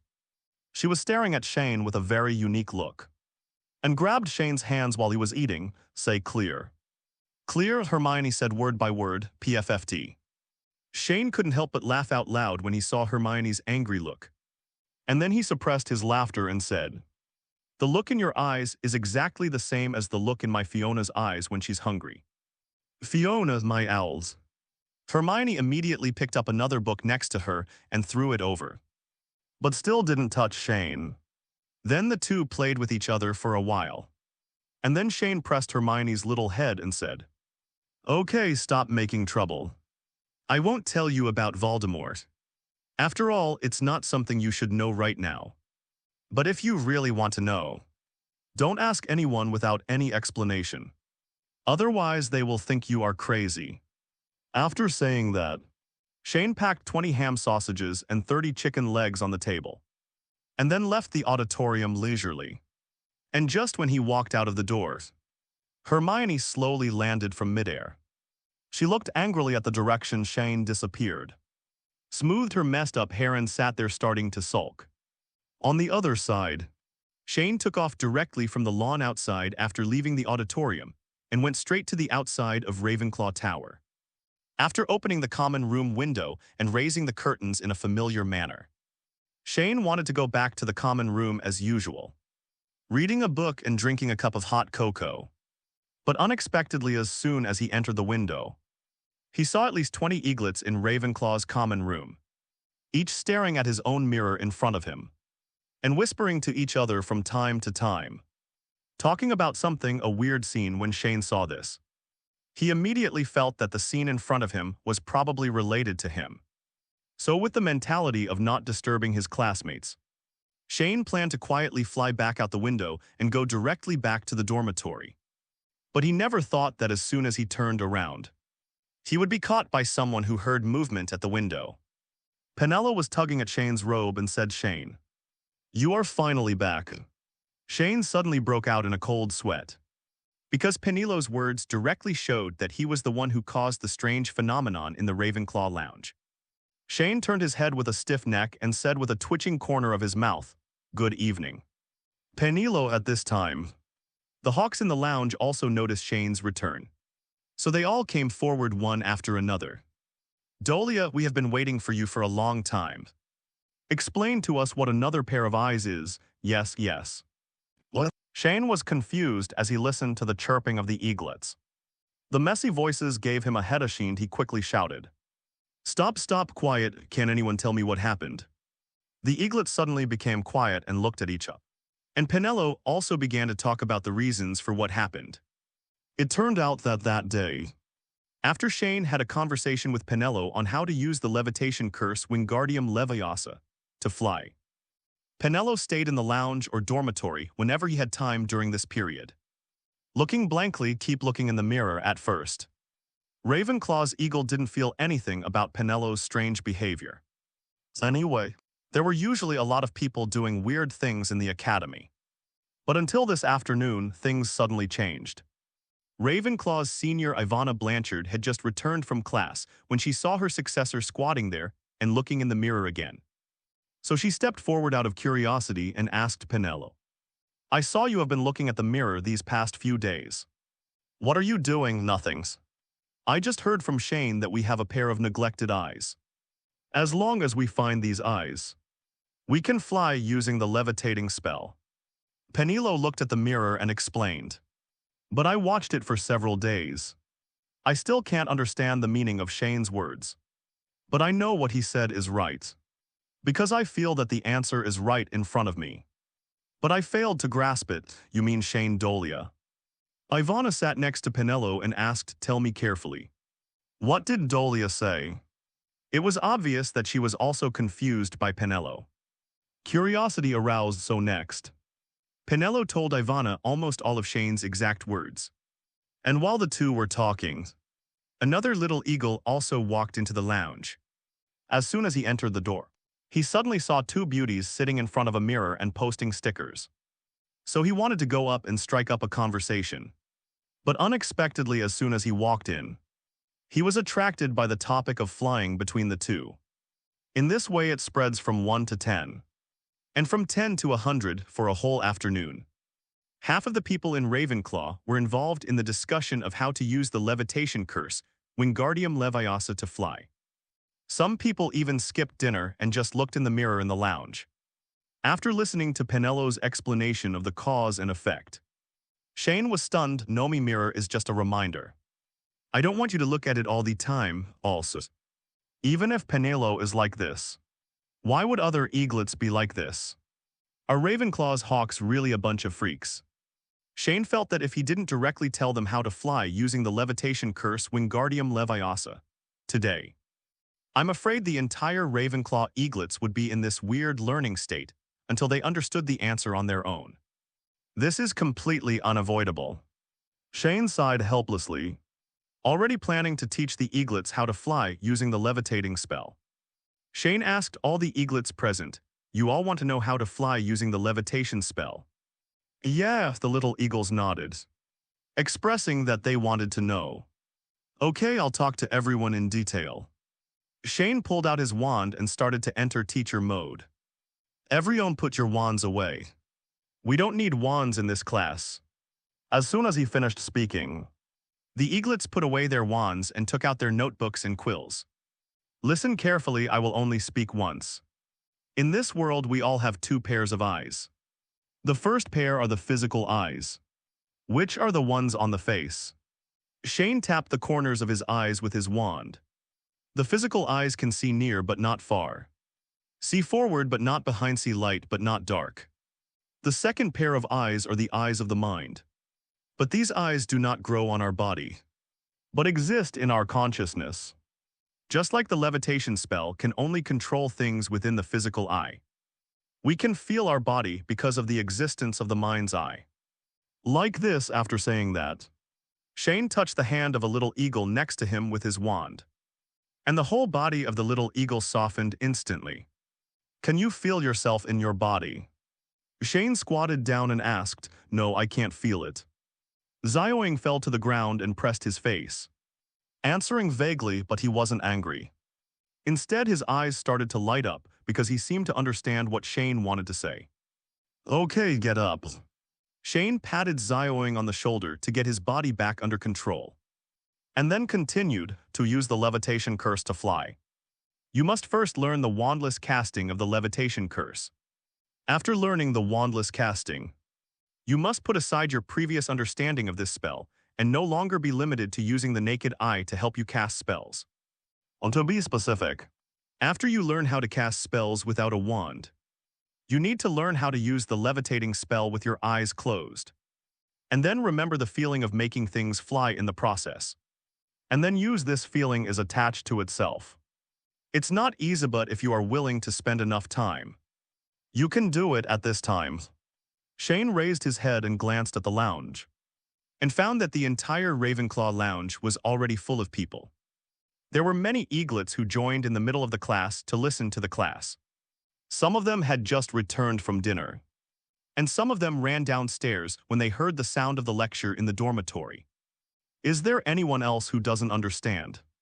Shane asked. Shanido, you mean? Let us remember the feeling when casting the levitation spell, and then use this feeling on ourselves, Penelo asked. Bingo, that's it, Shane nodded. Oh, tilde, the little eagles made a sound of sudden realization. And Shane's lesson was finished after a while. Shane saw Zioing in the lounge one after another trying to practice wandless casting, and felt silently relieved. But he quickly realized why he felt like he had stolen Professor Flitwick's job. Shane shook his head. We can't stay in this lounge now. Why not go to the restricted book area? After making up his mind, Shane left the common room silently. The restricted area is an area in the Hogwarts library, located on the 5th floor of Hogwarts Castle. The books in the restricted book area will be separated from other ordinary books by ropes. The books usually contain black magic or other content that is not suitable for young people or the general public.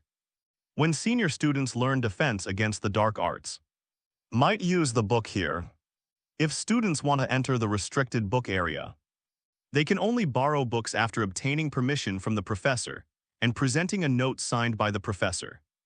But for Shane, it doesn't seem to make any difference whether it's permitted or not. Others were directly invisible and transparent, and passed directly through the rope used to divide the area. After looking around, I saw a few senior students walking around in the restricted book area, seemingly looking for the books they needed. The restricted area is complex and dangerous in some ways. It is the most dangerous place in Hogwarts Castle, because there are not only books related to black magic and poisonous spells, which may contain curses or magic, but also many unknown mechanisms and hidden areas.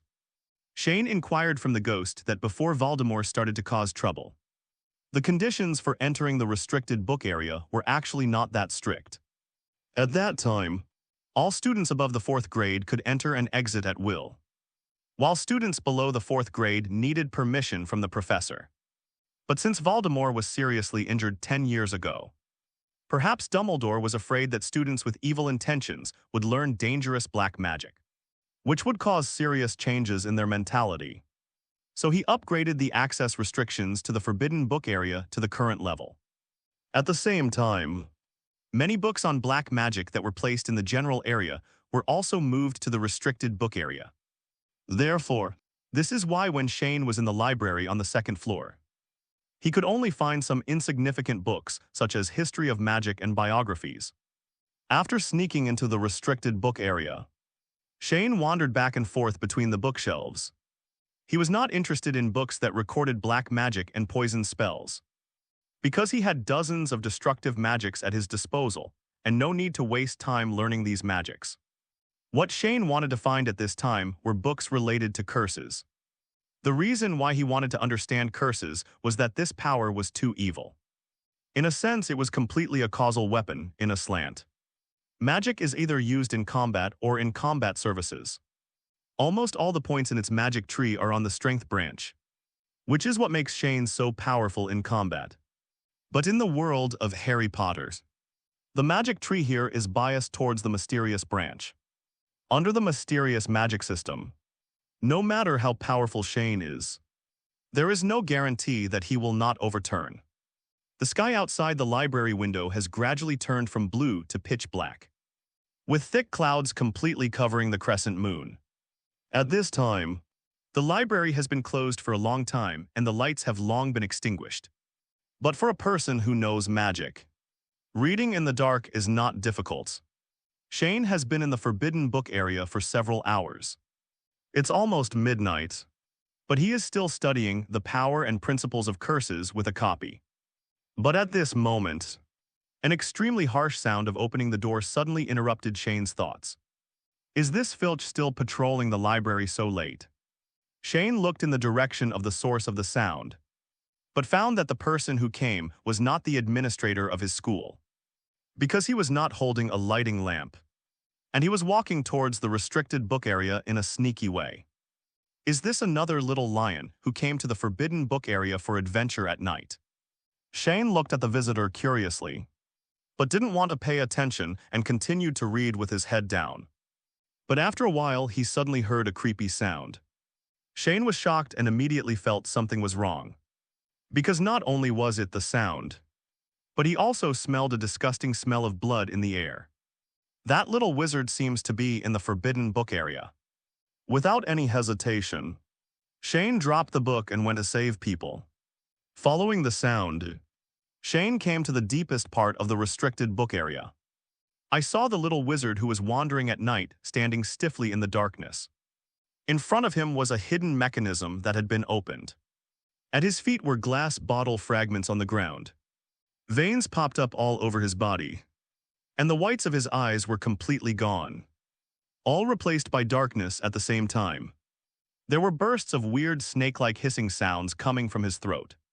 What the hell? Shane was shocked when he saw this and quickly ran over to check the situation. When Shane ran to the little wizard, he felt an extremely strong fishy smell coming to his nose, making him nauseous. Classmate. Ugh. Shane quickly blocked his sense of smell with magic, grabbed the little wizard's arm and shook it tentatively. Wrong, something is terribly wrong. The little wizard's arms felt like scales, and there was a chill that made one's heart palpitate. At the same time, the hissing sound coming from the little wizard's throat became even more harsh. Faced with such a weird scene in front of him, Shane didn't know what caused it, and he didn't know what method he should use to prevent the little wizard's condition from getting worse. Since there is nothing we can do for the time being, seal him first immediately afterwards. Shane clapped his hands, and a huge golden magic circle covered the little wizard. The pattern of fairy wings in the center of the magic circle slowly rotated. Fairy glitter activates. The dazzling golden light illuminated the entire fifth-floor library and penetrated the corridors and windows. On the other side, Filch, who was patrolling the corridor at this time, was looking in shock at the sacred light that dispersed the darkness in the distance. After being stunned for a while, he quickly ran towards the fifth floor with the lamp in his hand. The brilliance of fairy glitter slowly disappeared, leaving only a faint fairy wing mark on the little wizard's forehead. Seeing that the seal had been completed, Shane grabbed the little wizard and disappeared into the library without saying a word. On the other side, Filch had just reached the fifth floor. Panting in the Hogwarts principal's office, Dumbledore had not yet rested. He was still searching for clues in his past memories in the pensive. But just when Dumbledore was concentrating on recalling the past, suddenly little figures appeared behind him, and one of them dragged the other and shouted, "Professor Dumbledore." Oh my God, Dumbledore was suddenly startled, and even his whole body couldn't help but tremble. He turned around suddenly and saw Shane dragging a Gryffindor student standing behind him. And he was relieved. "Mr. Dolea, how did you get in?" Dumbledore's office has a defense mechanism, and no one can just enter it casually, except for recognized people. Put this kind of unimportant matter aside for now. Shane dragged the little wizard to Dumbledore. "Please see what's going on with him first. This is." Dumbledore put on his eyes, and his expression suddenly became extremely serious as soon as he saw the little wizard's condition. "Vox, please go to Minerva and Severus and ask them to come here," Dumbledore said seriously to Phoenix Fawkes. "As long as it can take the two professors to apparate in Hogwarts." Fawkes responded with a crisp spread his wings, and disappeared on the golden perch after a burst of golden flames. "Wow, I didn't notice it last time I came here. Professor, your pet is a bit extravagant. Even if it's a phoenix, there's no need to use a golden perch." Shane put the little wizard on the sofa and went over to knock on Fawkes. "Kijai said this is at least 10 kilograms of gold, and I'm not afraid that Fawkes's flames will melt it. The flames of the phoenix cannot melt gold instantly, and this branch has always been one of the inheritances of the Dumbledore family. It is at least older than my grandma," Dumbledore said. After saying that, Dumbledore began to carefully observe the little wizard's situation. While on the other hand, Shane began to pick up Dumbledore's snacks. "Mr. Dolea, can you tell me how he became like this?" Dumbledore asked after a while. How did I know that he has nothing to do with me?" Shane held up a box of pink shimmering coconut sorbet and puffed up his cheeks and said, "I was reading a book and I didn't expect it. It happened that something happened to him, so I was just kind enough to lend a helping hand." Just as Shane finished speaking, a golden flame suddenly appeared in the middle of the office, and both Professor McGonagall and Snape appeared in the flame. Professor McGonagall was still wearing pajamas and a blanket draped over his shoulders. He must have been woken up from bed by Fawkes. Snape, on the other hand, had an angry and impatient expression, and he had staggered and tossed his hair just now. Shane guessed that Fawkes had brought him here without saying a word. "Albus, it's so late. Professor McGonagall was just about to ask what was so urgent, when she saw the little wizard lying upright on the sofa. My God, it's Mr. Kenneth Toller in the end. What happened? I think the big celebrity in our school must have done something. Snape looked at Shane with a sinister look and said, otherwise Mr. Dolea wouldn't have appeared here so late. Shane stared with dead-eyed snacks in his mouth, and didn't want to speak. As for Snape's vicious tongue, if you take it seriously you will lose. The best way is to ignore it, leaving him with no way to draw on it, and suffocating him to death. Sure enough, Snape saw Shane ignoring him and his eyes twitched invisibly. Severus, please take a look at our student's condition, Dumbledore said with a wave of one hand. Snape lifted the black robe behind him and walked to the student named Toller.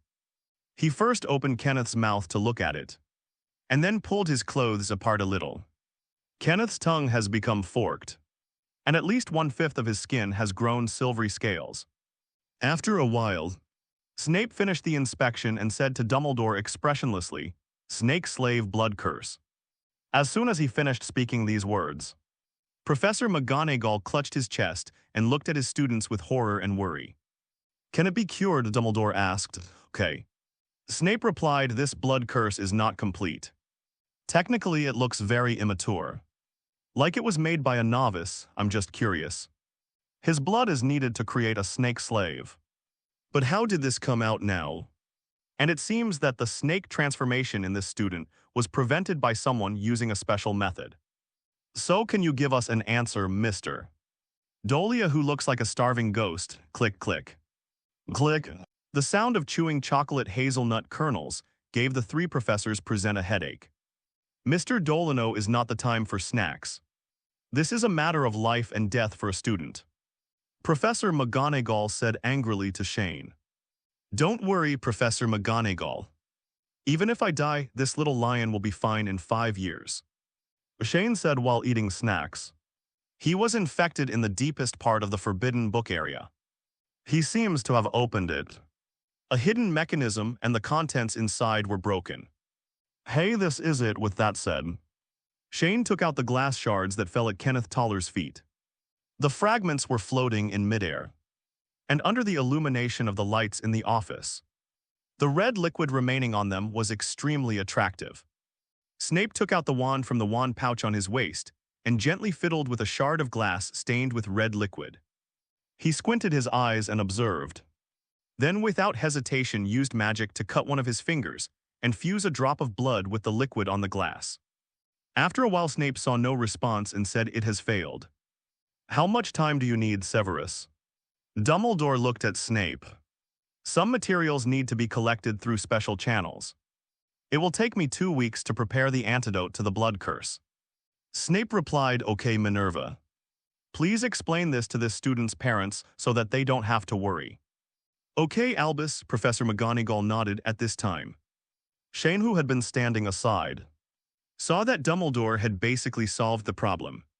So he walked over and asked curiously, "Professor, I know the blood curse, but what is the snake slave blood curse? What does it have to do with Voldemort, Mr. Dolea? This name cannot be spoken casually. And you need to explain why you left your dormitory during curfew and appeared in the restricted book area." Only then did Professor McGonagall think of settling a score with Shane. Because this time Shane actually violated the school rules. She planned to take advantage of this opportunity to punish the naughty student in front of her. "Professor McGonagall, I admit that I violated the school rules. But you also have to think about it from another perspective. If I hadn't been in the restricted book area tonight, no one would have known about this guy." Shane started to reason rationally again, and pointed to Kenneth Toller, who was lying on the sofa. "Minerva, it is indeed against school rules to be in the restricted book area during curfew time. But at the same time, Dolea did save her classmates and the fate of Mr. Toller's family." At this time Dumbledore also spoke up. "So, about this time for Mr. Dolea's violation of school rules, I think it would be fine to deduct 30 points from Ravenclaw as punishment." "Albus, you can't. Professor McGonagall thinks this is completely conniving. For Shane, 30 points can be added back in 2 or 3 days. There is basically no big difference whether or not this punishment is given. Minerva, perhaps you have a more appropriate punishment. Dumbledore threw the question back to his old friend, leaving Professor McGonagall speechless for a moment. Because Dumbledore was right. Although Shane did violate school rules, he also saved someone's life. The merits and demerits are equal. And you can't really fire Shane, so after thinking about it, Professor McGonagall really couldn't think of a more appropriate way to punish Shane for his violation. Thinking of this, Professor McGonagall sighed helplessly, then glanced at Shane and said, "I'll send Mr. Toller to Poppy then." He used the levitation spell to pull Kenneth Toller to the school hospital. Watching Professor McGonagall go away, Shane held a snack can and asked Dumbledore the question he just asked. "Professor, you haven't told me yet, what is this snake slave blood curse?" Shane spent this time in and out of the forbidden book area, and he knew that the blood curse was an extremely vicious curse, and its history could be traced back to more than 200 years ago. The blood curse can make a person gradually lose his mind over time and turn into a beast. The power of the curse will even remain in the blood and be passed on to the next generation, making it extremely difficult to remove to this day. The entire magical world has not heard of anyone who can propose a solution to the blood curse problem, or even a method to alleviate it. After hearing Shane's question, Dumbledore pondered for a while, and then began to say, "The snake slave blood curse is an irreversible and vicious curse. Its biggest feature is that it turns people into a half-human, half-snake monster and obeys the snake. An order in a lame tone back then.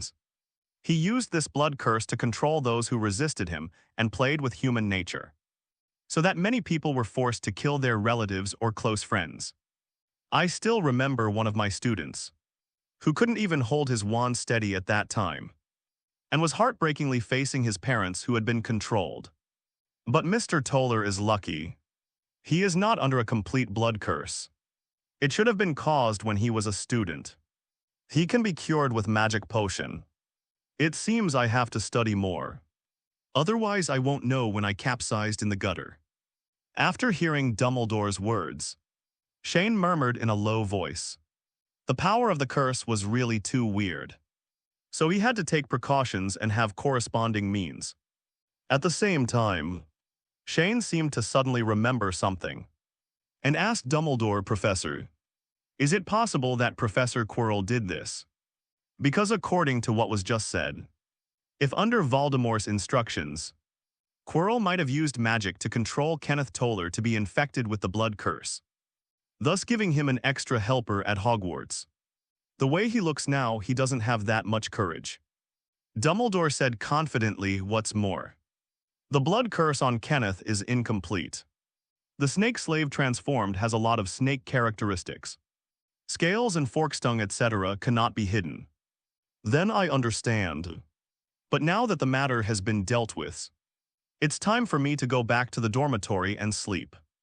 Shane put down the empty snack can and was about to leave. But just when he was about to activate his magic, he suddenly remembered something. "Oh yes, there's more." Shane turned around and reminded Professor, "There is one thing I want to remind you. If Professor Snape has prepared the antidote, please tell me, and I will tell the classmate who prepared the antidote. Unlock the magic on your bodies. Otherwise it will be of no use if you pour medicine into people." After saying that, he disappeared into the office in an instant, leaving Dumbledore alone with his thoughts. After seeing Shane disappear before his eyes, Dumbledore still didn't understand what kind of magic Shane had used to enter his office.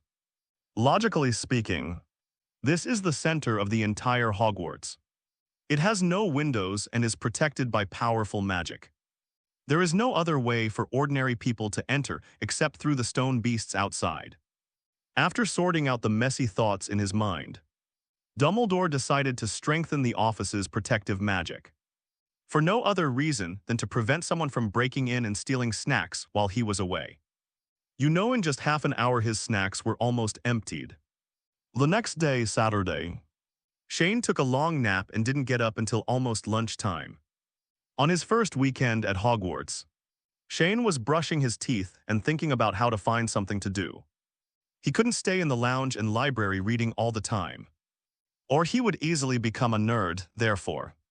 Shane was thinking about how to find something more practical to occupy his leisure time. After thinking for a while, Shane suddenly remembered that last night, when he was touring around the old bee office, he saw something very special. Gryffindor's sword is placed in a glass box next to the sorting hat.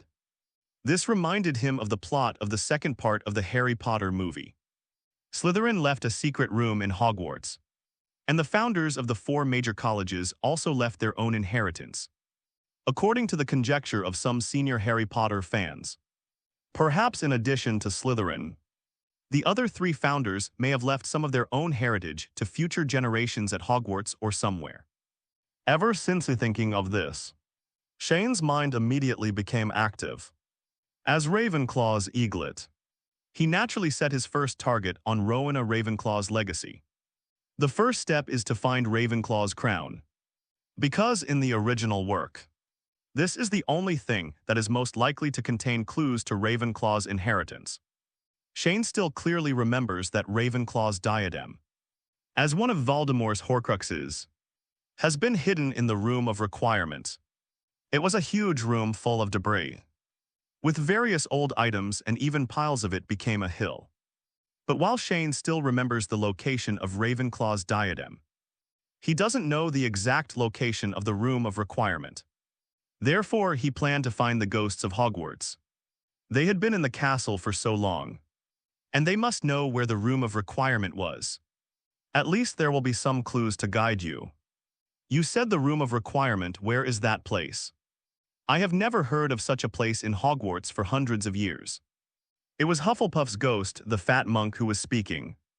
She wears clothes with rumpled collars and tight pants, is short and fat, dressed like a monk, has the typical friendliness and compassion of Hufflepuff Academy, and is a cheerful ghost every year at the start of Hogwarts. The fat friar would try to convince the other ghosts to let Peeves attend the banquet, but he never succeeded, to be honest. Shane originally wanted to go find Helena Ravenclaw, but this beautiful lady has a really weird temper. Even as a hawk, he would be kicked away immediately if he wanted to talk to Helena for more than a few words. Therefore, he could only come to the fat monk who had the best temper and was willing to help others.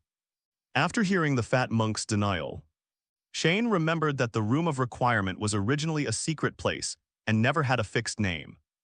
So he changed his explanation and asked, "Then do you have the impression that there is a place in Hogwarts where different people will go to different rooms when they open the door?" "Oh, when you mention it like that, I remember there is such a place." The fat monk thought for a while and said, "On the 8th floor of the castle, opposite the tapestry where the troll beat Barnabas silly. I once saw Filch in. I took the cleaning supplies there, and I originally thought it was a utility room. But then I saw Principal Dumbledore go in and it turned into a toilet." "Yes, that should be there," Shane said excitedly. "Thank you, Fat Friar. If I have a chance, I will go to Diagon Alley and buy you some gifts. There are indeed items and food for ghosts sold in Diagon Alley, but that store is located at the entrance of Nocturne Alley, and few people go there." The last time Shane passed by the entrance of Nocturne Alley, he saw the signboard of Ghost Life and Food, and then he learned that such a place existed. After determining the location of the Room of Requirement, Shane flew to the 8th floor without stopping. He stood in front of the tapestry of the troll beating Barnabas silly, facing a bare wall, and began to mutter impatiently in his heart, "I want to go to where the Ravenclaw's crown is." I chanted silently several times, but for some reason, the wall didn't respond at all after a while. This puzzled Shane. "Know what went wrong? Are you looking in the wrong place? The Room of Requirement isn't here." And just as Shane was pacing back and forth thinking, a smooth door suddenly appeared on the wall. This made Shane a little puzzled because he didn't know which part had gone wrong and caused the door to not appear. But now is not the time to think so much. Shane ran over and pushed open the door of Requirement and came to a huge utility room. Countless waste items, desks and chairs with broken legs, Books with broken pages, crushed copperware, broken mirrors, torn curtains as well as countless picture frames, bronze statuesque glass jars and boxes set weight. These things were stacked on top of each other from large to small, forming mountains that could not be seen to the end. Wow, this is at least as big as a Quidditch pitch. How can I find a crowns? Shane first marveled at how big the place in front of him was, and then started to have a headache how to find the thing he wanted among the piles of clutter. There are tens of thousands of large and small sundries in this room. If you just rely on people to find it, you don't know how much time it will take. So how was the crown found in the original novel? Shane thought about it and suddenly recalled that Voldemort's Horcruxes seemed to be able to sense each other. Horcrux, isn't there a living person in this school? Hogwarts Great Hall, because today is the weekend. Many little wizards will choose to play some small games here to pass the boring time. But what is different from the past is that the weekend of the new semester seems to be a little strange. In the auditorium, the young wizards from the other 3 colleges were looking at the little eagles not far away. The question marks and exclamation marks above their heads had reached the sky. On the Gryffindor's long table, Ronald sat at a corner of the table and asked Harry opposite him in confusion. What happened to Ravenclaw's group of people today? I usually see them acting a little weird, but at least they are normal people. Why are they all so crazy today? I don't know. But they look like they are practicing wandless casting. Harry shook his head as he heard Leviosa coming from not far away. He didn't see anyone from Ravenclaw holding a wand. Isn't wandless casting something only senior students can learn?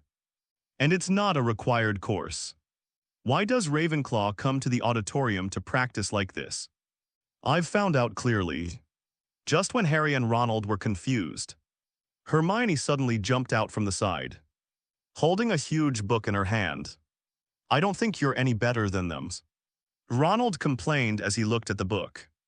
Ronald's words made Hermione give him a fierce look, and Ronald immediately turned his head in resignation. Hermione, what did you find out? Harry asked curiously. It's Shane for some reason. There was a hint of resentment in Hermione's voice when she said the name.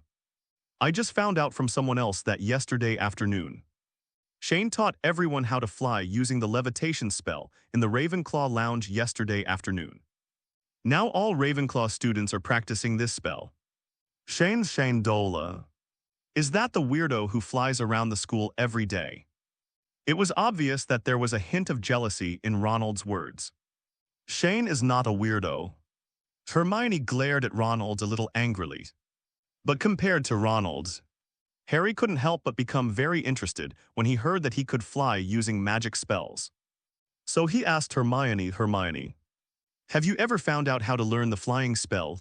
No. Hermione shook her head dejectedly. I asked a few people and they were all unwilling to tell me. They said this was something Shane taught Ravenclaw and it cannot be passed on to anyone else.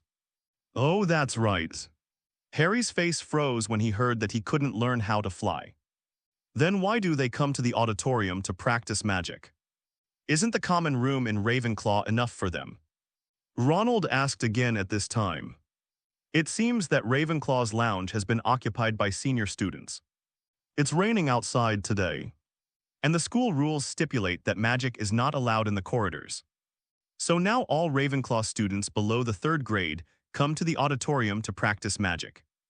Hermione explained. And while the 3 of them were talking, the person who caused Ravenclaw's abnormal phenomenon was quietly attacking them. After Shane came out of the room of requirement, he randomly caught a lion cub on the road. After asking about it, he immediately came to the auditorium. As soon as he entered the door, he saw the goal of his trip. Shane came quietly behind Harry and Hermione and Ronald, who was sitting opposite Harry, saw a figure suddenly appear from behind his friend, and suddenly screamed in fright, "Ah!" Ronald flew up from his chair. Harry and Hermione looked at Ronald in confusion, then followed his frightened gaze and looked behind them, only to see the person they had just been discussing standing behind them. Shane, Hermione yelled, a little excited in her tone. Hello, Shane rubbed Hermione's head vigorously. You messed up my hair. Hermione immediately slapped Shane's hand down angrily and punched Shane a few more times on the arm. Her hair was already long and thick, and it was naturally slightly curly, which was very difficult to take care of. When Shane did it, her hair became a mess. "Go away, I don't want to care about you." Hermione fixed her hair while giving Shane a vicious look. Because Shane had no interaction with Harry or Ronald before, she subconsciously thought that Shane was here to find her. But she obviously guessed wrong. Shane tapped Hermione's head with the milky white wand in his hand, which instantly made her hair smooth at the same time. He said, "I'm not here for you, I'm here for him." With that, he patted Harry with his right hand with a smile. "On the shoulders, looking for me." Harry was confused and surprised. It's been less than a week since school started, and he hasn't even recognized all the Gryffindor classmates in the same grade. So he doesn't even remember having any interactions with the famous people in the school in front of him. "I need your help with something," Shane said to Harry with a smile. What are you busy with?" Harry was a little nervous. The living environment he grew up in made him a little introverted when facing strangers. "Don't ask for specifics, just follow me, however. In return, I can teach you how to fly using the levitation spell." It was obvious that Shane heard the conversation between the three of them just now. "Then's okay, I'll go." Hearing that he could learn flying magic, Harry hesitated and agreed. This may also be because Harry inherited his father's genes and was born with a unique yearning for flying. While watching the movie, Harry was exposed to flying broomsticks for the first time in flying class. But he was not afraid of heights at all. He was even allowed to join the Gryffindor Quidditch team as a first-year member by Professor McGonagall. There's no talent involved, Shane doesn't believe it. Seeing Harry agree, Shane immediately wanted to drag him to take off. But as soon as he started, Hermione grabbed his robe. "Hermione, tell me what you have to say. But can you please stop grabbing my clothes when something happens? Sometimes I can't react and you will get hurt." Shane turned his head and looked at Hermione helplessly. "Because the speed when I take off can be fast or slow. If someone drags me when I am fast, it is a trivial matter that the clothes are torn and can be repaired with magic. But that's not necessarily the case for the person who is dragging him. If he falls and dislocates his hand, it may be minor. If he falls from a height of several meters or even more than 10 meters, it is not impossible that he will be passed over directly. I'm going with you. And in exchange, you have to teach me how to fly with the levitation charm," Hermione said, holding onto Shane's clothes tightly. "Where are you going?" "I took Harry away to do business." Shane stretched out his hand and gave Hermione a slap in the face. "If you want to learn, ask Harry to come back and teach you." After saying that, he dragged Harry and flew away without saying a word. "Damn it, Shane Dolea, just wait for me." Hermione covered her forehead angrily. "Don't ask me to teach you how to make potions in potions class in the future. He is from Ravenclaw. He doesn't seem to be with us much in class at this time," Ronald reminded weakly from the side. But this made him roll his eyes again on the other side. Shane took Harry to the 8th floor under the watchful eyes of many Hogwarts wizards. This is the Room of Requirement, a very secluded place in Hogwarts. Shane opened the door to the Room of Requirement and said, "I brought you here because I want your help to find something here." Looking for something? Harry looked at the endless clutter in front of him, a little confused and confused. "Shouldn't we find more people to look for something? I'm only one person and I don't know any magic." After hearing Harry's words, Shane smiled and reached out to pat Harry on the shoulder. "Only you can find this thing. Trust me. Just follow your own intuition and find the thing that attracts you the most." "Lokay's okay," Harry replied, licking his lips nervously. Immediately afterwards, Harry wandered around among the many hills of debris. At first, he felt that Shane's words were a bit ridiculous, because it was a bit unreasonable to intuitively find something that attracted him among so many things without using magic. But for some reason, after walking for a while, Harry felt something calling him, and at the same time, he felt a burning and tingling sensation from the lightning scar on his forehead. Following this inexplicable feeling, Harry walked around in circles for more than 10 minutes, and finally came to a round table covered with dust. I saw a copper star tracker and an unknown tower-shaped decoration placed on the round table. Between the star tracker and the tower-shaped decoration, a large ball of hemp rope was entangled with each other and placed on something. Harry stared blankly at the ball of hemp rope. He felt like there was something there that was constantly drawing him closer. At the same time, an inexplicable palpitation surged into his heart. The burning sensation on his forehead was extremely unbearable. And just when Harry was lost in thought, Shane suddenly appeared from beside Harry and pressed a cold ice pack on Harry's head. "Found it?" Shane asked. Harry, who was sobered by the ice pack, didn't say anything. He just looked at Shane and then nervously pointed in the direction of the hemp rope. Shane ran over randomly and excitedly and took off all the hemp ropes on the round table. Revealing a square wooden box inside, gently opened the box. And on the bronze velvet cloths, a sparkling crown set with gems is lying there. Shane carefully picked up the crown, put it in his hand and examined it carefully. He saw that the bottom edge of the crown was engraved with Ravenclaw's famous motto, "Wisdom is the greatest wealth of mankind. Wit beyond measure raceman's greatest treasure." There is no doubt that what Shane is looking for is what Shane wants to find. The sacred relic of Ravenclaw Academy. Rowena Ravenclaw's crown, what is this? Harry walked over and asked curiously. Perhaps because of the ice pack or perhaps for other reasons. The burning sensation on his forehead had gradually faded. "A crown?" Shane replied vaguely, then slowly lowered the crown. "Thank you, Harry." Shane tapped Harry's forehead with his finger, and a miniature yellow magic circle flashed past. This is the method of flying with the levitating spell. But whether you can learn it or not depends on you. After saying that, Shane activated space magic and sent the person away directly. On the other side, the Great Hall of Hogwarts. Because Harry was temporarily recruited by Shane, Ronald was playing with the wizard chess in front of him in boredom. But suddenly from the corner of Ronald's eyes, he saw a dark shadow flash across from him.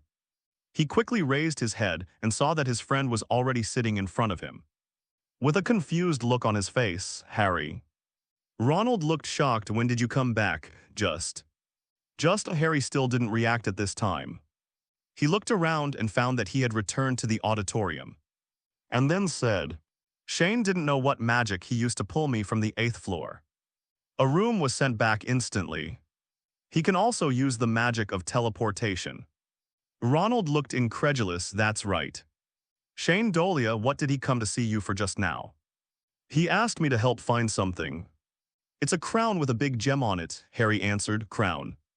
Why is he looking for a crown? And why does he let you look for it?" Ronald looked confused. "He is so powerful in magic. Can't he find a crown even if he looks for it?" "I don't know." Harry shook his head. "But I know that I can find that the crown may be related to the scar on my head. Or to Voldemort," Harry said. "SHH ... keep it down, Harry. Don't say that name so loudly, sorry." Ronald looked around and found no one around. So he asked again, "Then why are you so sure that the crown is related to Fu?" "When I found the diadems, the scar on my forehead was very hot. I still remember when I was buying a wand in Diagon Alley, Mr. Ollivander told me that the scar on me was left by Voldemort." Harry whispered, said, "This. Is Shane Dolea related to Fu?" Ronald said in horror. Harry shook his head. "I feel like we should go find Hagrid. He should know something. Then what are you waiting for? Let's go." After saying that, Harry and Ronald immediately ran towards Hagrid's cabin in the heavy rain. Inside the room where you need everything, at this time, Shane was sitting on a huge wooden box, holding Ravenclaw's crown in his hand, studying it over and over again. But after a while, Shane discovered that there seemed to be nothing special about the crown in front of him, except that it was beautiful. Even if he injected magic power into it, there was no reaction. Therefore, after researching for a period of time with no results, he simply put the crown directly on his head. According to legend, the crown has the function of increasing people's wisdom. and he wanted to verify whether it was true as a result. Shane didn't feel anything when he first put on the crown. But after a while, he suddenly felt an inexplicable anger coming out of his heart, accompanied by many negative things. The hysteria when I just traveled to aslant the first murder. The massacre in the face of the Dark Guild's inhumane behavior. The anger when I heard that all my companions on Tenru Island were missing. Etc. All the negative emotions hidden deep in his heart are constantly flowing out and amplifying, affecting Shane's sanity. This bizarre situation caused Shane to immediately take the crown off his head. Damn it, Voldemort, just wait. Shane was sure that the situation just now must have been caused by Voldemort's soul within the diadem.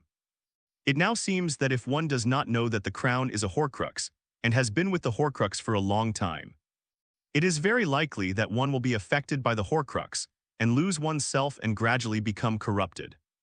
There must be a way to destroy Voldemort's soul without damaging the crown.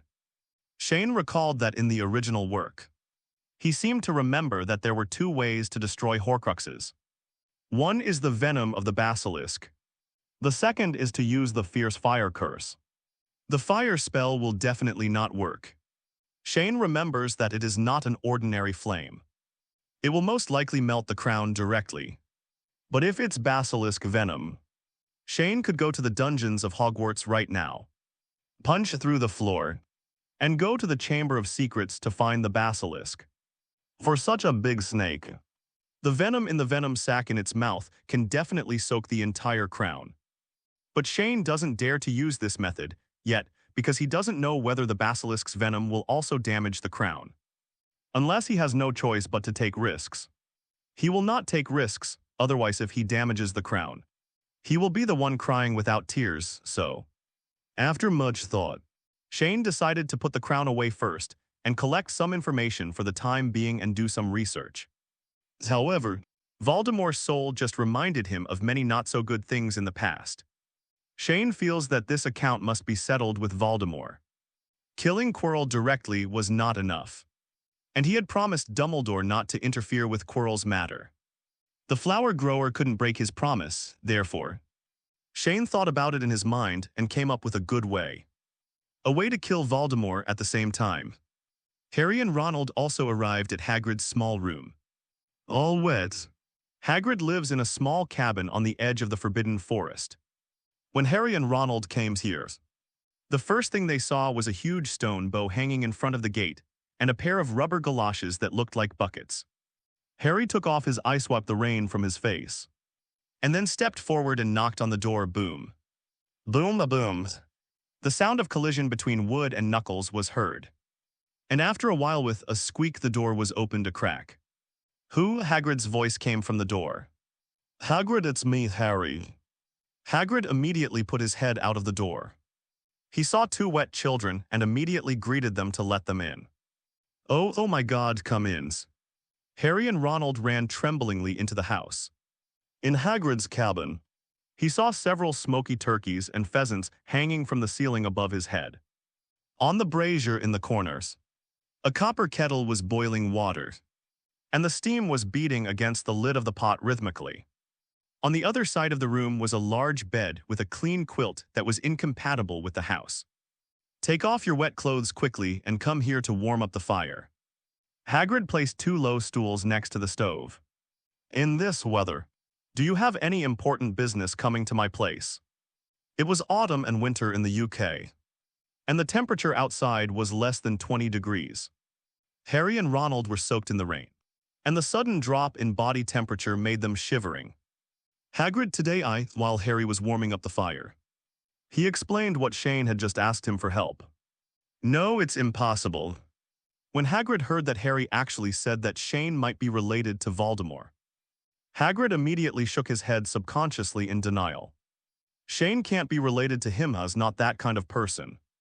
Shane opened a vegetable patch next to the Forbidden Forest, not far from my place. He came to me at that time and asked me to help him take care of the things grown there. He also gave me a brand new quilt, which is the bed, that one. So it is absolutely impossible for him to be related to Fu. Impossible, but Hagrid. How do you explain why the scar on my forehead feels so uncomfortable when I'm close to that crown? That's something I've never felt before. Harry asked stubbornly this. Harry's words indeed left Hagrid speechless. After a while, Hagrid sighed and said helplessly, "Okay. I will go to Professor Dumbledore to talk about this matter. But before that, you have to promise me that what you just said will never be used again. Talk to anyone else, do you understand? And you, the Weasley boy," with that said. Hagrid cast his serious eyes on Ronald again. Harry and Ronald looked at each other and nodded, "Got it. Well, I'll take you back first. I don't have any clothes for you to change here. I'll also go find Professor Dumbledore by the way." After saying that, Hagrid dug out a huge umbrella from the pile of debris in the corner of the room. Apart from him, this umbrella is more than enough to protect Harry and Ronald from the rain. After Hagrid sent Harry and Ronald back to Hogwarts Castle, he came to the stone beast downstairs in Dumbledore's office with an anxious mood. "What's the password?" Hagrid raised his head and thought for a moment. "Sizzling honey candy buttery peanut candy. Pear hard candy." After Hagrid tried more than a dozen passwords in a row, he finally shouted jelly slug, and the stone beast was finally opened. Hagrid walked straight up the winding stairs and opened the oak door of the principal's office. He saw Dumbledore standing next to the golden perch feeding his phoenix. Hearing the sound of the door opening behind him, Dumbledore slowly turned around. "Professor Dumbledore, good afternoon." Hagrid greeted first. "Oh, hello, Hagrid. Would you like some jelly?" Dumbledore said, pointing to the jelly slugs that were wriggling around on the table. They left crisscrossing trails of mucus filled with sugar on the copper plate. "Oh no, thank you," Hagrid declined politely. He didn't want to eat something so disgusting, even though it was actually a candy. But he thought crusty pie was better. It would be even more perfect if you add a little meat. This is what Shane taught Hagrid. "Professor Dumbledore, it's like this just now, Harry." Hagrid reported to Dumbledore what Harry had just said to him. He looked exactly like Harry in the cabin just now. Dumbledore listened patiently to Hagrid's story, and the humor on his face suddenly disappeared, turning into an expressionless expression. Hagrid wouldn't lie, and the possibility of Harry making something up was very slim. So if it's true what Harry said, what is Shane's purpose? What does the diadem he found have to do with Voldemort? While Dumbledore was deep in thought, the person who told him the answer quietly came. In the huge office, a figure suddenly appeared out of thin air, and a voice was heard that gave Dumbledore a headache. "Professor Dumbledore, lend me your hat." Shane shouted. This not only made Dumbledore sigh violently and repeatedly, but also shocked Hagrid, who was present. "Huh. Hagrid, you're here too." Shane saw that the big guy he had just met a while ago was here, and said hello with a smile. "Mr. Dolea, if you can, please go through the front door next time you come to my place. I, an old man, don't want you to scare me like this." Dumbledore said helplessly, "Professor, you look down on yourself a little too much when you say this. If the white devil can be scared to death, you might as well make people believe that I am Qin Shi Huang." Shane joked, "But we can talk about these things later. Professor, please lend me the sorting hat." "Sorting hat, what are you looking for?" Dumbledore was a little confused. "Look for it to ask something. There is something I need to deal with." Shane took out the Ravenclaw's crown from his arms. "I found this." The sorting hat must have known something after living for so long. "This is Ravenclaw's diadem." Dumbledore took a closer look and instantly recognized what was in Shane's hand. A look of shock suddenly appeared on his face. "Where did you find it?" "Don't worry about this for now. This is one of Voldemort's Horcruxes. I want to destroy the soul inside without damaging the crown." "Horcrux of Voldemort." Dumbledore and Hagrid next to him exclaimed at the same time. Dumbledore pretended to cough twice, and then said to Hagrid, "Hagrid, you go back first. I already know what happened just now." "Oh, okay, Professor Dumbledore." Hagrid touched his big belly awkwardly. "Then I won't disturb you and I'll go back first." After that, he left the office with heavy steps. "You're looking for Harry just for this crown?" Seeing Hagrid leave, Dumbledore asked directly, Shane tilted his head and didn't realize how Dumbledore knew for a moment. But when he remembered that Hagrid was here just now, he suddenly understood. Oh, we understand. That boy Harry went to find Hagrid, right? I have to say, Mr. Dolea, you do have Ravenclaw's wisdom beyond ordinary people. Dumbledore was not surprised that Shane guessed the cause of the matter, and confirmed Shane's guess with a disguised answer. Then, Mr. Dolea, can you answer this for me? Since you know that you asked Harry to help you find the Ravenclaw's crown, does that also prove that Harry is also one of his Horcruxes? Is Harry also one of the Horcruxes? Shane raised an eyebrow when he heard this question. Professor, you are asking this question knowingly. Although I don't know the specific situation back then, if you think about it carefully, you will know that no matter how many Horcruxes Voldemort made that night, part of his soul will definitely be there that night in Godric Valley. After he was seriously injured by Harry's mother at the cost of his life. Where do you think this part of his soul would be hidden? Could it be that someone cut the scar on Harry's forehead with a knife? What Shane said was correct, in fact. Just when he said that Ravenclaw's crown was a Horcrux, Dumbledore had already guessed that Harry was also one of the Horcruxes. The reason why he asked this question was just to be more sure of what he was thinking. But this put him in an extremely difficult situation. If Harry is a Horcrux, that means that in order for Voldemort to be completely destroyed, Harry must die. Could it be that this is the so-called prophecy of the Savior? To sacrifice a child and save the world at the cost of his life. Faced with this situation, even Dumbledore, who had gone through countless ups and downs, was at a loss to make a choice. Shane, who was standing aside, watched Dumbledore suddenly fall into silence, and couldn't help but call out twice, Professor. Professor, but received no response. So Shane shook his head and simply ignored Dumbledore. He walked straight to the shelf behind Dumbledore's desk and used magic to remove the sorting hat from it. Broken hat, wake up, wake ups. He pulled the sorting hat and shook it up and down a few times. Shaking it awake, stop, you annoying little wizard. The sorting hat, which had just woken up, twisted its brim and shouted, I should have sorted you into Azkaban then, Azkaban. You're just having fun, but in the end you're just a loser. You are the bad hat and your whole family is a bad hat. My master in life was Godric Gryffindor, the most outstanding duelist of that era. The 4 founders of Hogwarts also injected their thoughts into me. I am the greatest hat in the world. I believe your last sentence. Your inexplicable confidence and arrogance are exactly the same as those of the little snakes in Slytherin now. I hate black-hearted people. What followed was a scolding battle between Shane and the sorting hat that lasted for several minutes. The kind that looks very childish to others. A few minutes later, stop. Shane suddenly realized that he seemed to have forgotten his original purpose. So he immediately stopped and said, I almost forgot about the real thing, *****D. You should know this thing, right, you, huh? The sorting hat wanted to curse again. But suddenly it saw the appearance of the crown, and immediately swallowed back the curse words it was about to say, and fell into silence. The tip of the hat pointed at the crown and moved up and down. It looked like a person was bowing, and the wrinkles on the hat's facial features became deeper. You know her, right? Shane said firmly when he saw the sorting hat's sudden silence. Can you tell me about Rowena Ravenclaw? And whether she left anything behind in Hogwarts besides the crown? Or somewhere else, you brat? Since the founding of Hogwarts, you are not the first person to want to find the legacy of the 4 founders. The sorting hat suddenly said seriously. But they all failed without exception, only you. Only you for thousands of years.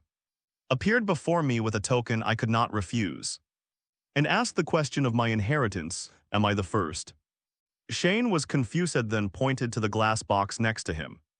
Then what is this? I don't believe that no one has ever held this sword and asked questions about Gryffindor's legacy. Well, at least I think the person standing there probably asked. As he spoke, he pointed at Dumbledore, who was still in a daze not far away. Gryffindors are special. Speaking of his master Gryffindor, the Sorting Hat paused. As if he didn't want to continue the topic, kid. Although you hold the tokens, I am just a reminder left by the four founders to future generations. How to find Rowena's legacy is up to you. The four houses and their founders maintain a strong and sincere friendship. They are like four stone pillars, firmly supporting Hogwarts. The teaching here is pleasant and harmonious, but the shortcomings and horrors of human nature are like devils. The Sorting Hat suddenly began to murmur and sing. The brave Gryffindor came from the barren marshes. The beautiful Ravenclaw came from the quiet riverside. The benevolent Hufflepuff came from the open valley. The shrewd Slytherin came from the mire. Go to the person who knows all the history of Hogwarts. He will guide you forward playing for fun. The Sorting Hat left its last words, and then suddenly returned to silence and returned to its original appearance of an ordinary hat. Shane carefully put the Sorting Hat back on the shelf and started thinking in his head. He most likely knows who the Sorting Hat mentioned just now is the person who knows all the history of Hogwarts. But compared to this, what Shane cares more about is the brief lyrics that the Sorting Hat inexplicably hummed in the middle. The first paragraph is meaningful, and the latter paragraph is the origin of the four founders. The most compelling thing to note is the phrase, strong and sincere friendship, in the previous lyrics. According to legend, Salazar Slytherin left Hogwarts because of disagreements with the other three founders. But now this simple lyric seems to have surfaced some truths that have long been lost in the long history. But Shane feels that the issue of lyrics can be put aside for the time being. Now that he has obtained important clues about the founder's legacy, he now wants to immediately find the person who knows all the history. So Shane turned and looked at Dumbledore, wanting to say goodbye to him before leaving. But he never thought that in less than 10 minutes, when Shane was talking to the Sorting Hat, Dumbledore had already recovered from his pensive look and was eating Bibby's multi-flavor beans as if nothing had happened. Oh my God, it smells like earwax.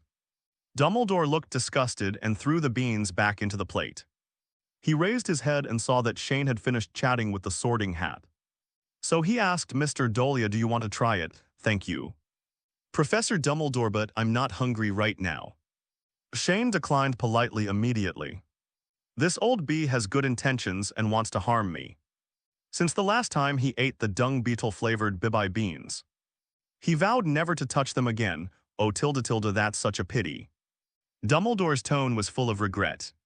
But soon he returned to his previous calm and composed appearance. Mr. Dolea, I will help you find a solution to the problem of Ravenclaw's crown. But I also really hope that if you can find it in advance, you can tell me the solution.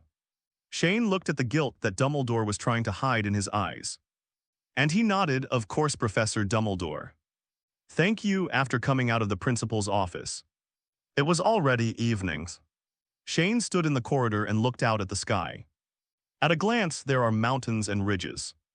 The dark clouds in the sky have dispersed, and the golden sunlight shines through the remaining clouds, turning into flames that burn the entire sky.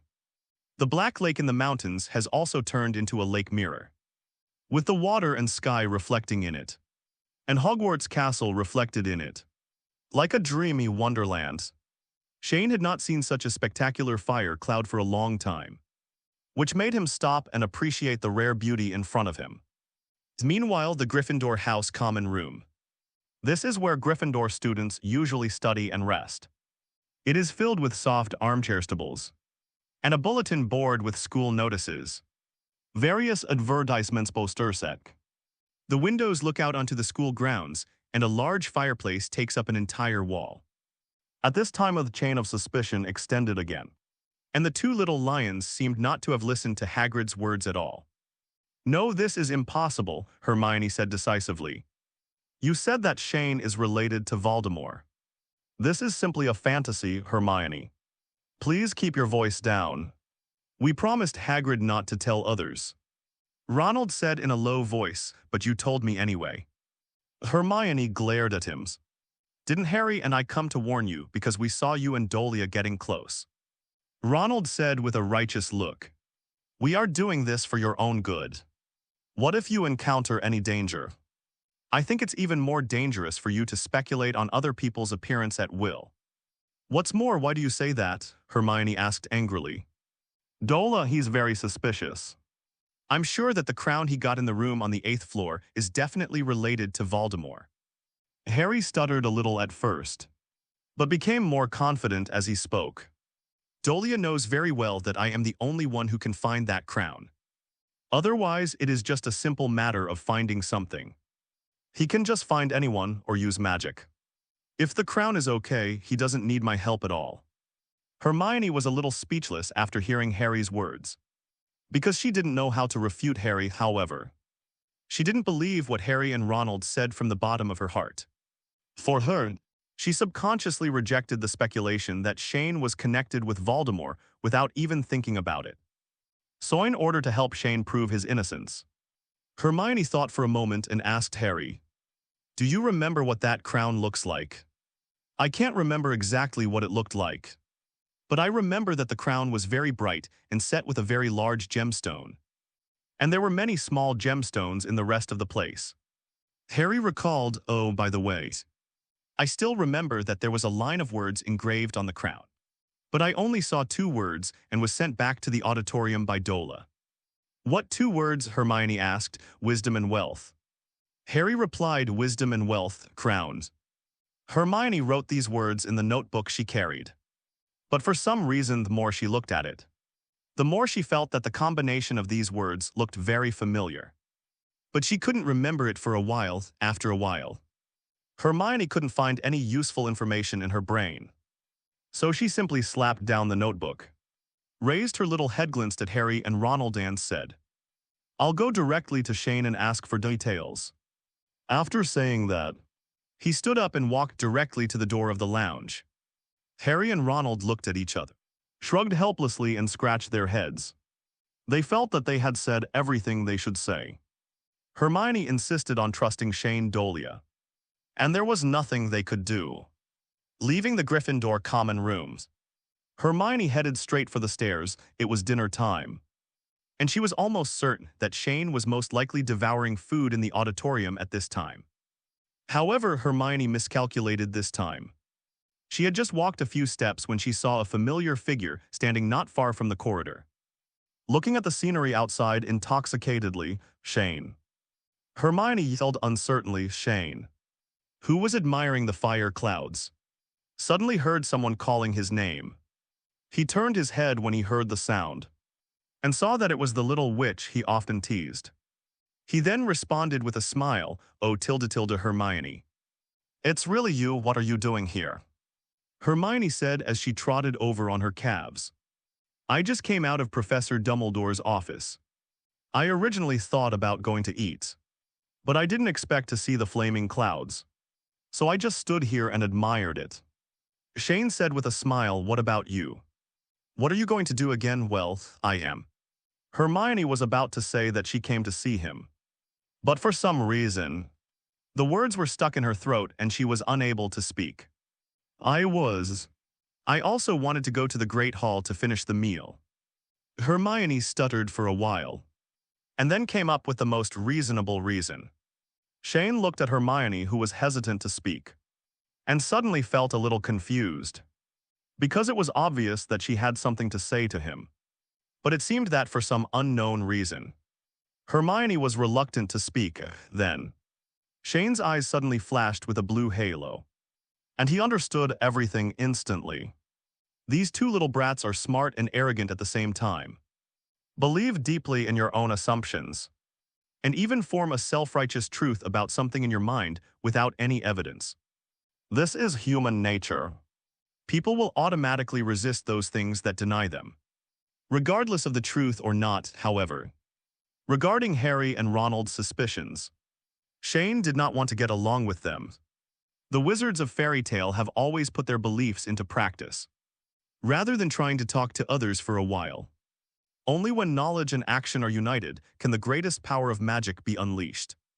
Shane didn't intend to expose Hermione, but when he saw Hermione's embarrassed look in front of him, he couldn't help but remember that a long time ago, Lysana was like this, like a stray kitten. timidly approaching him, and then using it was impossible to hear her speaking at a volume that asked her about some magic practice issues. Recalling the past, Shane decided not to be too anxious to find the person who knew all the history of Hogwarts. Anyway, there was still a lot of time in the future. He reached out and touched Hermione's little head, and then said, "Follow me," then before Hermione could react. Shane had already taken her to the sky above Hogwarts Castle in an instant. Hermione felt her eyes dazzled as she saw that there was nowhere to rely on under her feet. The sudden feeling of weightlessness filled her heart with fear. She quickly and subconsciously hugged Shane and let out a harsh scream. Ouch, oh my god. Shane quickly covered his ears with one hand and covered Hermione's mouth with the other. Stop screaming when Shane covered her mouth. Hermione immediately stopped screaming. But she was obviously frightened. Her face was full of grievances, and there was even some moisture in the corners of her eyes. Seeing her pitiful look, Shane felt that he had bullied her too much. So he quickly slapped her. He took out the chocolate from his pocket in embarrassment, broke off a piece and stuffed it into Hermione's mouth. "Ha ha ha, this is the chocolate I made myself. Try it, it's delicious," Shane smiled awkwardly. Hermione was originally very angry and aggrieved, but the rich sweetness of the chocolate and its silky texture instantly made her bad mood disappear. Seeing that the little witch's mood gradually calmed down, Shane slowly descended to the top of the castle tower. This is the highest point of Hogwarts Castle, and under their feet is the astronomy classroom, where Professor Aurora Sinistra will let students learn about the movement of stars and planets in the night sky through telescopes. Finally calming down, Hermione looked at Shane resentfully, suddenly grabbed his hand and bit it. Ouch. Shane was caught off guard, and the stinging pain on his arm made him cry out. He quickly pressed Hermione's head with his other hand and asked loudly, "Hermione, are you a puppy?" Hermione shook Shane's arm hard, wiped her mouth hand, said in relief, "I let you bully me." Hey, Shane's face twitched, but he was helpless. "I thought about it, forget it. I don't have the same experience as this little girl." Hermione looked around and found that she was standing on the top of the Hogwarts tower, bathed in the golden sunlight. She asked curiously, "Where is this place? Why did you bring me here?" "The top of the astronomy tower has such a beautiful view. Come here for dinner." With that said, Shane took out 2 more pieces of chicken drumstick sandwiches and 2 pieces of Black Forest chocolate cake, and gave half of each to Hermione.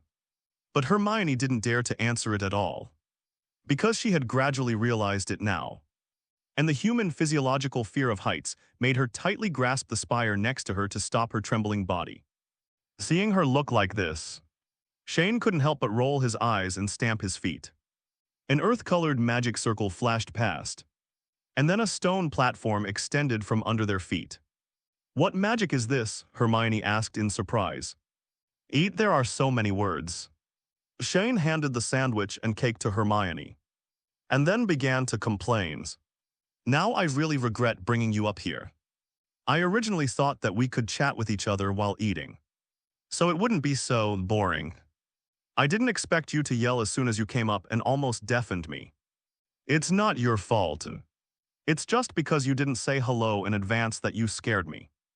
Hermione glared at Shane, unwilling to be outdone, but soon, as Hermione bit into a piece of sandwich, the perfect combination of bread plus chicken thigh plus salad dressing plus cheese made her eyes suddenly turn into a pair of crescents. The sun slowly began to set. The fire clouds gradually faded away, and the sky put on blue clothes and began to show its mysterious side. Putting the last bite of cake into her mouth, Hermione licked her lips and looked up. She saw countless stars looming in the dark night clouds, and she suddenly felt pity in her heart. What a pity. If it wasn't so cloudy, we could see the stars. Hermione's eyes flashed with memories a long time ago. "I went to my grandparents' house. They had a big farm there. I remember my mother carrying me on a roll of wheat straw. And that was the first time I realized that the sky could be so beautiful besides just being blue. But I don't know why, after returning home to London, I have never been able to see the same beautiful starry sky." At this time, Shane was half lying on the stone slab, feeling the slight coolness under his body, and also feeling the breeze that was constantly blowing in front of him, carrying the fragrance of rain and vegetation. He listened to Hermione's words that seemed like she was making a wish, and looked behind the distant mountain tops, where the last traces of the sun were gradually being swallowed up by the night. Shane suddenly asked, "Do you want to see it?" "What?" Hermione turned her head and looked at Shane with confusion. "I said, do you want to see the starry sky above your head?" Shane asked again, "Sure, but they're covered. If you want to see it, just tell me earlier. Why are you saying so many disgusting things?" Shane slowly stood up from the stone slab, took out his wand from his waistband, pointed it at the sky. Seeing him like this, Hermione suddenly looked in disbelief and said, "Shane, stop joking no matter what the magic is." But before Hermione could finish her words, she saw a scene that she would never forget. In front of Shane's milky white wand, a sky-blue magic circle unfolded rapidly from small to large, with gorgeous and complex lines engraved in it that gave off a brilliant shimmer. Under the pull of the power of the magic circle, the surrounding air is rapidly shrinking towards the center of the magic circle, and a harsh buzzing sound is heard, accompanied by strong winds. Hermione was so blown away that she couldn't even open her eyes. The dragon-killing magic of the sky. The roar of the heavenly dragon roaroth, heavenly dragon. As Shane finished speaking, the power of the magic circle was released, and a stream of air compressed to the extreme rushed into the sky in an instant and tore the air apart. After a while, Hermione saw countless remaining clouds in the night sky above her head being dispersed by a huge force, and the stars in the sky suddenly showed their full appearance. And through the light of the stars, Hermione even vaguely saw a shock wave spreading in the sky. And then a dull explosion sounded boom. The little wizards at Hogwarts all thought it was thundering outside. "Okay, let's see." Shane put away his wand as if nothing was wrong, then took out another piece of cake and ate it. Hermione stared at this in shock, as it was completely beyond her comprehension. She couldn't even imagine how much power it would take to blow away all the clouds in the sky above her head. She looked at Shane blankly, unable to speak. When Shane saw Hermione's stupid look, he suddenly laughed in his heart. But he still pretended to be confused and said to Hermione, "Why are you looking at me? Look at the stars, how did you do that?" Hermione asked blankly, "Just disperse the clouds, how else can we do it?" "What a joke," Hermione shouted like crazy, pointing at the sparkling starry sky. "How can such magic exist? Then what did you just see?" Shane asked with a smile. Hermione was speechless. "Okay, I won't tease you anymore." Shane reached out and touched Hermione's head like a kitten. "I just heard you said you wanted to see the stars. So I wanted to help you realize this little wish. So I must please keep it a secret for me." This time, Hermione never slapped Shane's hand away. Instead, she pulled the hand that was rubbing her head in front of her and asked, "Can you teach me?" "No," Shane refused decisively. "Harya tilde. Shane felt a familiar tingling sensation coming from his hand, as if he had been bitten again. A month has passed since Hogwarts started school in the blink of an eye. In this month, the new little wizards have gradually become accustomed to the life here. However, due to the appearance of Shannath random butterfly and the flapping of its wings, the normal study life at Hogwarts became a lot more beautiful. In the first week of school, after Shane taught the Ravenclaw eaglets how to fly using the levitation spell, the entire atmosphere in Hogwarts began to become more and more uncomfortable. In the first 2 weeks, most of the eaglets in Ravenclaw had just started to practice wandless spellcasting. The young wizards from the other 3 colleges saw them shouting Leviosa in the auditorium, and they just felt that to the curious and ridiculous. But after 2 weeks, things started to look completely different, because some senior eaglets have already had several years of learning experience. Their practice of wandless spellcasting soon began to show results. They began to be able to make objects fly without shouting magic spells. However, this extremely simple change caused great disaster to all the little wizards in the school. Since these senior eaglet spellcasting methods have advanced, They naturally started the next more advanced stage of practice, casting levitating spells without their wands, however. Without the assistance of a magic wand, these little wizards who are still in the learning stage will inevitably have some magic out of control.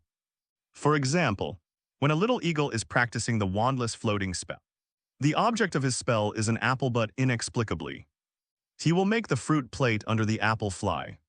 For another example, although what I want to cast is the levitating spell, for some reason some eagles cast other spells, such as Fire Incendio Petrificastotalis, or even Oblivion Curse Obliviate.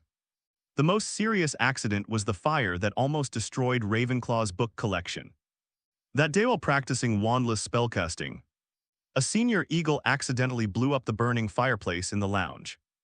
Countless sparks scattered and ignited the entire lounge in a short period of time, causing there was a raging fire, although Zioing, who was present at the time, quickly realized something was wrong and escaped from the lounge as soon as possible.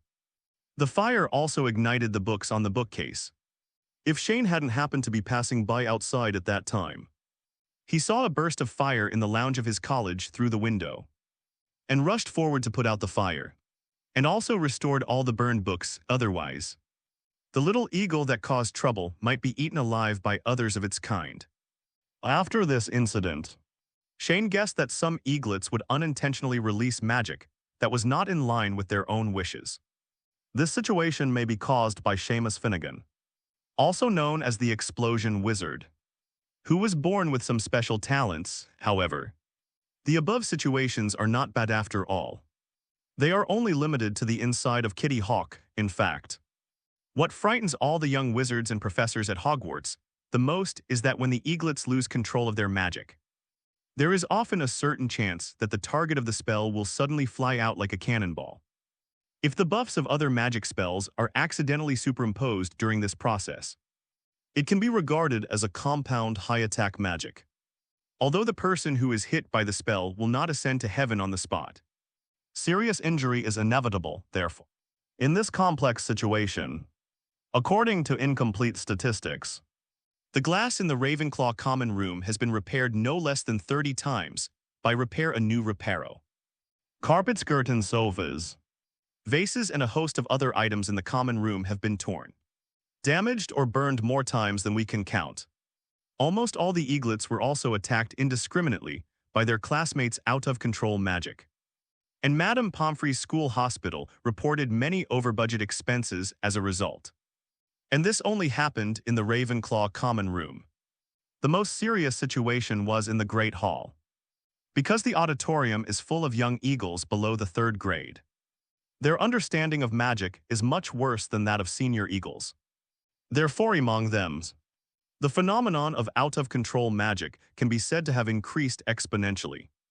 After more than half a month, all the young wizards from other colleges have become insecure. When walking on the roads, they are afraid that some random things will fly towards them, and they will be inexplicably plotted by Ravenclaw, and then they will be carried away. Enter the campus hospital anyway. Madame Pomfrey has been receiving new patients every day during this period, 95% of which are caused by the eaglets, and the other 5% are sent from the potions class. At the same time, due to the surge in the number of patients in the school hospital, this also gave rise to the emergence of a volunteer group. That is the Hogwarts Treatment Volunteer Group, which was formed spontaneously by a group of Hufflepuff Badgers. They are all lovers of healing magic, and their future aspirations are to become a healer or work in St. Mungo's Hospital for Magical Injuries and Injuries. Their main task is to help Madame Pomfrey take care of patients in their free time. However, in Shane's opinion, these little badgers are very sinister. Their wish is indeed true, but it is also true that they treat injured patients as guinea pigs. In addition to Ravenclaw's eaglet causing chaos in Hogwarts, another thing happened in the school this month. I don't know when it started, but a Q-version comic book suddenly became popular in the school. The author is unknown. This comic book adopts a very novel and funny style. It is not long, just over 100 pages. There is an interesting story on every 1 to 2 pages. Each story is composed of 6 to 12 pictures. It is very fascinating. When the young wizards at Hogwarts saw this comic book, they felt as if they had been hit by a dimensionality reduction, because they had never seen such an interesting thing since they were children. And they all started discussing it enthusiastically. Of course, except for the Slytherin snakes, because a setting in this comic strip makes them very uncomfortable. The protagonist in the comic strip is a Hogwarts student named Tom Marvolo Riddle, a half-blood wizard and a Slytherin student. The story of the comic strip tells all the interesting and funny stories about Tom coming to Hogwarts, from being sorted into Slytherin by the Sorting Hat, to his graduation, for example, when he first entered school. He was frightened by a ghost when he went to the toilet, and then ran naked into the corridor, for another example. During the potions class, he licked the unfinished potion out of curiosity. As a result, turned into a monster with a big tongue, and was sent to the school hospital, for example. Tom went to Diagon Alley to buy flowers for the girl he liked. 1 for 3 copper nuts, 3 for 10 nuts. And finally he bought 3 flowers, and so on. There are nearly 50 similar short stories from beginning to end. Although the stories are short, they can really make people laugh. Hogwarts also has a lot more fun because of this comic book of unknown origin. Today is Sunday, the day when owls collectively deliver express delivery. Inside the Great Hall of Hogwarts, at this time the little wizards were all sitting together. Some of them were reading, some were doing homework, and some were practicing magic. But no one dared to play wizard chess or read comic books. The reason is that the crazily practicing wandless spellcasting by Ravenclaw's eaglets attracted the professors from the other 3 colleges, therefore facing huge competitive pressure. They had no choice but to start assigning more homework to their students, which resulted in resentment boiling on the ceiling of the entire auditorium, almost to the point of melting down. On Gryffindor's long table, there were fruits and pumpkin cakes waiting for afternoon tea in front of the little lions. But they didn't have the slightest appetite to eat them. As the deputy dean, Professor McGonagall has a proud temperament, and the homework she assigns makes the little lions complain incessantly. At this time, Seamus Finnegan, who is known as the explosives genius, is practicing magic. I saw him holding a wand, constantly chanting incantations that others could not understand into a copper goblet. He looked like he was about to break the wand, which made people anxious for him. The rabbit's eyes are shining, the harp is faint, turning this clear water into fine wine. What does Seamus want to do? Harry whispered curiously to Ronald beside him. It turned into wines. Yesterday it turned into light tea, but... Before Ronald finished speaking, there was a sudden explosion, accompanied by a dazzling flash of light. Hermione, who was sitting next to Seamus, was so scared that her eyes widened at the same time. Billowing black smoke and acrid gunpowder smoke came out of the goblet. The smell wafts in the air, ha ha ha. The little lions around looked at Seamus being blown away by his own magic, and they all laughed out loud at this moment. On the skylight of the auditorium, owls suddenly flew in one after another. Woo woo tilde tilde Chinese letter tilde tilde. The owls each make different calls, and each owl holds various large and small items in its talons. They can accurately locate the owner of the express delivery and deliver the express delivery to him. Pigwidgeon is the Weasley family's owl. He delivers a letter and a newspaper to Ronald. Ronald picked up the newspaper and read it.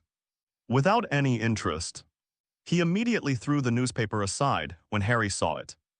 He picked up the newspaper with interest and asked Ronald, "Can I take a look?" Ronald nodded, and Harry immediately untied the white knot on the outside of the newspaper roll. He glanced at the contents of the newspaper and saw a big headline on the front page: Gringotts break-in incident. Gringotts security breach. Below the title is a large dynamic picture of several goblins arguing in front of an empty vault. Vault No. 713. Looking at the familiar number on the newspaper, Harry immediately patted Ronald next to him. "Hey, Ronald, look at this." The vault that was stolen was the one that Hagrid took me to. At that time, he was so mysterious that he wouldn't let me ask what was in the vault. What's weird about this? My mother was like this when she took me to the vault. Ronald curled his lips disapprovingly. She often made me stand outside the vault and wouldn't let me in. She was afraid that I would know how much money was at home. I'm just wondering why it took a month for this news to be reported. Don't think so much. Look, Neville received a memory ball. Ronald gestured in the direction opposite him with his eyes. Memory ball, what did it come from? Harry asked curiously. Looking at the ball in Neville's hand, I know. I once read in a book that if the smoke in the memory ball turns red, it means you have forgotten something. Hermione explained at the side. But I don't remember what I forgot. Neville listened to Hermione's explanation and watched the memory ball in his hand gradually turn red. And he was suddenly confused. Neville, show me. Ronald suddenly became interested in the memory ball. So he reached out to Neville to play with it. But every time he thought about it, the memory ball was still red in his hand. Ronald scratched his head, looked around doubtfully and said, "Did I forget something?" Show me too. The memory ball passed from Ronald's hand to Harry's. But the smoke in the ball remained unchanged. The red smoke was like a strange, bloody red cloud, making it difficult for the little wizard to see the mystery. Is this broken? Harry began to doubt himself a little. I remember I finished my homework. And just when the little lions were wondering, something happened that gave them the answer. Suddenly, a commotion came from one side of the auditorium. I saw a small shadow passing through the air. After shooting down a poor owl, it continued flying and hit the brazier hanging on the wall. Then, after a strong rebound, it knocked the cup in front of Fred with a ding. It was knocked into the air, and finally spun more than a dozen times in midair before slamming into the table. With a scream of pain, Fred was knocked unconscious by the cup. Everyone looked at the vibrating fork standing on the table in shock and horror, and suddenly felt a cold air passing behind them. I think I know what you have forgotten. In fact, it is not just you, all of us have forgotten.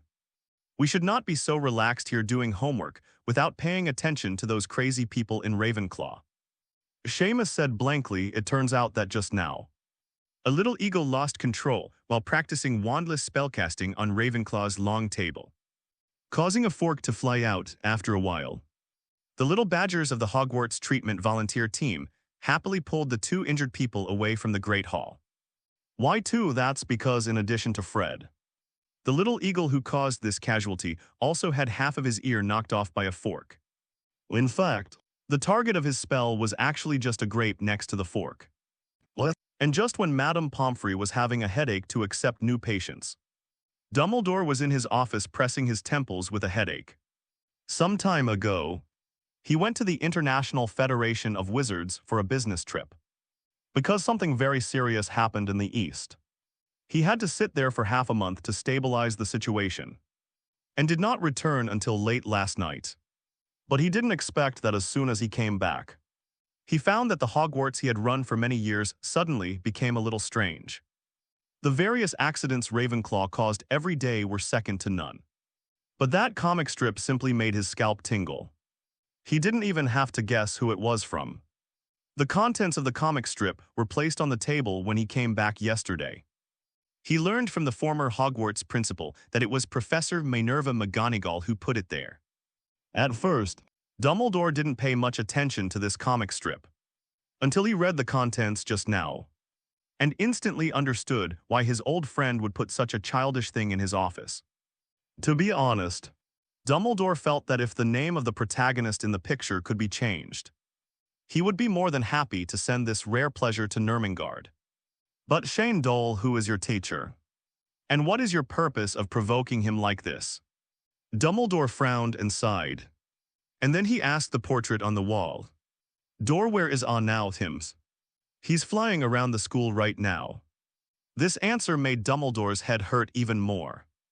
The perspective returned to the auditorium. After a brief commotion and repeated warnings from Professor McGonagall, Ravenclaw was deducted 10 points. and the eaglets reluctantly stopped practicing wandless spellcasting. The little wizards continued to write hard and complete the assignments assigned to them by the professor. But this calmness did not last long, and was soon broken by a familiar voice, ah ha ha ha. Peeves suddenly emerged from a wall of the great hall, and then laughed loudly at the same time. He twisted his butt in the direction where he came from. You can't catch me, not to me. Here we go again. All the young wizards looked up at Peeves and shook their heads in unison, while Professor McGonagall, who was sitting at the top of the auditorium, looked angry and helpless. What makes the little wizard and Professor McGonagall behave like this is not actually the arrival of Peeves, because he has stopped playing pranks recently. Instead, the focus is on the people following Peeves. Peeves, stop! Came a voice that was extremely familiar to the entire Hogwarts. Shane flew into the Great Hall from the Owl's skylight and shouted angrily to Peeves in midair. Peeves, don't run away, I'm going to catch you today no matter what. As he spoke, a silver magic circle flashed in his hand, and then flew towards Peeves at an extremely fast speed. However, just when Shane's hand touched Peeves' body suddenly became a little transparent, and Shane's hand went directly through it at the same time. Peeves also slapped the 2 raw tomatoes on Shane's head. Black hair turns into red hair, ha. Peeves pointed at Shane, who had a head full of tomato jam, and left, then passed through another wall and disappeared. And Shane was flying too fast and couldn't brake in time, so he hit the wall. He was like a human-shaped finger cake smeared with ketchup, sticking to the wall and slowly sliding down, leaving a long red mark on it. Nice. Epsilon equals Omicron asterisk, alas tilde. Some of the little wizards shook their fists in celebration, while others sighed. The one who shook his fist was because he won the bet and the homework was over. The one who sighed was because he lost the bet and his homework was double. The chase between Shane and Peeves has now become a daily routine at Hogwarts. Just over half a month ago, after Shane got clues about the legacy of the founder of Hogwarts from the Sorting Hat, his feud with Peeves began, that's right. As the Sorting Hat said, the person who knows all the history of Hogwarts is Peeves. Push the time back to more than half a month ago. Shane found Peeves, who was preparing to play a prank on a sunny morning, and was ready to ask about the founder's legacy. But what Shane didn't expect was that when Peeves saw him taking out Ravenclaw's crown, he suddenly heard him shout, "No, not yet. You can't catch me." With that said, he turned around and flew towards the end of the corridor quickly, disappearing in an instant. At first, Shane thought Peeves was just playing a prank on him and didn't want to answer his questions. So, he thought about using strong methods to catch Peeves and then planned slowly. Shane originally thought Peeves was easy to catch because, unlike other ghosts, he had a physical body. However, as soon as he started taking action, Shane immediately noticed something was wrong, because he discovered that Peeves was most likely not a ghost, or that it might be a special kind of ghost. When Shane caught Peeves, he discovered that the owner of Peeves has the ability to transform ghosts and entities at will, just like the power of the Hawkage, which can blur or solidify his body at will. When in the virtual state, Peeves can penetrate any object at will, and no matter how fast Shane can't catch it. Even if caught, Peeves can immediately escape from Shane's hands by becoming invisible. So faced with this situation, Shane chased Peeves for more than a week and tried many ways, but failed to catch him as he wished. In the end, he simply suspended the arrest and dug out all the information about ghosts in the Hogwarts library and the Ravenclaw common room. Until last night, Shane created a new magic through Origin, which might help him catch Peeves. But obviously, Shane failed. That magic has no effect on Peeves. Shane, are you okay? Because Ravenclaw's table was at the far end of the auditorium, Pinello and the other Hawks saw Shane sliding down the wall, and they all stepped forward to ask worriedly. This made Hermione, who had already stood up from the chair, snort and sit back down again. I'm fine. Shane touched his red forehead and then suddenly reacted. His eyes began to look around with fire. Damn it. Where is that guy Peeves? It just went through the wall behind you. And then it went nowhere, Penelo said, damn it. The new magic developed is useless to it. Shane scratched his hair a little irritably. This magic that can capture ghosts took him more than a week. Combined with materials from Hogwarts and the Ravenclaw Lounge, and worked hard to create it. In order to verify the effect of this magic. He also tried it several times with other ghosts in Hogwarts. And the effects were very good. But I didn't expect it to be useless against Peeves. What's wrong with you, Peeves? That makes you keep chasing him, Penelo asked. You will know this in the future. Shane replied ambiguously, but I want to ask. Do you know where there is information about ghosts? The magic I newly developed has no effect on Peeves. It doesn't work on Peeves at all, can't catch it. Actually, Shane, what you do may not have any effect. Ivana next to Penelo suddenly said. If you only focus on ghosts, then you will probably never be able to catch Pippi ghost. Why? Because Peeves may not be a ghost. Ivana explained. Then took a book from a hawk beside her and handed it to Shane. Peeves has been around since the founding of Hogwarts. No one knows its origin. The name Peeves was given to it by Helga Hufflepuff. This book says that not long after Hogwarts was founded, Peeves suddenly appeared in the school out of thin air, and never left Hogwarts Castle since then. Shane took the history of Hogwarts School of Witchcraft and Wizardry. The entire cowhide cover had already turned white, and the title on it was blurred. There were many soft little burrs on the edge of the cover, which looked very old. This book has always been placed in the most hidden corner of the library, on the top of the bookshelves. Except for a few Ravenclaws, no one knows its existence. Ivana continued, I think this book will it's helpful to you. So I borrowed it for you. Oh, tilde, thank you so much, Ivana. Shane held the history of Hogwarts School of Witchcraft and Wizardry in his hands with bright eyes. Because he no longer had to worry about modifying the magic to capture ghosts. God knows how laborious it is to create a new magic through origin. Shane felt like millions of brain cells had died in the past week or so, and he was almost going blind trying to adjust the magic patterns. However, just as Shane was happy, the chase between him and Peeves was not yet completely over. I saw Peeves, who had just disappeared in the Great Hall, come back again. He was still holding a bunch of drawing papers that he didn't know where they came from. He flew to the Great Hall and sprinkled them down one by one, laughing loudly at the same time. Shout, Tomato Head, I found out your prank, hahaha. What did it come from? Shane suddenly had a bad feeling in his heart. He quickly grabbed a piece of drawing paper that had just floated in front of him, and saw on it the contents of the comic book he had made to discuss Voldemort. Wow, isn't this my manuscript? How did Peeves find it? I obviously hid it in the room of requirement. Shane's scalp suddenly went numb. When he originally made this comic book, he referred to his childhood memories of the Old Master comic series that had been popular in the Huxia world for nearly half a century. In the world of Harry Potter, magic is inherently closed and is almost completely out of touch with the development of modern human technological civilization. This has also led to the complete stagnation of the development of the entertainment industry in the magical world. Not to mention TV, computers, video games, etc. Even for ordinary non-technical entertainment projects.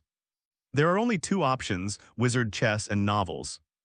And the selection is very single.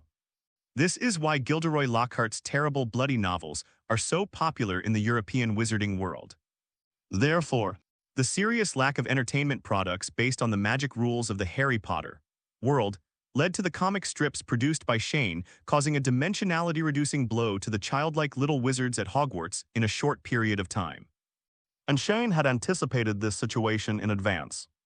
So he secretly deleted his name from the column of comic book author and hid the manuscript deep in the room of requirement to avoid creating a fan effect and attracting unnecessary attention.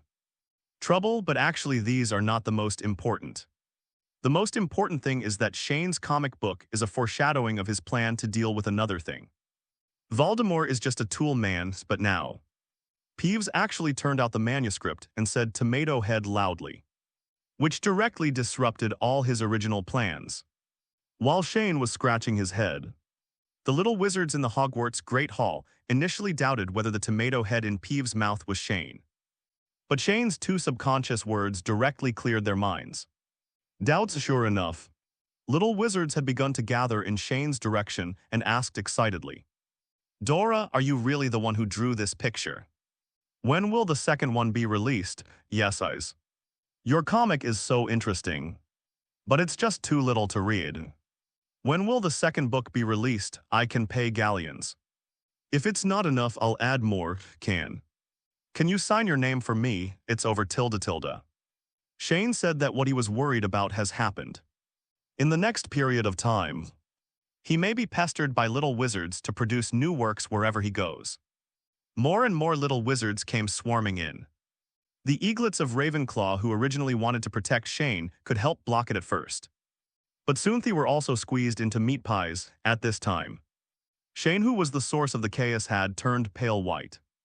A wisp of soul floated out of his mouth and he said feebly, "A tilde tilde stop. Stop crowding damn Peeves in this way." I don't know how long it took. Shane successfully escaped from the crazy fans with the rescue of Professor McGonagall, and weekly came to the Gryffindor Dean's office. In the office, Professor McGonagall looked at Shane hanging in the air with a straight face, and said in a stiff tone, "Mr. Dolea, stop pretending." Shane opened his eyes and replied immediately, and immediately smiled at Professor McGonagall and scratched his head. "Thank you for saving me." "Professor McGonagall, thank me yet. Let me ask you, is this thing really drawn by you?" Professor McGonagall held the comic in his hand and raised it twice. No, I didn't draw it."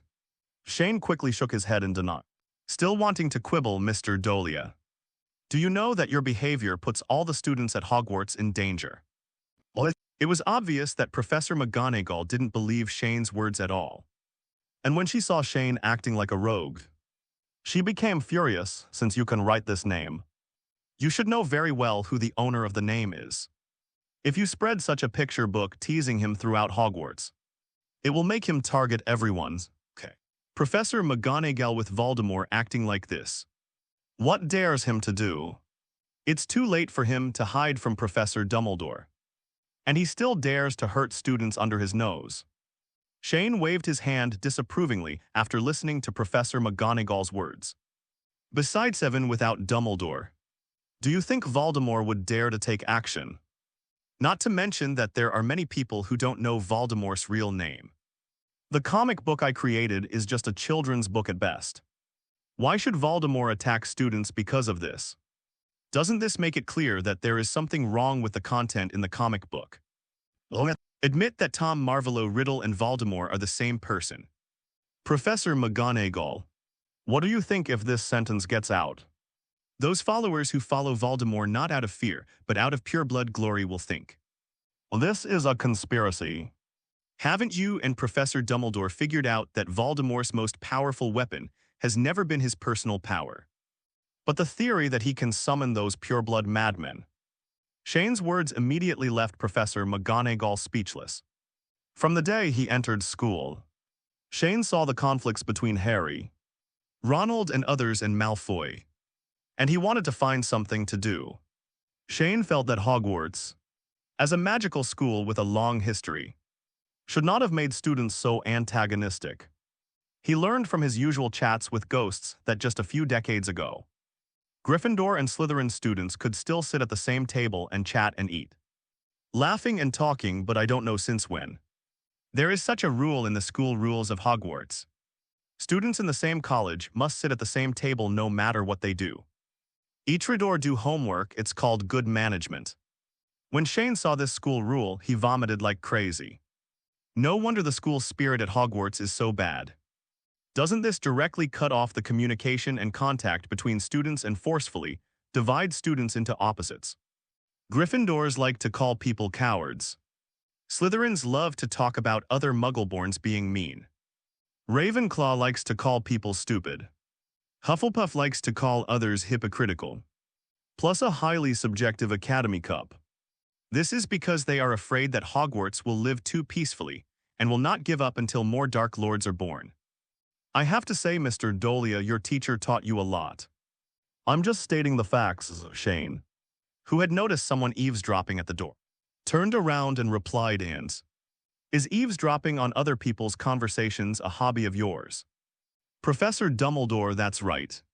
Just when Professor McGonagall was rendered speechless by Shane's retort, Dumbledore, who had already arrived at the door of Dean Gryffindor's office, suddenly opened the door and walked in. Originally, "I wanted to invite you to my office, but Deli said you were here at Minerva, so I came over in person."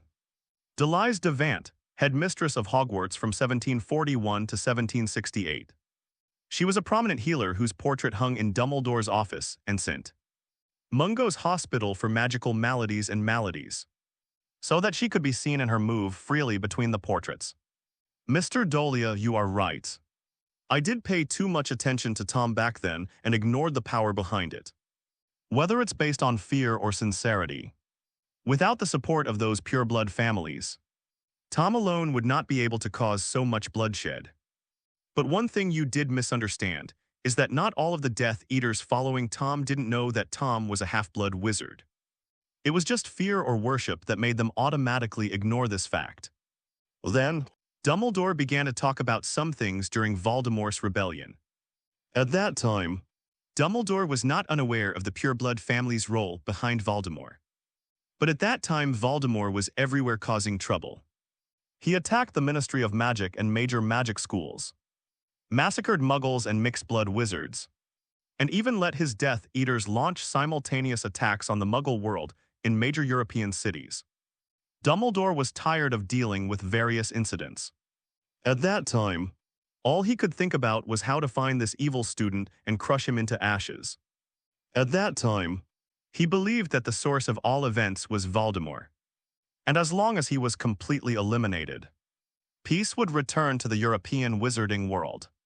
Therefore, coupled with various factors, such as that most pureblood families have been completely controlled by Voldemort, Dumbledore believed that even if Voldemort's identity as a half-blood wizard was revealed, the effect might not be too great. So he did not discuss it in public opinion. Work hard on this aspect. After hearing what Dumbledore said about the cause and effect, Shane rolled his eyes in his heart and said, "Son, too bad. The layout is simply not too small. It seems that even the old bee who has lived for 109 years has ignored the 4 words, people's words are fearful.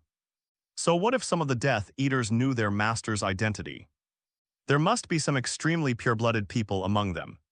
Right, you are instigating rebellion. Even if you can't instigate rebellion, you can just do some secret manipulation to get him to rebel. Whether alive or dead, at least it weakened part of Voldemort's power right also." Voldemort was so concerned about his bloodline that he directly published it in the newspaper and called him a mudblood. If God wants him to die, he will go crazy and use it as bait to lure Voldemort out. Even if he has a spare Horcrux, let the White Devil destroy his soul first. And you said that mudbloods will hurt half-blood wizards and cause internal friction. This is fighting, not playing house, have to. This kind of thing is better left to our flower gardener's rabbit." Hearing that Dumbledore wanted to continue speaking, Shane quickly interrupted him and said, "Two professors. The problem at that time has become a thing of the past. It is useless to talk too much. And I have basically guessed the purpose of Professor Dumbledore coming to me. So I won't beat around the bush and tell the truth. I just want to comply with my teacher's last wish and completely eradicate the cancer of pureblood theory from the magical world. This comic booker Voldemort is just an introduction to all my plans. In order to prevent Old B from asking questions, Shane directly pulled out the non-existent teacher as a shield and killed him directly to avoid future troubles." When Dumbledore heard Shane's words, he couldn't help but frown, because he saw the shadow of his old friend in Shane. He had such lofty ideals many years ago, but in the end he went astray, so in order to prevent the young student in front of him from going astray, Dumbledore began to persuade. "Shane, do you know what you're dealing with?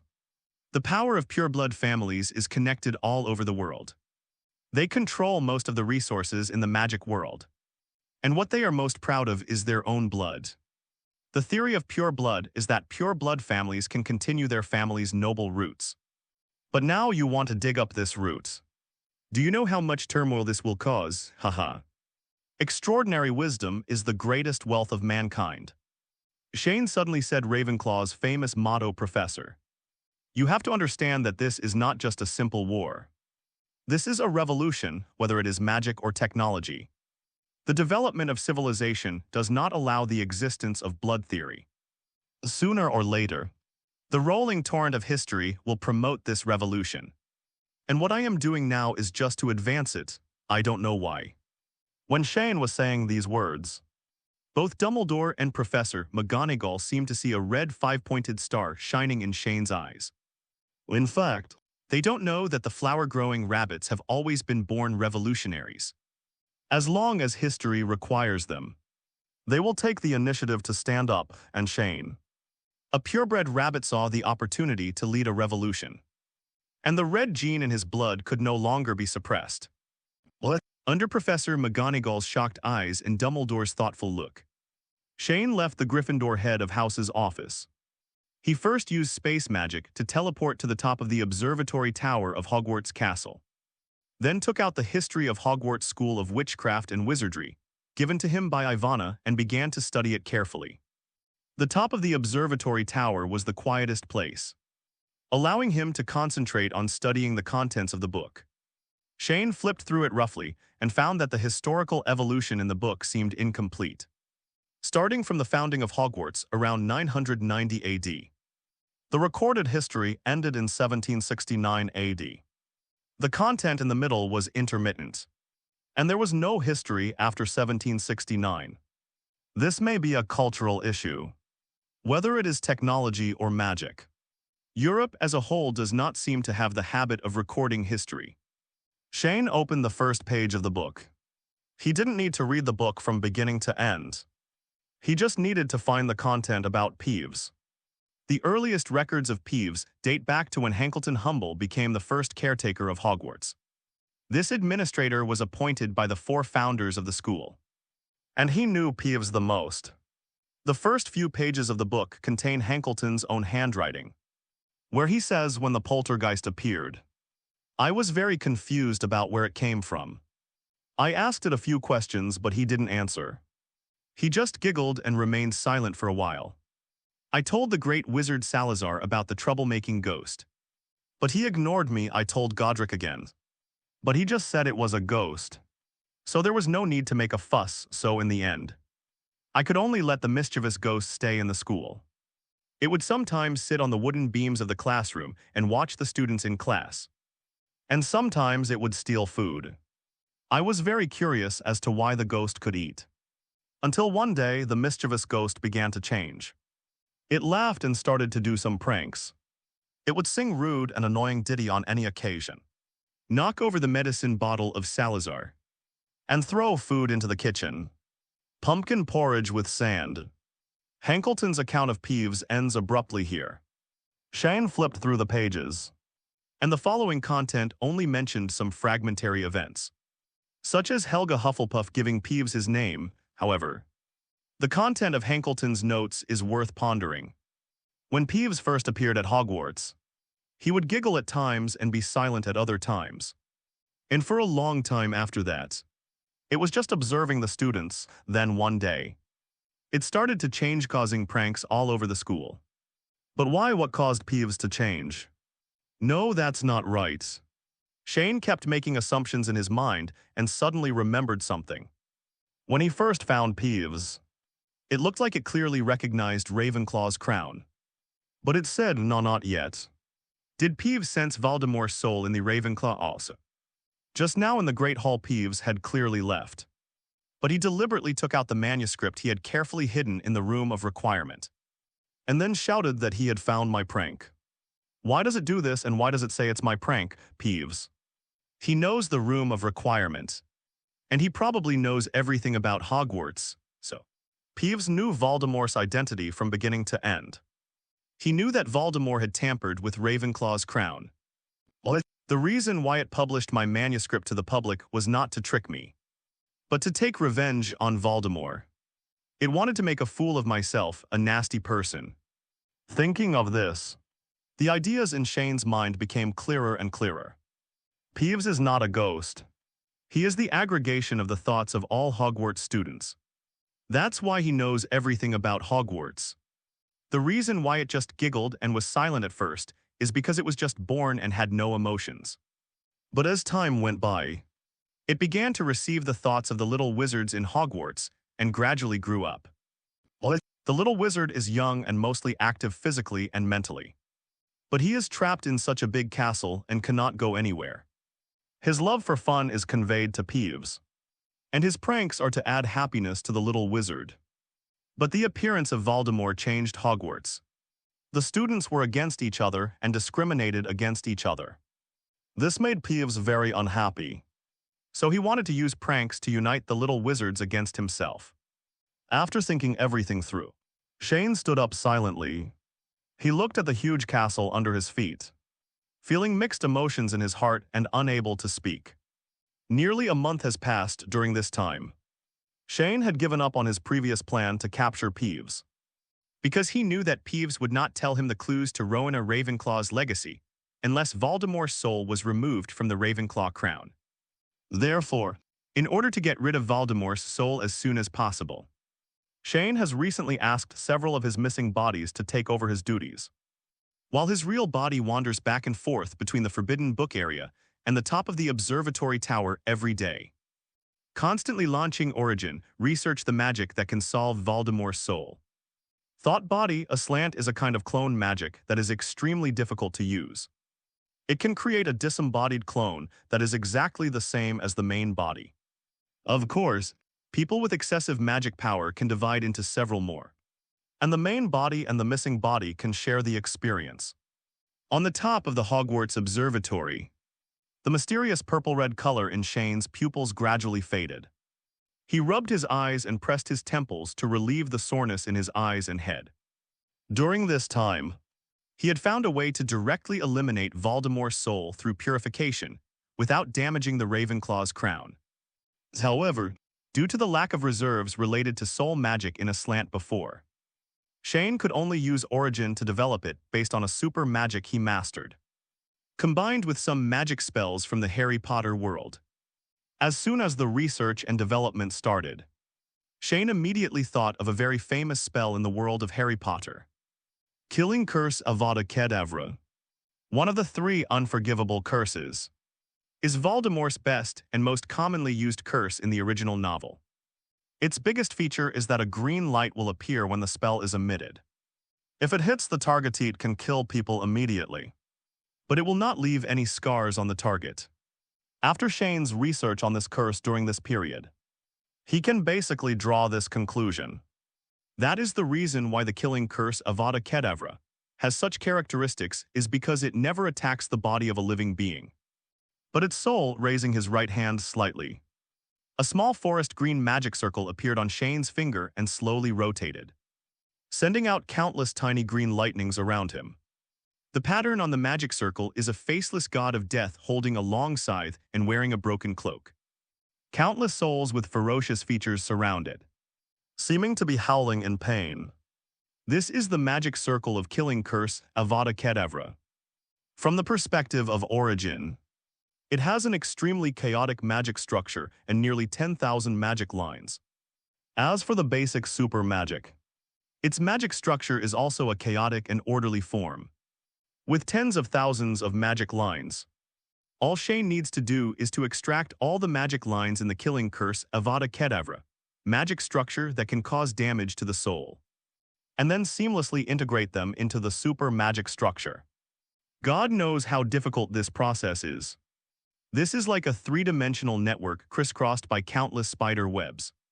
Shane has to select those thousands of specific threads, extract them without reservation, and restore them into a complete single thread. 3-dimensional network, and then perfectly embed this network into the magical structure of super magic.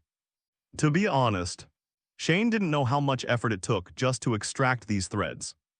You must know that each silk thread represents a magic line, which is a complete whole. If the extraction is incomplete at all, the entire reconstructed 3-dimensional network will fail or directly collapse. It was already noon and today was the annual Halloween, and Hogwarts would hold a grand dinner, therefore. Shane thought that it was rare to have a holiday, so he planned to stop the research and development of new magic today. This is not something that can be accomplished overnight. Let's take a good rest today, then after moving his body. Shane jumped up and started a free fall. And just when Shane was about to hit the lawn, an invisible force lifted his entire body and landed safely.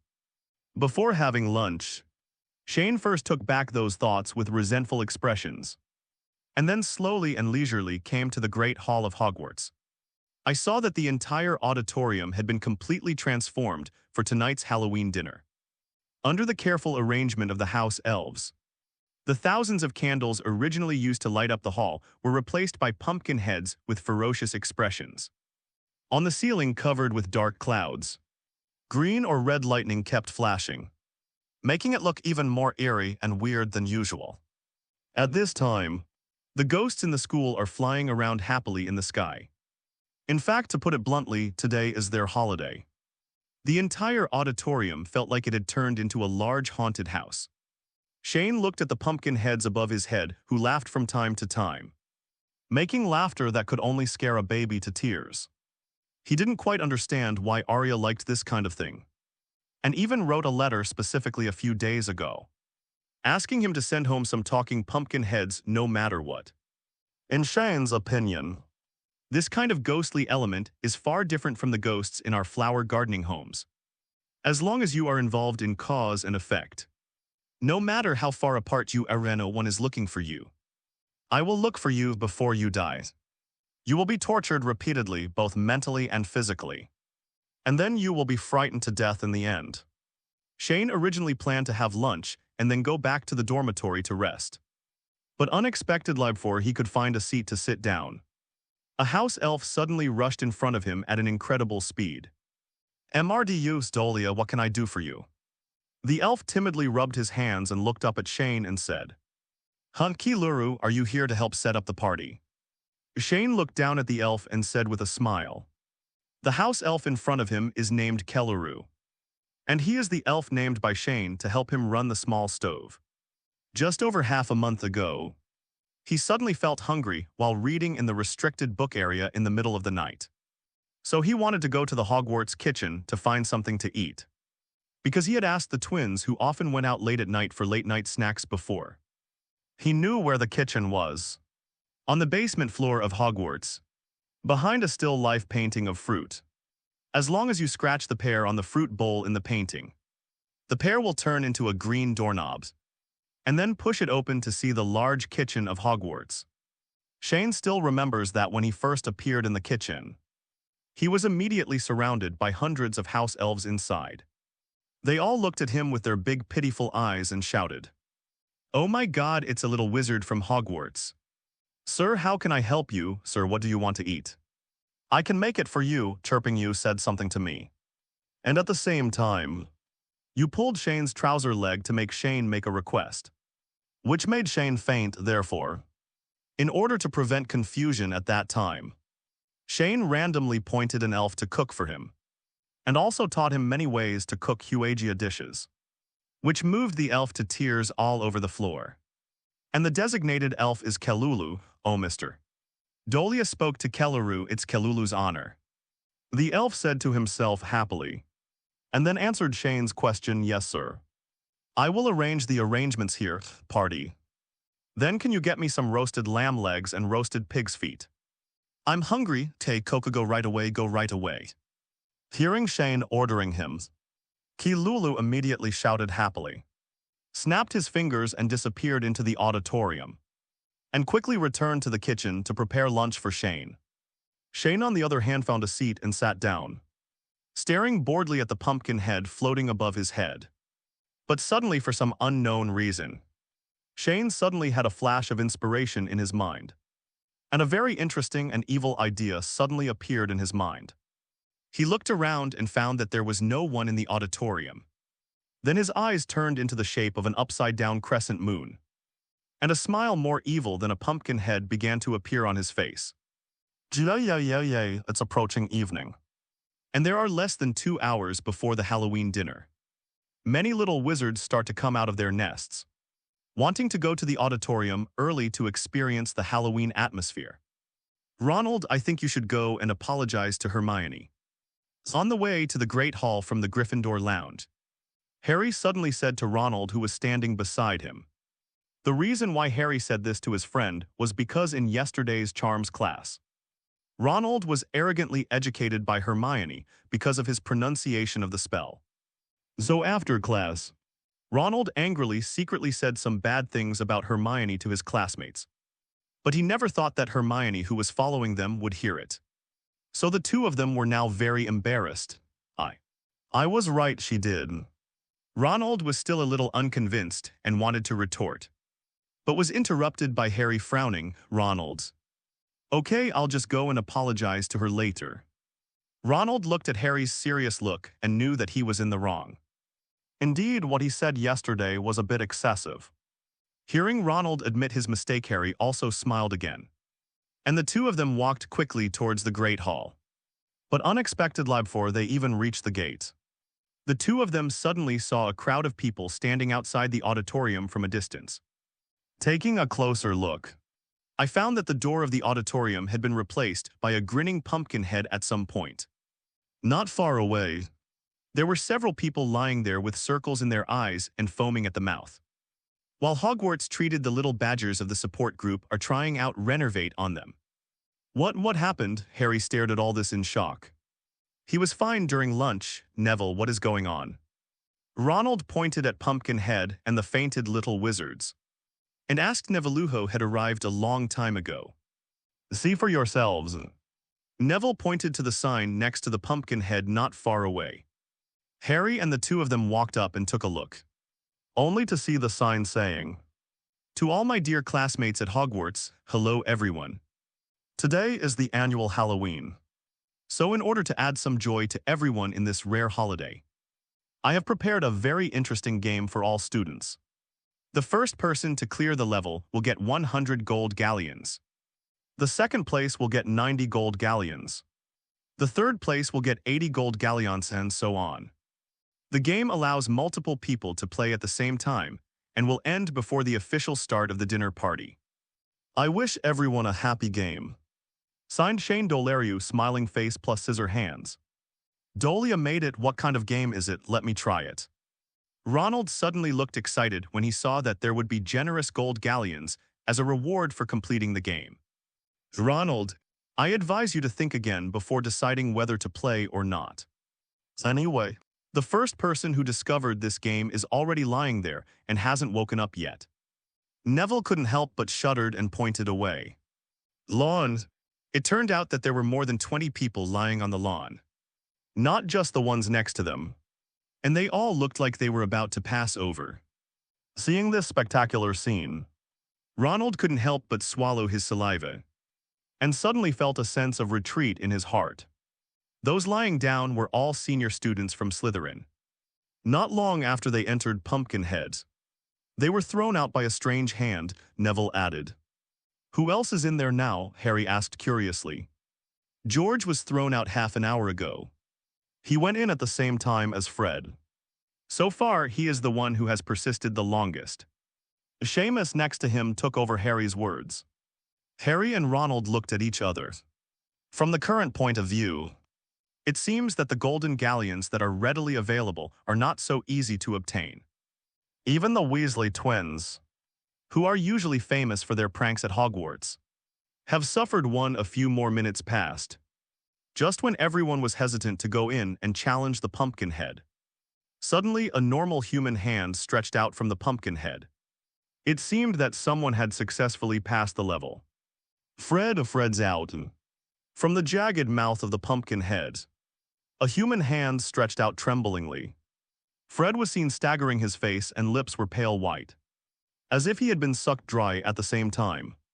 He was still holding a cloth bag tightly in his hand. Every time he took a step, the cloth bag would make a clanking sound like metal collision. When the little wizards standing outside Pumpkinhead saw that someone had cleared the game, they all excitedly rushed forward. They congratulated Fred and asked about the situation in the game. Fred, great, you came out first. Fred, have you successfully cleared the level? What is the game inside? What's in your hand is galleons. Oh my god, what Dolea said is true. Everyone was asking you and him questions one after another. Not caring at all that Fred was almost unable to stand Tilda. Sure enough, before anyone could react, Fred suddenly fainted and fell to the ground with a bang. He became like the person who was thrown out before, with circles in his eyes and foaming at the mouth. When the little badger in the treatment team saw another white mouse coming out, he quickly ran over happily and carried Fred onto the stretcher. And he was pulled away after a while. As everyone watched Fred, who was covered with white cloths, gradually disappear, they all felt a chill in their hearts. What kind of monsters are there in this game that actually made Fred wilted after completing the game? According to everyone's usual understanding of the Weasley twins, no matter which one of them clears the game and gets a reward, they should be screaming with excitement. But what is the situation now, however? Although they were very nervous and scared, when the little wizards thought of the heavy bag of gold galleons in Fred's hand, they couldn't help but feel greedy, and stared at the pumpkin head, eager to try. Now that Fred is at the bottom, it shows that this game can be cleared. And now you can still fight for the 90 gold galleons. Even if you don't succeed, you will still get 80. Just like this one after another, the little wizards began to warm up, preparing to break into the devil's cave in front of them with great ambition. At the same time, Dumbledore and the deans of the 4 colleges were standing not far away, silently watching everything happening in front of the Great Hall. Albus, is there really no problem? Professor McGonagall asked worriedly. She looked at the lawn not far away, where the fainted little wizards were still being transported one after another by the little badgers of the treatment team. I don't think there's anything to worry about, Minerva. Dora is not the kind of person who can't tell the difference between seriousness and seriousness. Dumbledore replied with a smile. These students just fainted, nothing serious. Besides, don't you think it would be fun to add some extra surprises to the students during the festival? No, I don't think so. At least I don't think those students who fainted think so. Professor McGonagall immediately denied it, his face full of suspicion. She saw the faces of the little wizards who were thrown out. They didn't seem to find it interesting at all. Dumbledore looked at the commotion of the little wizards not far away, and for some reason he suddenly sighed. It's great to be young, and you can still feel the passion that is unique to this age.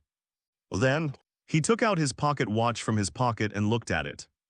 Seeing that there was still some time before the Halloween dinner, he suggested to the 4 deans, everyone, we might as well go back and take a rest first, so as not to disturb the children's fun. Although several deans have reservations about what is happening in front of the auditorium, since the principal has said so, it is hard for them to express any opinions. Therefore, I can only go back for the time being, just to have one more afternoon tea in the office. However, before leaving, Snape stared coldly in the direction of the Great Hall and said, "What a boring games." On the surface, what he said was talking about Shane's game. But in fact, his eyes had been staring at the Slytherin students who had fainted on the ground, his pupils silently glowing with cold light. He thought that these fainted little snakes were a disgrace to Slytherin College. The picture returns to the auditorium again at this time. Several little wizards resolutely crossed the pumpkin head's mouth after repeated struggles in their hearts. And this time the team that broke through was the little badgers from Hufflepuff. But after a while, maybe less than 10 minutes, these little badgers who were still confident before walking into Pumpkinhead were thrown out one after another. Without exception, they were all stunned ever since. It continued like this until shortly before the dinner started, and the game activity finally ended. And the initiator of this game also walked slowly in time, in front of the auditorium. When all the young wizards saw Shane's smiling face, they all moved out of the way with horror, as if the Dark Lord was right in front of them. Shane looked around and saw that a large number of little wizards had fainted on the lawn. So he grabbed a little badger from the treatment team and asked about his results today. According to statistics, Nearly half of the students in Hogwarts participated in the game throughout the afternoon. That is 401 people except for Fred.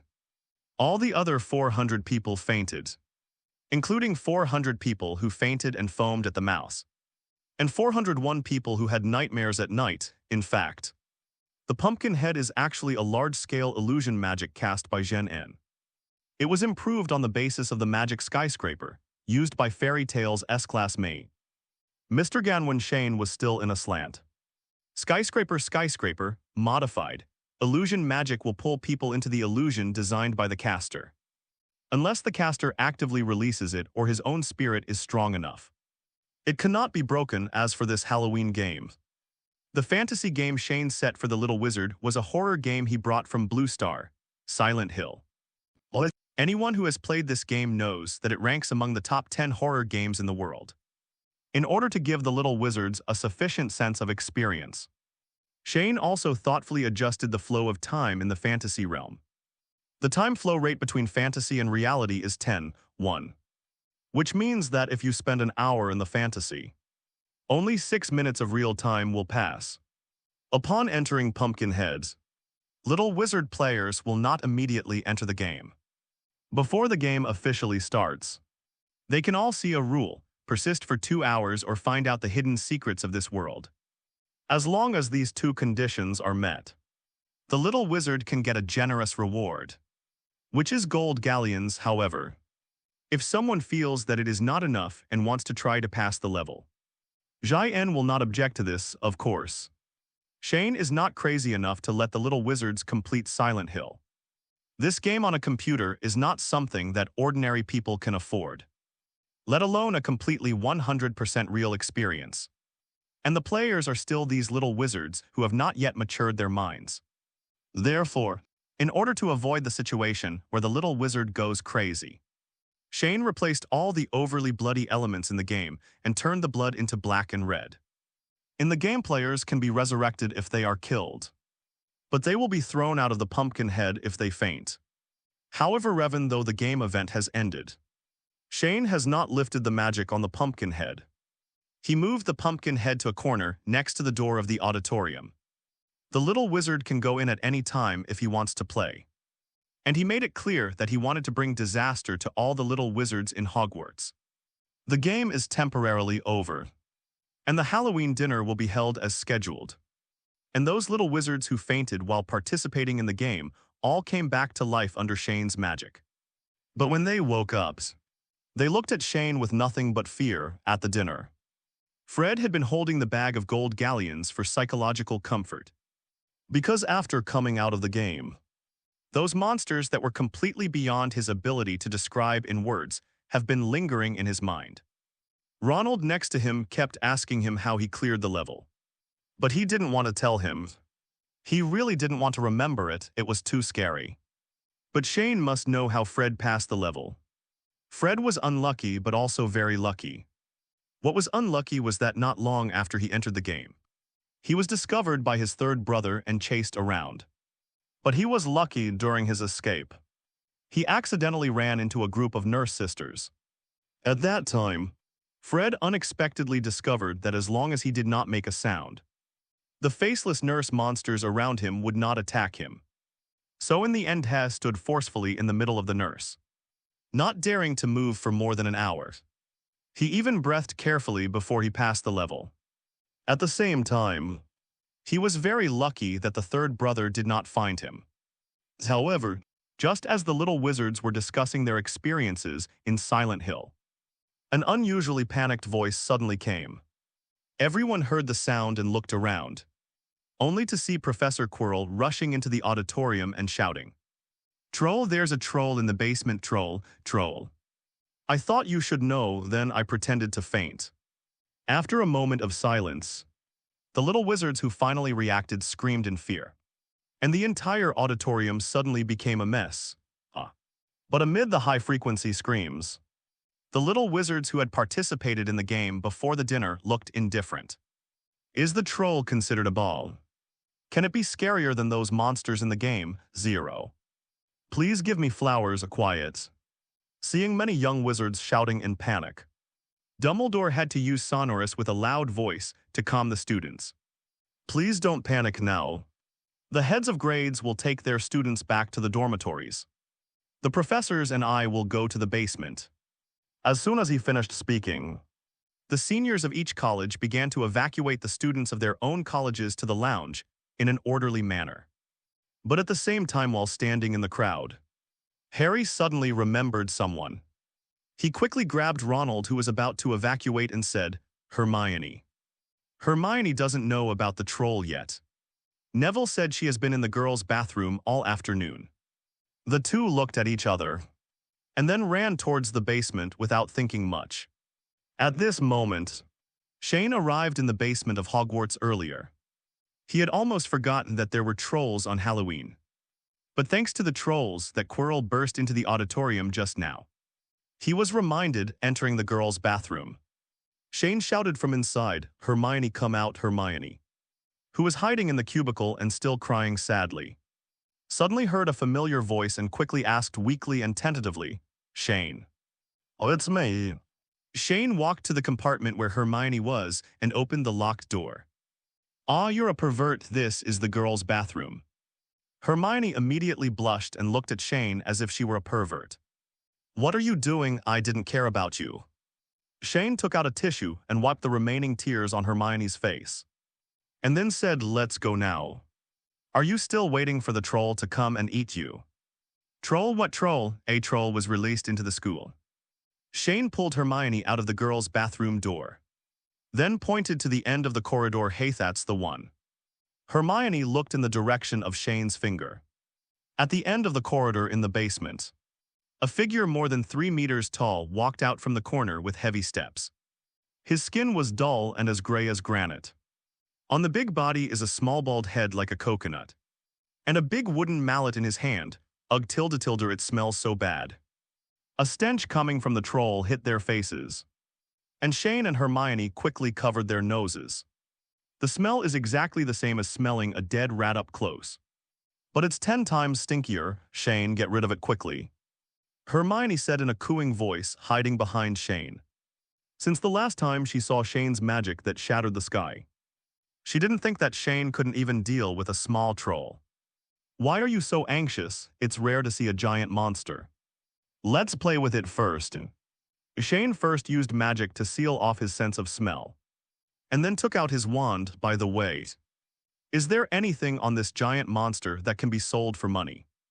The expenses seem to be a bit high lately." "Hey, stupid big guy," Shane shouted at the troll, instantly attracting their attention. The troll quickly looked around. It saw 2 little men standing there in the distance. With its low IQ, it immediately thought that those were the food that it had delivered to its door. So it started walking towards Shane. "Come along. Hermione, get behind me first." Shane protected Hermione behind him, pointed the wand forward in his hand, and a small red magic circle unfolded, and a blazing fireball instantly shot out and directly hit the troll.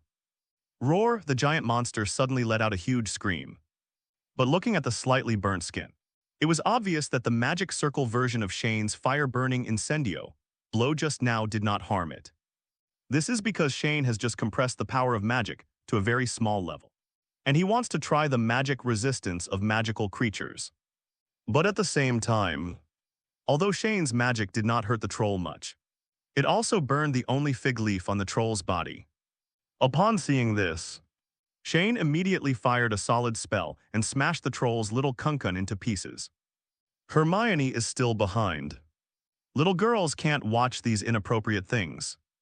"A tilde tilde, it's so small, I thought it was big." Shane complained silently in his mind. Zio kunkun was knocked out, and the severe pain instantly caused the troll to enter berserk mode. I saw it let out a painful and angry roar, picked up the big wooden stick in its hand and rushed towards me. Shane raised his eyebrows and waved the wand in his hand at the huge night stone sculpture next to him.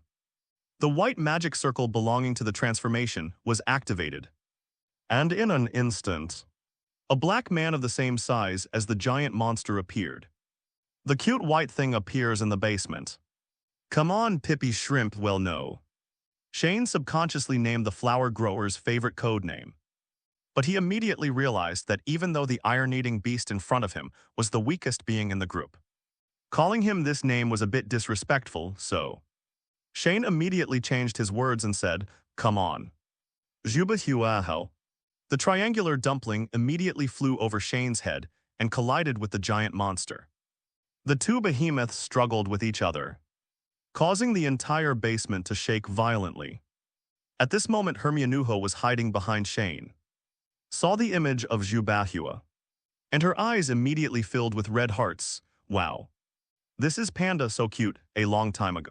She had seen Panda in the zoo, but the two she saw at that time were not nearly as cute as the ones in front of her now.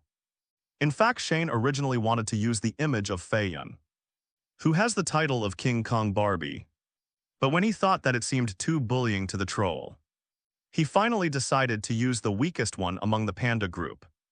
Bang! In the basement of Hogwarts, Zubahua put his sharp claws around the troll's neck, swung it from side to side, and slapped the troll against the wall. A stone pillar was instantly hit with a big hole by 217, causing earth and rocks to fly at the same time. The brazier hanging on the wall next to it also affected the fish and was overturned. High-temperature coals fell on the giant monster. The pain and high temperature made it scream in pain again. However, even though he received a heavy blow, the rough-skinned and fleshy giant did not fall down because of Zubahuati's palm. The giant monster shook his head, trying hard to keep himself clear. Through his blurred vision, he swung the big wooden club in his hand at the black and white figure in front of him. But it's a pity that the panda race is generally not good at standing. The troll's club directly passed the pig's head and hit a giant oil painting on the wall with a bang. The picture frame shattered due to the huge force, and the people in the picture were frightened and screamed and fled in all directions. Shane, is there really no problem? Hermione hid behind Shane, clutching his robe nervously, looking a little worriedly at the increasingly messy situation in front of her. She felt that if she continued to fight like this, she would not be able to explain it when the professor came later.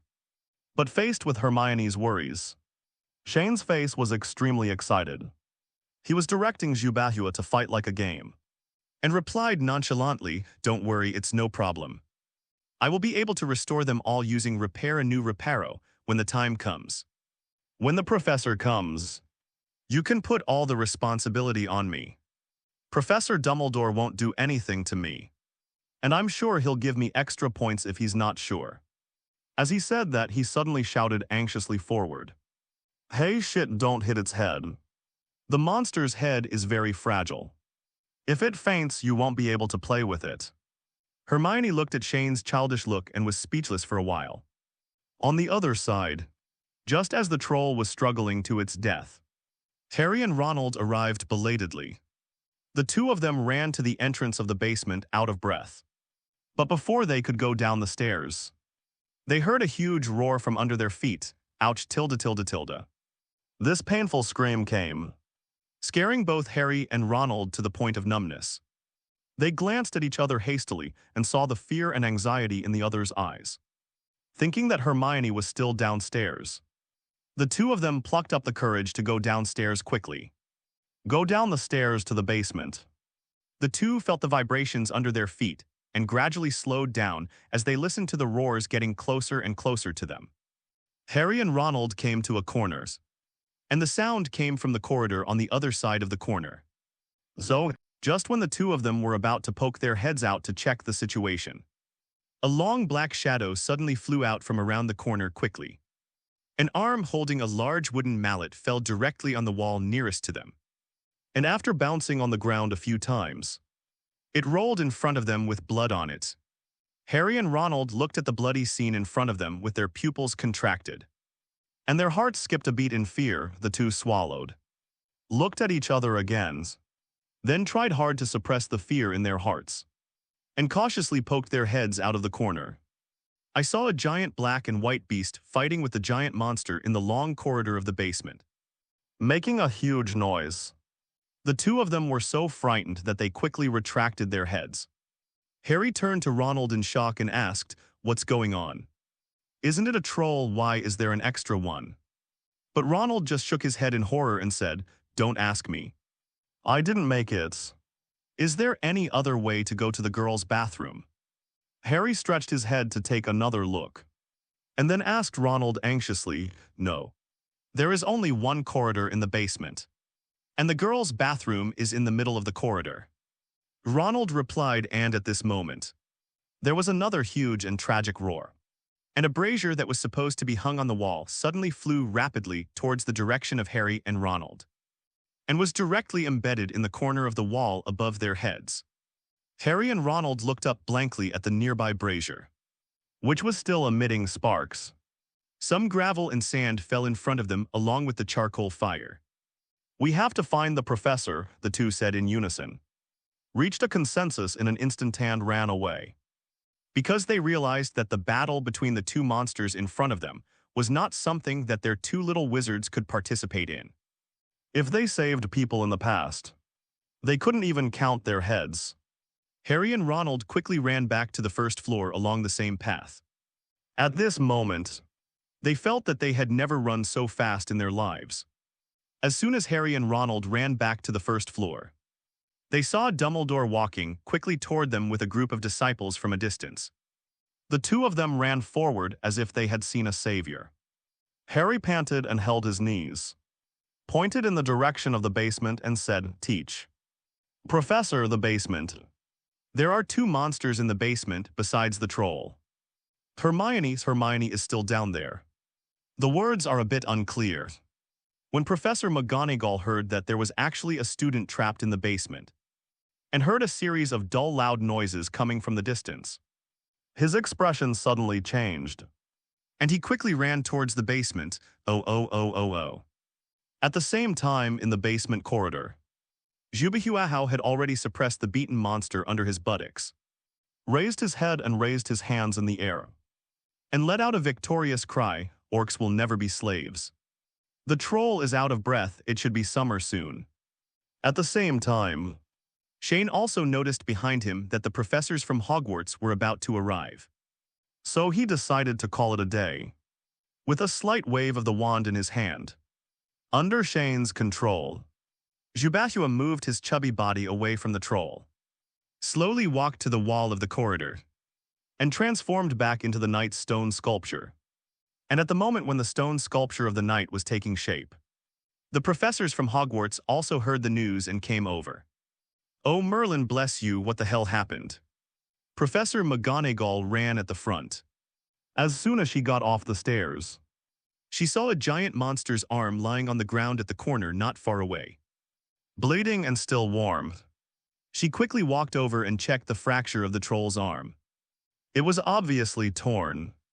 This means that the monster fighting the giant monster is very powerful. You can tear off the giant monster's arm directly. Think about how much strength it takes to do this, therefore. Professor McGonagall kept praying in his heart that nothing would happen to Hermione, and ran quickly in the direction of the loud noise just now. Turning the corner, I saw a tragic scene in front of me. There were rubble everywhere, and the original exquisite oil paintings were either torn apart or stained by the blood of the troll. The countless stone sculptures of knights that had guarded Hogwarts for thousands of years were in disarray, with only one complete one standing not far from the troll, which looked particularly abrupt. Next to the mutilated body of the troll, Shane was looking left and right, as if he was looking for something. Hermione, on the other hand, stood aside awkwardly, and the fourth professor reminded Chang'en quietly when he came. "Mr. Dolea, Miss Granger, can you two explain this to me?" Professor McGonagall trotted over and asked Shane and Hermione in horror, his face full of disbelief. "Oh, Professor McGonagall, you're here." Shane greeted with a smile, then pointed to the troll at his feet. "I've already dealt with the troll, Miss Granger." Professor McGonagall 3.4, who was well aware of Shane's out-of-control temperament, quickly turned his attention to Hermione in order to avoid being angry. She wanted to know why the most obedient and outstanding student in her college was with Shane. "A problem student, Professor McGonagall." Hermione glanced at Shane nonchalantly and motioned for him to help explain. It was really because her mind was blank at the moment, and she couldn't think of how to explain it. And Shane also received Hermione's look of help. He looked at Hermione's embarrassed look. So he explained to Professor McGonagall. Professor, Hermione did not attend the banquet tonight. I heard that she was in the girls' bathroom. The troll came. I was afraid that he was in danger, so I came to find her. As for why she is in the girls' bathroom, you have to ask the two little lions behind you. As he spoke, his eyes looked behind Professor McGonagall. What? I saw that Dumbledore had already arrived with several professors. When Harry and Ronald, who were following him, heard what Shane said, they were immediately stunned. Little lion. Do you mean the two of us? The two looked at Professor McGonagall's questioning eyes, and then began to walk out tremblingly, stammering out everything they said about Hermione behind her back yesterday. Professor McGonagall also sighed helplessly after hearing the whole story. She glanced in Hermione's direction, then said to Harry and Ronald, Gentlemen, do I think you should say something to Miss Granger? Harry and Ronald looked embarrassed and slowly moved to stand in front of Hermione. Ronald didn't even dare to raise his head and look into Hermione's eyes. Hermione, I'm sorry, although Harry was embarrassed. He was also very straightforward, in fact. He didn't have much to do with speaking ill of Hermione. He just felt that after Ronald said bad things about Hermione yesterday, he catered to Ronald's words and naturally let out the same sarcastic laugh. Therefore, Harry felt that he was also at fault in this matter. But the mistake was not a big one, so he could apologize so directly. However, compared to Harry's frankness, Ronald was the complete opposite.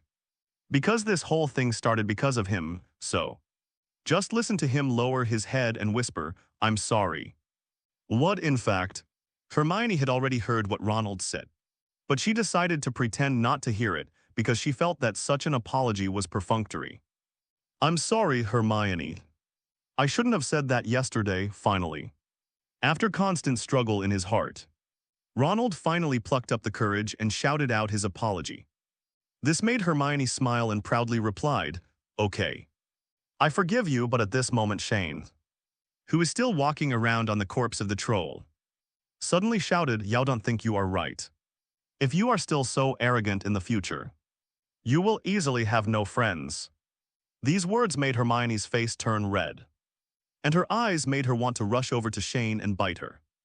At the same time, Snape also walked to the troll's body, and after confirming that the troll was indeed dead, he asked Shane stiffly and expressionlessly, Dolea, what are you doing? What are you doing? I'm looking for something, Shane replied. And then he brought the two canines that had just been pried out of the troll's mouth to Snape and asked, Professordo, you think these troll teeth are valuable? However, this behavior made Snape hold his nose and take a few steps back. Even though he usually refines potions and is used to the strange smells of various raw materials, he still can't stand the stench of the troll, let alone one that has just been taken out of his mouth. The sour and refreshing taste can make people ascend to heaven on the spot. No part of the troll's body is worthless. But Dolea, you haven't figured it out yet.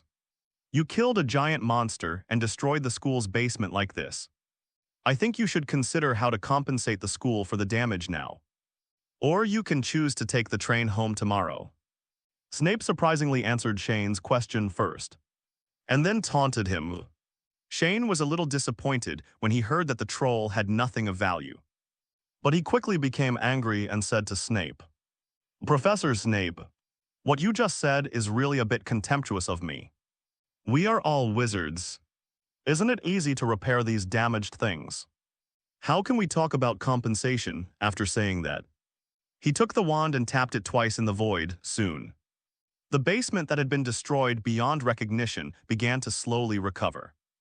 The fragments of stone pillar status paintings, braziers and other items were like going back in time, gradually forming a hole in midair, returning to their original appearance, and then returning to their original places one after another. After a while, except for the corpse of the troll still lying on the ground, the entire Hogwarts basement was no different from before the troll invasion. Look, I'm right. Shane ignored Snape's livid face and said proudly, But he didn't notice at all that what he was doing was disgusting, and Snape didn't want it. At the same time, after Professor McGonagall finished teaching his 3 students, he began to say earnestly, "You 3. For what happened tonight, Gryffindor will be deducted 30 points. Although it was very sad to do this because, after all, she was the headmaster of Gryffindor College. But as the vice principal, she had to punish this incident as well as official duties. But Hermione was confused about this punishment, and she asked in surprise why. Harry and Ronald had points deducted, but she was the victim. So why should she have points deducted? Because you were fooling around with Mr. Dolea. Professor McGonagall explained seriously. After you were rescued, you should immediately stop Mr. Dolea and report to us.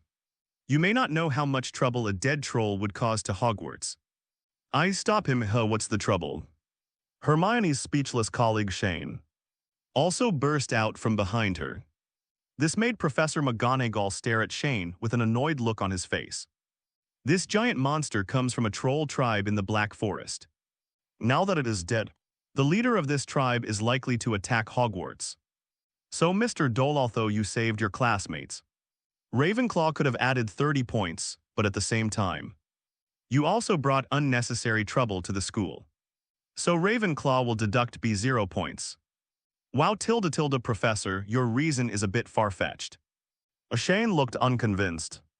I have never heard of a school rule prohibiting the killing of magical creatures. What's more, I was acting in self-defense. Whether you are defending yourself or not, I think you know best, Professor McGonagall said.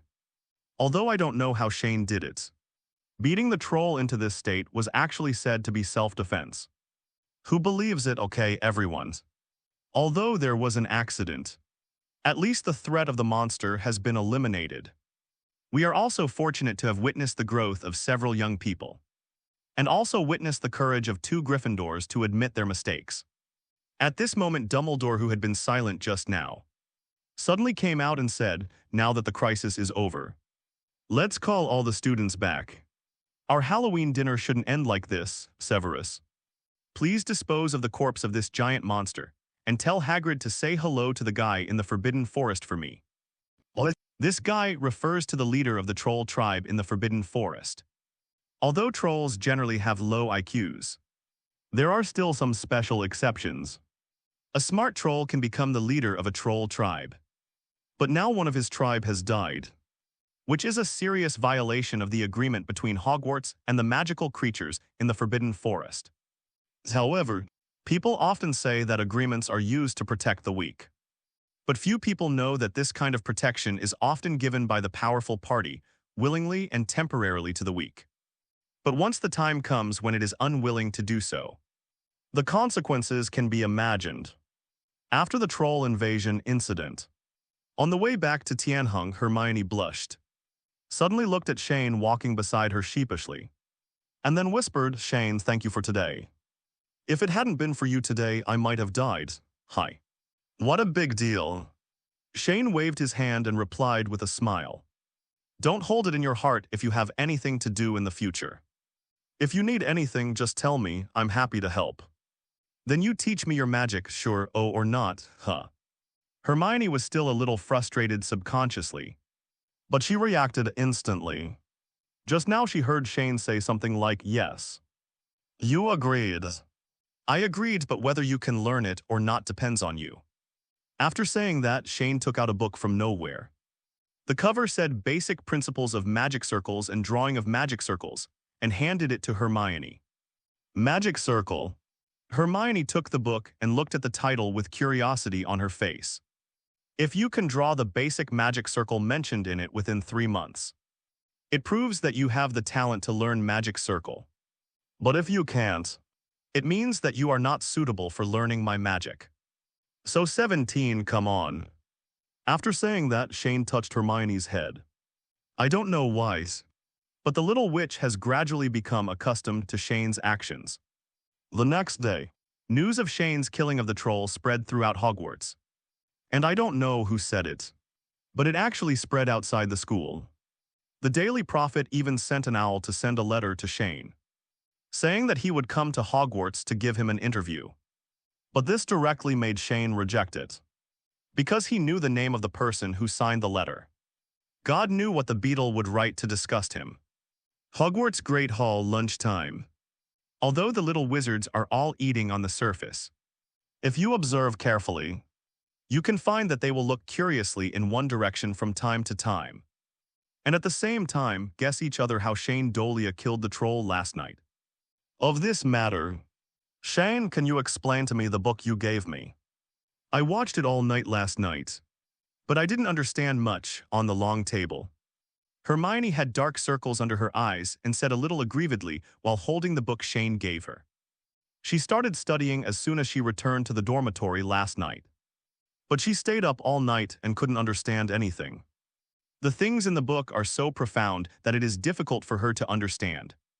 You have to slowly understand it yourself. I was like this back then. The old man lost a few books and ignored me. You don't know that my head was about to explode at that time. But Tuan learned it slowly, Shane said bitterly while chewing a fried chicken leg. It's not really that he doesn't want to teach. It's really because the basic principles of the magic circle can only be understood by oneself. The faster she comprehends, the more talented Hermione is in learning magic circles. This is just like mathematics if you don't know it. You really don't know it, and if you are awesome. You are really awesome. If you can't understand it on your own, there is no need to continue practicing the magic circle. Shane can't teach you at all. You can't let 10 PhDs in mathematics teach math to 10 primary school students. Right. Hearing Shane say that the basic principles of magic circles can only be understood by oneself, Hermione could only pick up the basic principles of magic circles and characterization of magic circles, again in frustration, and started chewing on it. This scene made Shane couldn't help but recall that in a slant. In the underground library of the guild castle, there would often be a cute little girl with blue hair sitting in a pile of books without eating or sleeping, studying the three-dimensional text magic. She also seems to like to read or write and draw in the guild with a book, which is very similar to Hermione in this aspect. Remembering Rebby-chan's cute appearance, Shane smiled, then skillfully stretched out 2 fingers and tapped Hermione's forehead without her noticing. And the latter instantly fell asleep. This was how he forced Lebby to rest before otherwise. If you stay up for days and nights studying word magic, your body will definitely collapse. He gently rested Hermione's head on her arm and took the book from her hand. Opening the pages of the book, Shane discovered that in just one night, the little witch had actually made a lot of notes in the book. Although there are many logical errors in it, her efforts are clearly visible. So, after Shane slightly corrected some of the wrong notes written by Hermione in the book, he put the book directly back to Hermione, and then started to deal with another matter. I'm telling you, classmate, just tell me if you have something. Why are you sneaking around and stealing from me? Shane turned around and stared at a young wizard sitting beside him. It turned out that not long after Shane entered the auditorium, he noticed someone behind him peeking in his direction. In his perception, that sight was simply naked. It wasn't until he heard Shane's words that the peeking little wizard slowly turned around. Shane saw that he was embarrassed and hesitant to speak. Hello? The little wizard scratched his head nervously. He didn't know why, even though he knew that the person in front of him was 2 grades younger than him. He still felt an inexplicable pressure. Shane squinted his eyes and glanced at the emblem on the little wizard's chest, and realized that it was the little badger from Hufflepuff Academy. And judging from his face and height, he should be a 3rd-year student. Tell me, what do you want to do? Hello.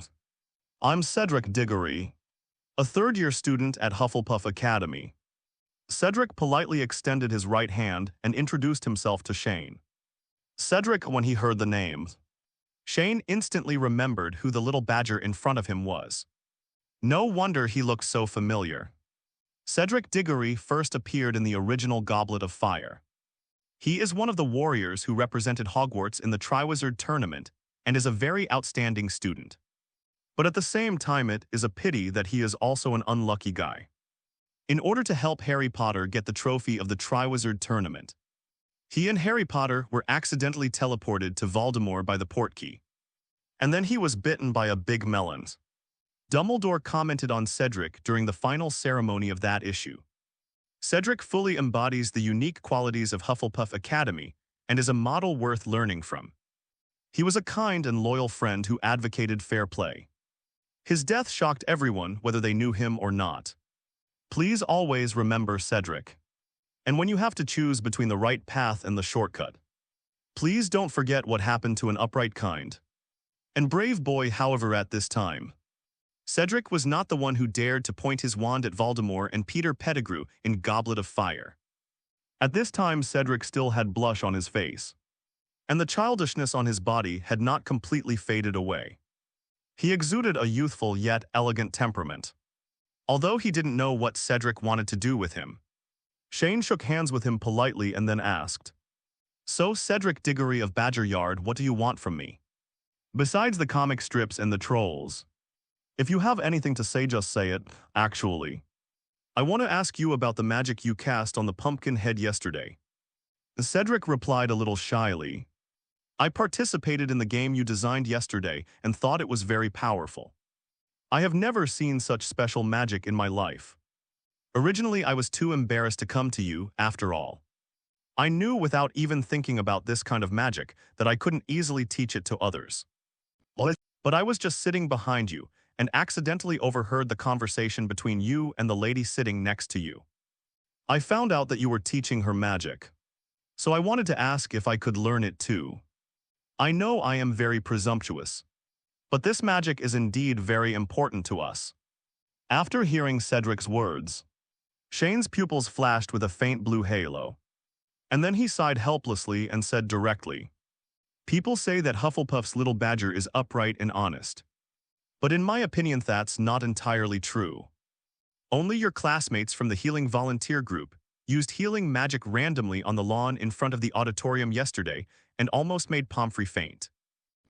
You want to learn skyscraper, mainly because you want to use this magic to help Hufflepuff's Quidditch team train. You know that," Cedric said in surprise. Then a little embarrassed, "Is the name of this magic called skyscraper? You are right. I really want to use this magic to help our college's Quidditch team. Team training. I already thought about it when I was playing games yesterday. Hufflepuff's Quidditch team hasn't produced any results in decades. We also wanted to learn from the strengths of other schools. But whether it was Gryffindor's chaotic play, Ravenclaw's endless tactics, or Slytherin's sinister and vicious style of play, we couldn't learn any of these, not to mention the Quidditch players from these three colleges more or less have their own private broomsticks. And I don't know why." Cedric didn't want to continue talking at this point, but Shane just learned the specific reason through legilimency. So he rolled his eyes, angrily shook his head and said, "Hufflepuff's school motto is Integritil Altionesty, and fearlessness of hardships. But you have transformed it into an inexplicable rigidity." The reason why Shane said this is because Hufflepuff's little badger has always pursued the concept of playing Quidditch, playing on a whiteboard and crushing it with technology. The little badgers believe that the behavior of the little snakes of Slytherin Academy, who often rely on the advantages of equipment to crush their opponents, is futile. The strength of Quidditch is ultimately reflected in the individual quality of the players. In fact, there is nothing wrong with this concept itself. But the problem is that the little badgers seem to be tied to death by this concept of their own, or the kind of knot that is tied to their necks. They uphold Hufflepuff's school motto of being honest and not afraid of hardships, scorning the behavior of relying on equipment superiority to win the game, and vowed to use Hogwarts' already terrible broomsticks to sweep the other three colleges with dignity and technology. It is indeed a good thing to have dreams, but is this how you understand honesty? Please apologize to the founder of your college, Ms. Helga Hufflepuff. Equipment advantages and personal abilities are inherently interrelated. No matter how good the equipment is, it needs someone who can use it. No matter how good the equipment you give to a person with poor skills, it will just be a waste of time." The flower gardener's rabbit once had the same thoughts as the little badger for a while. but after having a fight with Yingjiang and a dozen other gangsters in front of their home. Rabbit immediately realized the importance of equipment, and everyone immediately suffered from a lack of vitality phobia. However, at the same time, the people-oriented characteristic never happened. Any changes? Regarding Cedric's request to learn Skyscraper, Shane thought about it for a moment. He will not reject Seder, Kyan know-how, Rick just because this is the first time the two of them have met. To be honest, Shane had originally planned to establish a fairy tale guild in Hogwarts starting from next semester. At that time the guild will be established, and as long as the young wizards can pass their own test and officially become a member of Fairy Tale, they will have the opportunity to learn the power of the magic circle. This is also a method that Shane came up with. A way to avoid the power of the magic circle being completely exposed to the world can eliminate many unnecessary troubles. In other words, Hogwarts and Dumbledore were his big backing, because even a terrorist like Voldemort would not dare to act rashly against this school. Not to mention that there was a white devil sitting in charge. Secondly, Hogwarts itself is a magic school, and Fairy Tale is set up here, which can give the world the illusion that enrolling in Hogwarts can learn the power of the magic circle. In addition to the above reasons, Shane actually also wants to use the guild as the core to build a powerful tool to fight against the pureblood forces in the Harry Potter world. Because if you want to accomplish such a big thing, you can't do it alone, Tezu Tuyen said. We must unite all forces that can be united to fight against the enemy. With Cedric's character, Shane feels that there is no problem for him to join Fairy Tale, so it is not a problem to teach him the magic circle in advance now. However, Skyscraper itself is an extremely powerful illusion magic, and this power can even affect the caster himself in a slant. Even Mistgang needs the help of a magic wand to keep himself awake. Otherwise, he will easily fall into his own illusion. In addition, Skyscraper has been enhanced and transformed by Shane. Although its stability has been strengthened to a certain extent, it has reached the level of super magic. If Cedric wants to learn Skyscraper, he must test whether his natural mental strength can withstand the backlash of illusion magic.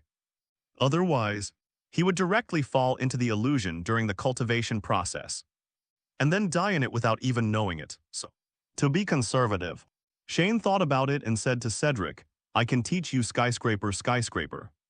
Real but before Cedric could start to get excited, Shane's but made the former feel like a plate of cold water was poured over his head, and he suppressed the smile on his face. Skyscraper, I can teach you. But at the same time you have to promise me one thing. Shane continued next semester. Next school year at the latest, I will establish a community at Hogwarts.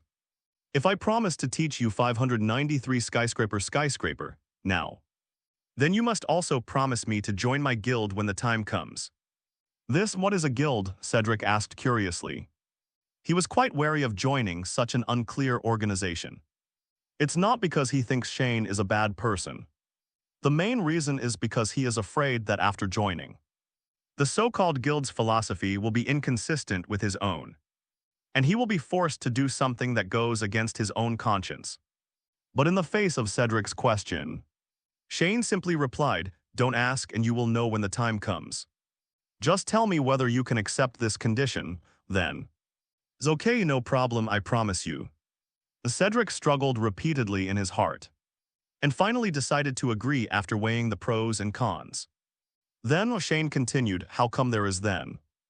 I mean, you little badgers all like to interrupt people when they are talking. Can you please let people finish their sentences first? A tic-tac-toe appeared on Shane's forehead. The same thing happened last time when he went to the kitchen for a late-night snack. That day, he encountered a few little badgers eating in the kitchen in the middle of the night. In fact, this should be nothing. After all, the kitchen is next to Hufflepuff's common room. It is normal for the little badgers to come and eat, at first. When these little badgers saw Shane, they just said hello politely, and then continued to cook on their own. However, when they saw Kalulu helping Shane make midnight snacks, smelling the mouth-watering aroma, their eyes lit up one after another. and they all ran to Shane to ask how to make crayfish. At the beginning, Shane was very enthusiastic in explaining it to them. After all, it is to promote the excellent food culture of flower growers. But I never thought that these little badgers would often have strange ideas during Shane's explanation. They would directly interrupt Shane, and then eagerly say something like whether it would be okay to replace garlic with ketchup. When Shane heard this, he was so angry that he wanted to turn those little badgers into tomatoes and plant them in his vegetable garden. Back to reality, Cedric saw that Shane was a little angry, and he quickly began to apologize and said, "I'm sorry." "Please continue." Shane took a deep breath and continued what he just said. "If you want to learn the magic of skyscraper, you need to be extremely talented in a certain aspect. I will cast a spell on you later. If you can escape within the specified time, it will prove that you are qualified to learn skyscraper." With that said, Shane took out his wand from his waist. "One more thing. If you are unable to learn skyscraper, the promise you just made to me can also be invalidated at the same time. However, you can also choose to learn other magic. I still have a lot of inventory for you to choose from." He said this with a proud expression. "So are you ready?" "Ready," Cedric nodded nervously. "Okay, let's shake hands first." Shane suddenly thought out of his mind and stretched out his hand. Cedric grasped it reflexively. In an instant, a thin, dazzling tongue of flame suddenly emerged from Shane's arm. Like a red and hot metal wire wrapped around Cedric's hand. "Unbreakable vow," Cedric shouted in shock. But before he could react, Shane quickly tapped his head with the wand in his hand. And then Cedric felt a white shadow flash before his eyes. And then his vision became blurry. And then he suddenly passed out. Cedric's friend in the distance didn't know the reason, but suddenly saw Shane casting magic on his friend. So he ran over with an angry look on his face. "What did you do to him?" a little badger asked menacingly. "Don't worry. With the same magic as yesterday's Halloween game. He will wake up in about 10 minutes. Shane waved his hand and explained. Cedric slowly opened his eyes, and the first thing he saw was pitch black. He first felt his body as if he was lying on a cold ground. "Why am I here?" This was Cedric's first thought. But he quickly responded, "Dolea cast a spell on me, and he asked me to escape within the specified time." "Escape? How to escape?" Cedric stood up slowly, looked around, and found that he was standing on a giant square staircase. The four corners of this staircase are connected to each other. The staircase seems to be high and low, giving people a very confusing feeling. "Where is this place?" Cedric walked a few steps and walked to a corner of the quadrilateral staircase. Then he looked up and down and found that there seemed to be nothing special. So he walked to another corner, but as he walked, Cedric suddenly noticed something was wrong. "The staircase in front of me seems not as simple as imagined."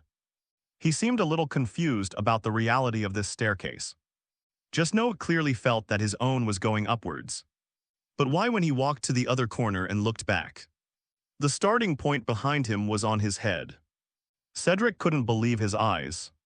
So he quickly ran around the quadrangular stairs. As a result, found that no matter from every angle, the stairs in front of him seemed to be uncertain. He could not find the highest point or the lowest point of the stairs at all. This was completely beyond his usual understanding of things. Well, in fact, what Cedric is standing on is the famous geometric paradox Penrose ladders.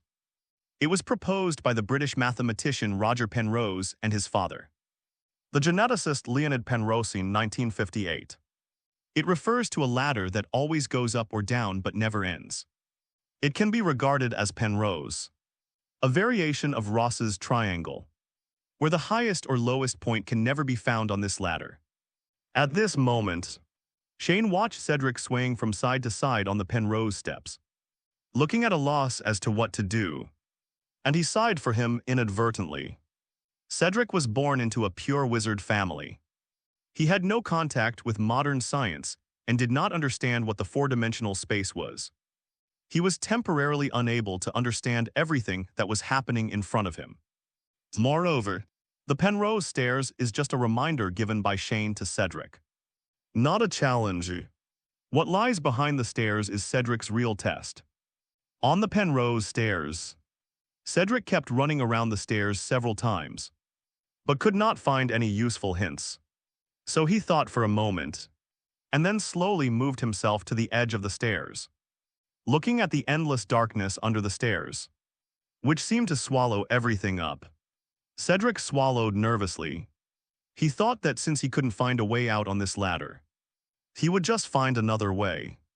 Anyway, in the illusion, he can't die ever since. Thinking like this, after Cedric did his last mental construction, he jumped towards the abyss under the Penrose stairs after a short run. Hello, everyone! As we wrap up this video, I want to share a quick note. I have a Patreon account. If you'd like to support me and enjoy on-demand audiobooks, you can become a Patreon member. Alternatively, you can check out my Google Drive link, which has 500+ novel audiobooks available through my Ko-fi or Patreon shop. I appreciate your support.